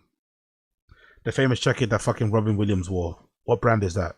I forgot what that famous bomber jacket with all the pockets. So that kind of give me that sort of vibe. And if I'm not mistaken, in terms of streetwear, there's a famous head porter jacket. I'm pretty sure there's a famous head porter jacket that also had the same thing. It's like a bomber jacket with loads of pockets covering all over at the top. I'm pretty sure. Either way, looks absolutely fantastic in this olive green. It looks, is that even satin? It's not, is it? It's cotton, isn't it? Yeah, it's not nylon like a bomber jacket. It's actually made out of this brushed cotton. The pockets on the front are just phenomenal. I love a big pocket. Stick a sandwich, like, you know, it's that the rule that Rick Owens has on his jackets. Rick Owens has this rule where his jackets on his the jacket pockets, he always wants them to be big enough to be able to fit a book and to fit a sandwich. And I think you could obviously do that in here, and some, maybe a strap as well. I love this shit. The bucket hats is decent too, although I can't wear them. And I think sometimes I think in my head I look like Schoolboy Q in a bucket hat, but unfortunately I end up looking like some fucking South African, you know, gang member. You know, I end up like looking like a South African stick-up boy who, you know what I mean, instead of a fucking Schoolboy Q. Oh, look at that racing jersey, that racing top. That is so good. That cycling top, that is amazing. I'm not really, you know what, this looks nuts, but it looks good on this model. Wearing one of these like cycling quarter zip things and tucking it into some regular trousers, into some regular, like, that looks insane. I'm not gonna lie, I'd never, that looks batshit insane, but it works in a way, you know, it works in a way. That kind of, is that Picasso? That's not Picasso, is that? Who is that? I don't know what the artist is, but that's really, I like the illustrations on it as well. Blue and white, the bicycle hat, which I think is really naff, by the way. I think I'd rather wear a regular cycling hat. I've always felt this, like, I've always felt people that wear these kind of hats who don't actually professionally cycle or really kind of try hard, you know. It's like wearing football boots when you don't play football. But what do I know? Oh, this shirt is hard. Look at that. Look at this madras. I don't know. I guess maybe it's an African print. I don't know what the fuck this is.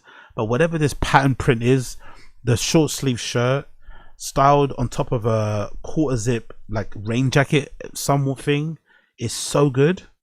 And that, oh, look at that bag. Look at that little side bag. It's kind of giving Bottega Veneta, isn't it? A little bit. That little side bag there. That's a really good. And also the colors as well. The orange with the yellow matching on the top. Yeah, that is really fucking good. But these models also make it look good. You know what I mean? These models are kind of immensely cool and look a bit steezy. So I think they help the looks to be good. But whoever styles this does a great job, man. Gore-Tex trench coat. Phenomenal. Yo, big up casual, appreciate you, bro. As I met one of the two dudes from Nero several years ago at a festival and was such a big fan, I made it so cringe it was horrible. Lol. Don't feel bad. Okay, thank God I'm not the only person. Thank God I'm not the only person in the world that has had all the best intentions while meeting a celebrity and saying hi and turned it into a cringe fest. Because the way I'm pretty sure I did that. I'm pretty sure I was looking down, didn't notice him, looked up, noticed him. As I noticed him, someone got up from the chair next to him and I sat next to him. Just chewing his ear off about MI6 and spooks and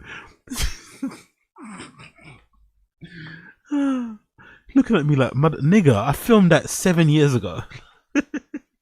Leave me alone. Anyway, whatever. It is what it is. Big up casual. Big up Fashion Romance in stream chat, bro. Love the styling in this look. Well, yeah, styling is brilliant, man. Styling is double-breasted white pinstripe suit. Oh, fire! And with the tie tucked into the trousers. The tie tucked into the trousers. Oh, this is so good. With the fucking NY New Era, this is so good. With a grey brim, grey under brim as well. It's a nice detail, by the way. Grey under brim. If you know, you know. It's grey under brim only. If you know, you know. Not the green one, the grey one. Oh, so hard, man. That's probably gonna be thousands, though, isn't it? And that pin as well on there. Ay, yay, yay, yay, yay. This is how I picture myself DJing. I picture myself DJing in a double-breasted suit. White pinstripe with these fucking lovely what's that, camel, whatever those buttons are. Like, that's how I picture myself DJing. Full shirt, tie, and just sweating through it all. You know, just sweating through it all. That's how I picture myself DJing. Look at this guy in the Mets jersey too, with the tie around his neck. Oh, brilliant. I'm not the biggest fan of this particular styling, I'm not gonna lie. Fucking hell. But that hat is beautiful though. That really slouchy hat is nice. Aimé and Dore Marina is brilliant. Aimé. Oh, this is that a Coach jacket? That is beautiful. Look at this blue and red. I think that's probably a Ralph flip, right? But I love it anyway. This half blue and red Coach's jacket. 1986 on one side with the, I guess that's a lot of the theme, right? A lot of sailing and yachting and whatever. But then, oh, look at that jumper on the inside. That knitwear is beautiful, isn't it? And then it's layered on top of a green button-up shirt with this amazing Technicolor striped fucking jumper and white shorts. Oh, so good. New York Knicks hat. I can not mess with that. I'm not really a fan of Knicks logos and shit, but yeah. Lovely jubbly. Another race. Oh, nice racing jacket there as well. These are all the trends. Full denim with the fucking racing jacket. You can't go wrong. I'll just remove the hat in this particular. I don't think it suits this. Another great bomber there. Oh, they got a Technics collaboration. Okay, that's why they got the vinyl turntable. There's a Technics collaboration in this lookbook. Oh, brilliant, isn't it? Give me a Technics snapback or a Pioneer snapback. I'm wearing that. Give me a Technics snapback and a Pioneer snapback, and I'm wearing that bitch every day. Every day, man. We're wearing that. Real DJ. Oh, how do you know I DJ? You know, it's one of them ones. How did you guess I'm a DJ? It's one of those cringy ones people do. Like, how did you guess? It's like people that wear fucking boiler room merch. How did you know I like bumps? You know. Oh my god, this is so good. It's got Technics on one. I actually like the how the way they did the flip here. You got Technics here at the top in silver stitching, embroidery, and then you got the Aimé and Dore logo flipped upside down underneath it in that font, yellow font, italic font as well, stylized. I quite like that. The shirt isn't too shabby too. The button up, I don't know. I think this summer might have to be one of those like printed button up shirt seasons, man, or printed or patterned button up shirts. This is again very polo-esque. It's covered in illustrations or watercolor paintings of polo players and other buckles and chains and shit. I ain't mad at that. Also the chains on there. Oof. The chains again, brilliant, man, brilliant. All of this stuff is lovely. Is that a gemstone there? Yeah, there's like a chain with a gemstone in it, a one with a picture. I love that. Oh, look at the chore jacket. The chore jacket also is brilliant in this burgundy kind of color. And that again, the knitwear is lovely, isn't it? The knitwear is lovely. Look at that jumper. Fantastic. Ooh, I love that hat actually. That might be one of my favorite hats I've seen so far here. Just Aimé on the hat there in this kind of I don't know what you'd call this, colligated college font, whatever this font is, with the blue and white border on the red with a navy tip. Yeah, that's brilliant. That's a brilliant hat. That I ain't mad at that in the slightest. Not a fan of the clothes on that one. Look at this leather jacket. That's giving what was that film? that Jonathan Majors was in. Maybe one of the last serious roles that he did, where he plays like a fighter pilot. That reminds me of that. He plays like a fighter pilot, and they wear these like leather bomber jackets with like, I think they got like fur collars and shit. That kind of reminds me of that film. Oh, the all grey, the fucking tweed or whatever that material was, pleated pants with the grey jumper, grey hat. If anything, this is kind of like Armani, you know. This is kind of giving me Armani.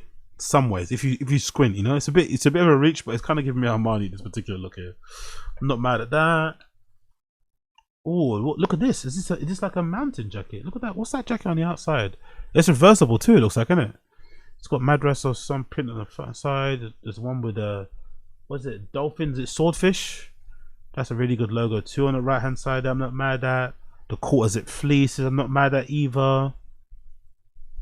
I've seen a lot of this, by the way. I've seen a lot of these. I wonder when did this become in trend? I've seen a lot of brands do this quarter zip with the kangaroo pocket. I wonder when that became a thing. That before everyone liked to, you know what I mean? Obviously, usually quarter zips have like regular pockets, right? On the side. But when did it become popular to have a quarter zip with a kangaroo? I don't think I like it. I'm not gonna lie. I think it's too much going on there. The kangaroo pocket, the zip, the arch logo. There's a bit too much, you know. Maybe the zip has to be a bit higher. Maybe the zip is a little bit too long. Maybe that's the problem I have with it. It's more like it's less of a quarter zip, more like a half zip, isn't it? It goes around too long there. Oh, look at this chore jacket in this fucking striped pattern. Oh, some new shoes too. Collaboration. New Balance shoes coming out as well. Bucket hat again. I wish I could look this good in bucket hats. I wish my face looked like that in bucket hats, but like again, I look like a fucking South African stick-up boy, unfortunately. Oh, this is really nice. Yeah, I like this. I like this yellow quarter zip thing with the Ranglan sleeves. Look at the shape it gives it on the shoulders. Beautiful, with a nice long zip there, and then there's also a one zip pocket on the front. It's almost like a cycling jacket, isn't it? Yeah, I ain't mad at that at all in the slightest. New York's knits hats, grey suit. Oof. I wonder who the artist is. Is that the artist's name there? A Facimas. Is that or Facimos, or is that a Picasso? Beautiful, isn't it, that illustration? Oh, look at that! Look at that little styling hit there. That's really funny. Look at that little styling detail there. They had the boxer shorts. The boxer shorts kind of like, you know, a little bit visible. The striped boxer shorts, they're a little bit visible there. Kitchen cloth, I guess, whatever that pattern is. The t-shirt tucked into the boxer shorts, and the boxer shorts made slightly visible. That's a really nice little touch. I'm not gonna lie. That's a really, especially tying into the print. You know, the artwork on the t-shirt as well. That's a really nice touch. This cycling jacket, this cycling hat, so I'm not too mad at, with the little race stripe there. Is that like a hairy suede, whatever that material is, or brushed, whatever thing that is there on the cardigan? Isn't too shabby either. Ooh, look at that Land Cruiser jumper. There's a sweatshirt that has like a vintage illustration of a Land Cruiser, I think, right? Or no, Land Cruiser, a Jeep. Sorry, Jeep, a vintage, one of those vintage Jeep, Range Rover Jeeps, whatever they're called. Oof. Are those Birkenstocks? What the fuck are those? I like those shoes there. Are those Birks? I don't know what those shoes are there. They look really lovely, innit? Not like suede brown, all black outsole. Oof. Beautiful shirt here with the buttons. Another one, jumper, long sleeve. Oh, look, is that a, what is that? That's interesting, isn't it? It's like it's a vest. I don't know what is that, like is that the same material that fucking what's it Face makes? It's like it's basically a knitwear jumper, isn't it, in a way? Interesting, isn't it? Sweater jumper. It's been cut in the shape of a tank top, but it's made out of the same material that you would have made of a sweater. I ain't mad at that. I ain't mad at that at all. I ain't mad at that at all. Another chambray. Oh, what did I do there? Did I miss? Okay. Ah. What happened there? Okay, so zooming in, that's why. Okay, let's scroll down. There's so much stuff here, isn't it? Let's go some more. Ooh. That is a piece. That purple one is crazy. That purple rain jacket is crazy. I think it might be Gore-Tex, right? It looks at least waterproof. I'm liking that a lot of these brands are starting to make their own versions of Parkers in-house now. Not everyone's doing Arc'teryx collaborations, you know what I mean? They're starting to go that way. I'm actually liking this. I'm actually really liking this new trend. I'm actually really fucking liking this new trend. I'm not gonna lie, I'm really fucking liking this new trend.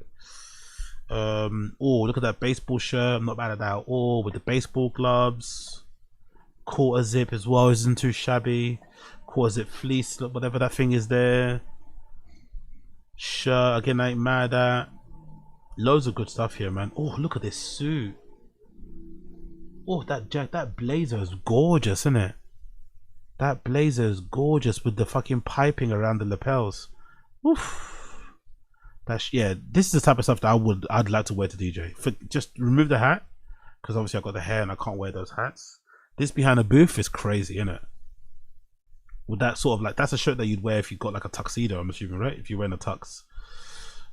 Yeah, I'm not mad at that as well in the slightest. I'm not mad at that in the slightest. That's actually one of my favorites as well, that hat. Oh, look at this Madrash jacket. Oh, the jackets are so good, man. The jackets are so good. Bomber. Oh, look at this quilted bomber, actually. This quilted bubble jacket with the hood. I ain't mad at that as well in the slightest. There's just so much good shit. Again, that same fleece quarter zip in another material, another green color that isn't too shabby. Gore-Tex hat. What else we got there? Oof. I love the styling here, by the way, because this is something that I would actually do out and about. This is something that I would do, actually. I'm not mad at that. With the jacket zipped up that way, and then obviously you got the base layer underneath exposed with the pocket so you can keep your hands warm. This is actually quite practical, not gonna lie. I'd wear the fuck out of that look there. Look at that Gore-Tex trench coat in black. You know, the only thing that would make this better is if the font was white. That'd be the one time I'd like to like pop my collar and have the font to be white. That'd be look again, the fucking new era hats with the green under brim. I ain't mad at that either. Would prefer it in grey, but still. Oh, look at that hat. I've never seen a hat like that, but I've never seen that. This what, I don't know. This is an interesting hat. Instead of being a 5-panel, it's almost like a 2-panel. The main top bit is like this horizontal one piece of material with vents on the side, right? 2 little vents. But then the top of the hat, you got this mesh. That's a really clever way to kind of have a mesh on the hat and also have it some sort of ventilation so you can not perspirate too much. I'm not mad at that. Yellow hat as well. Nice floppy base. What you call it? Floppy bucket hat. Oh, look at this running vesting, right? Most people that I see wearing running vests unfortunately have horrible form and can't run fast. Most people that I see that wear running vests shouldn't be wearing a running vest because you know you're running a 5K around your area. You don't need that many gel packs, you know, or they just can't run well. It's just hilarious how they've become so popular now, these things. But hey, it is what it is. It's a collaboration with New Balance.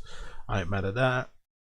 That's a beautiful jumper. This grey jumper as well with the stripes, beautiful.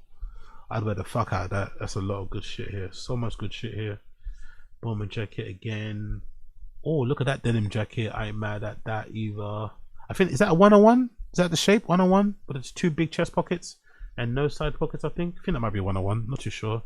I'm not too clear up on my bombers, but yeah, still great. Still fucking great. Actually, where's the fucking vinyl? Did I miss it? There it is. Yes, there's the vinyl. I thought I missed it. There we go. That's the one that's going viral. So it's an $1 million vinyl that they're selling, right? Is it available to buy now? No, it's not yet. It's coming soon. That's a crazy look, isn't it? You got the Gucci inspired knitwear. You got the Gucci inspired like polo knitwear thing, which is fucking brilliant. And then you've also got the fucking $1 million Technics turntables, which makes sense because in their stores they have like I think they even got a YouTube channel where they live stream DJ sets and shit, and that DJs passing through. I like their mix too because it's obviously a lot of $1 million kind of based in hip hop and that New York, you know, sensibility. So a lot of it's not just house music. It's like people playing hip hop, people playing jazz, reggae, all that shit. It's really eclectic mix. But this is hard, man. This is hard, and I don't think I've seen many Technics sold with a different base plate color. I'm not gonna lie. I've seen them obviously in black, the quintessential. They've made white ones, but I don't think I've seen them in different colors, especially different hardware bits. I know you can buy the pieces, especially in Japan. They have loads of places that sell like really great aftermarket quality Technic pieces, but I've never seen one like this. It's like the top. Is it the whole structure? The whole structure is green, isn't it? No, okay. The top is green, and then all the pieces of hardware look like they're gold plated. The slider, even the pitch slider, is gold plated. Oh, that's beautiful. Oh, look at that. It's even got a $1 million badge on the side of it. It's got Technics direct drive turntables, the iconic SL 1000 and 1200, and it's got look $1 million badge right there. It's got $1 million badge right there. That's fucking great. Oh, they're numbered too. They're numbered. Okay, cool. They're numbered. See, it's got 00040. So I think they're numbered in the file. So probably gonna be only 1,000 made. They're probably gonna be individually numbered. That's pretty sick. But it's probably only 1,000 made. That's really clever. That's a really clever fucking outfit. The only thing missing for that's probably a pair of headphones. But yeah, I love that. Love that. They absolutely killed it. Big up $1 million. Big up Blood Clot $1 million. We love to see it. You love to fucking see it. And all of it's available now from streaming, right? If I'm not mistaken, it's all available now. It's all available now. Yeah, it's all available to purchase now. Most of it you can buy. Oh, there's also got the shoes here if you want. Are they available? Or are they gone? They're gone. Oh, okay. They're still available. They got these New Balance RC56s. Not the greatest model. Maybe that's why they're still available. But a lot of the shit is still available to purchase from the new collection. And they do. Okay, those are the shoes I said that were really nice. What are they?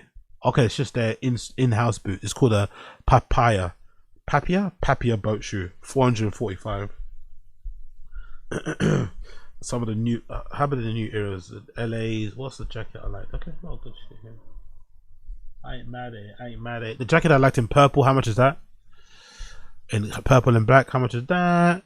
670. God damn. They don't come cheap, mate. $1 million are fucking the American visitor, mate. They don't sell their shit cheap. They do not sell their shit cheap. You want their shit, you finna pay. Okay, cool. Big up $1 million. Big up Blood Clot $1 million. You cannot go wrong. You cannot go wrong. You really can't go wrong with $1 million. Fair play, man. Fair fucking play. Alright, cool. Let's move on. One thing I want to talk about here. Where is it? I got it on the screen. Nope, it's that one. Where is this? Cool. I want to play this. So, big up How Long Gone. Guys, I'm a big fan of How Long Gone podcast. Listen to it all the time. One of the premier ones out there. Fucking love what they do. Big up them. But I have to be honest, I do get a little bit annoyed at these stories that one of the hosts on How Long Gone podcast, hosted by TJ and Chris Black, or what's his name? Is it Jason Stewart or something Stewart? Forgot his name. But them jeans anyway, TJ and CB, Chris Black. They're two of the hosts on How Long Gone. And they usually mention this quite often. I think Chris Black mentions it quite often. Or maybe he's mentioned it once or twice. I don't know. Whatever. But I feel like there's a common theme of him going to a live show and being called out by somebody in the crowd for talking too much as the live show is going on. Now, this is a constant problem that's kind of occurring on dance floors around the world. I see a lot of fucking forums where people are complaining about people yapping too much on the dance floor, not enough dancing, leave the phone, stop taking pictures and shit, which can get a little bit annoying anyway, right? Like I said, I think we're all turning into our parents. Everyone's getting really fucking pearl clutchy and sensitive, you know? Like, literally, if somebody's talking too much on the dance floor, just move away from them. Do you know what I mean? Like, you don't need to shout at them or scream. It's just a bit too much. Too many rules, right? Everyone's got a club night with a code of conduct. Like, I don't know what the fuck people are doing. It's too serious. It doesn't matter that much, really. Relax. But I do agree with some of the people that are chastising and kind of calling out CB when he goes to live show, because this story that he shared, this is courtesy of How Long Gone episode number 907. It's an interview with the artist Audrey Hobart. I recommend you check it out. Also check out her album. She's a really good artist. But Chris Black shares a story of how he went to a live show and he was at his, I think they did a Wilco, no, they went to perform at a Wilco festival, and he got called out and nearly kind of, got into a physical fight with somebody who told him to shut the fuck up at a live show, stop talking so much. And I do agree. I think in general, if it's probably less acceptable at a live gig. I almost don't mind if you're chatting too much on the dance floor. I'll just move away from you if you're talking too loudly to a person, or if you might make it's not that deep.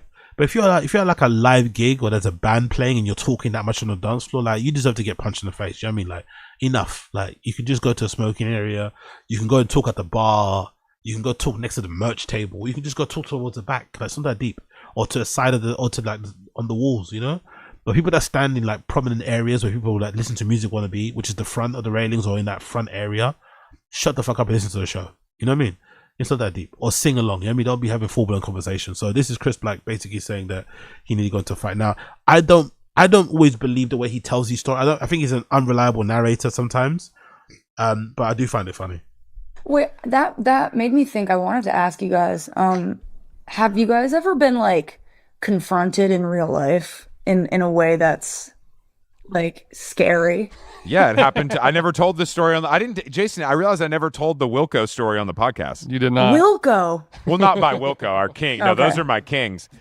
At the Wilco festival that we did in Mexico a couple weeks, it was like a month ago or something maybe now. Approximately. Jason, I had been there for a couple days because I wanted to see some people play, and Jason came later, and so Jason and I were standing in this little artist area catching up while Wilco was playing. And we talked for whatever, we talked for like 30 minutes of it, let's say. And then we moved locations so Jason could smoke, etc. The next day we do our show and we finish and we're kind of milling about backstage meaning in the, in the hotel lobby at the Hard Rock. And this big meathead guy walks up to me and he's like, "Hey, Chris, are you going to be at the show tonight?" And I was like, "Oh, yeah, actually, we're definitely going to go see Wilco tonight." And he was like, "Why don't you shut the fuck up this time then?" Absolutely gagged, by the way. Absolutely gagged, innit? You walked into that one, innit? He walked into that one, innit? Absolutely gagged. Absolutely mogged. Fucking hilarious. And like got in my face. And then, of course, I went crazy. He was like, "I'm going to fucking kill you. Get your fat ass out of here," etc. Whoa. And then security had to escort me back to my room. Whoa. Because they thought it was going down. And it's always happens like that with CB. He's always got stories where it was about to go down. Like, either throw hands or shut the fuck up. And also, you're too old to do this sort of shit. Like, why are you getting involved in scraps at live shows? And in this scenario, as rude and as condescending and as intimidating as that guy was being, allegedly, right, who went up to him, it was also warranted. Like, why are you talking at a fucking walk? Like, why are you yapping? Like, why are you having these full-blown like, and guys like this, right? These kind of like media marketing guys and stuff, right? With cool jobs, they love to talk anyway, right? They talk all the time. So you can imagine the loud conversations they're having in bars and coffee shops and stuff about their projects and about fucking ROI and whatever abbreviated words, right, that they have to say and shit. So it's probably an annoying conversation too. Name dropping. You know what I mean? Like, all the time. So I can understand why somebody's going to see a band play, right? Going to a Wilco festival to see bands play. You tend to see live music. That's what Wilco do. They're a fucking live band, right? Indie band. You don't want to just stand around and hear these older dudes reminisce about how cool they were, or talk loudly about cool things that they're doing, or name drop, or just make jokes and try and be funny. Like, allow it, please. it was sort of like a thing where I was like, this guy didn't know who we were at all. He realized who we were, came to watch us quote unquote perform. He came down to the lobby to get a scone and an oat latte for his fat wife, and he was like, "Those are the guys that were chit-chatting last night." And he waited. And his fat wife, like this is giving keyboard warrior. I'm not gonna lie. I like TJ and CB, but this is giving keyboard warrior. Because did you say he's got a fat wife in front of him? Did you insult his fat wife in front of him? You know what I mean? Like, this is a little bit keyboard warrior-y. And again, I think they're in the wrong. They're the ones that go into a live show. You booked at a live show, right? Or is it their own show? Whatever. It doesn't matter. It's a live show. Shut the fuck up. Also, we were chit-chatting in the middle of a loud-ass rock and roll concert in a festival. Whoa. Sitting in front of the soundboard. So just like 100 decibels of shredding is going on, and that's even worse, man. Surely, if you're talking to somebody at a live show and you're at the soundboard, sometimes going to a live show and seeing people work the soundboard is fascinating. You're having a conversation with your friend. You're talking to their ear directly. You're in their ear directly, talking to them, whispering, trying to get their attention. You're not loudly having a conversation that everyone is getting annoyed by. Like, you can talk to your friend in their ear, but you don't need to fucking broadcast a conversation for everybody to listen to. And also, it's a live show. Shut the fuck up. Watch the show, man. It's like people are talking cinema. Like, I don't know. kind Yeah. of chatting into each other's. That's one of the only times. I don't think I've ever been confronted necessarily about something I've said. It's usually just a DM from Taylor Lorenz when We've gotten. I mean, yeah, it's pretty rare, honestly. I'm kind of like, I think you know what you're getting into, and if you don't like it, you just move on, which is sort of how I am too. It's never scary though. It's usually just like a super citizen who's like, oh well, when you guys were making fun of the Bad Bunny Super Bowl show, you didn't do your homework about the sugarcane representation of the struggles of the Puerto Rican people and the. Yeah, and you're like, that's not why I was put on this earth. That is not so unnecessarily condescending. A super citizen, you know, somebody telling you, hey, you should have. Just somebody telling you, in it, like you don't need to. They're not a super citizen because they are more clued in or clocked in or care about the extra details, the cultural relevance of the Bad Bunny performance. Either way, the main point remains this. I know the whole, what's that thing called? The whole like rules and regulations and the whole policing of people's behaviors in life, in events in general. I'm getting a bit nauseated by it, I'm not gonna lie. I'm getting a bit fed up with the code of conduct. I'm getting fed up with the warnings. I'm getting fed up with the fucking the overbearing door picking policy and the judging and the this and the applications to come to our show, and it's a bit annoying and it's a little bit too much. Like relax, right? Relax. But in this scenario, if you're at a fucking like DJ club night, I don't give a fuck, right? Sometimes the drugs you take might make you more susceptible to yapping anyway. And if it's in a nightclub, I can just move somewhere else. I don't need to stay where you are talking. I can just move somewhere that doesn't know me that much. But if you're at a live show, there is no excuse for you watching a person perform live on stage and you talking while they're performing. Enough to make people annoyed around you. There's no excuse for it. And that guy, I think, as you know, unnecessary as it was to call him out that way and step to him physically, I think he was completely in the right. He was completely in the right. Completely, no unway, unequivocally in the right. You don't go to a live show and yap. You shut the fuck up. You watch the person play. Simple as that. But I also don't believe anybody that says, oh yeah, I had to get pulled away because I was going to fuck that guy up. The security had to take me up to my hotel. Bro, you weren't going to do nothing, man. You've shared a ton of these stories. I've not heard anybody get beaten up. No one's got their hand laid on them. And also, you look like an absolute idiot if you ended up punching someone who told you to not talk at a live show. Yeah, I know he said it in a rude way. Shut the fuck up and shit, but you were also in the wrong, you know? You have no basis to get physically violent with him because you are in the wrong. So yeah, all that turning up, all that, you know, woofing is too much. Too much woofing there for me. CB does that a lot though. He does share a lot of those stories where he's like always like, you know, always very close to hitting somebody. But it never seems to happen. Weirdly enough, it never fucking seems to happen. So yeah, it is what it is. It is what it is. Anyways, ladies and gentlemen, that has been the Excellent Ding Show, episode number 1009. I'm going to love you and leave you, get some munch before I do a quick break and come back for the random show later.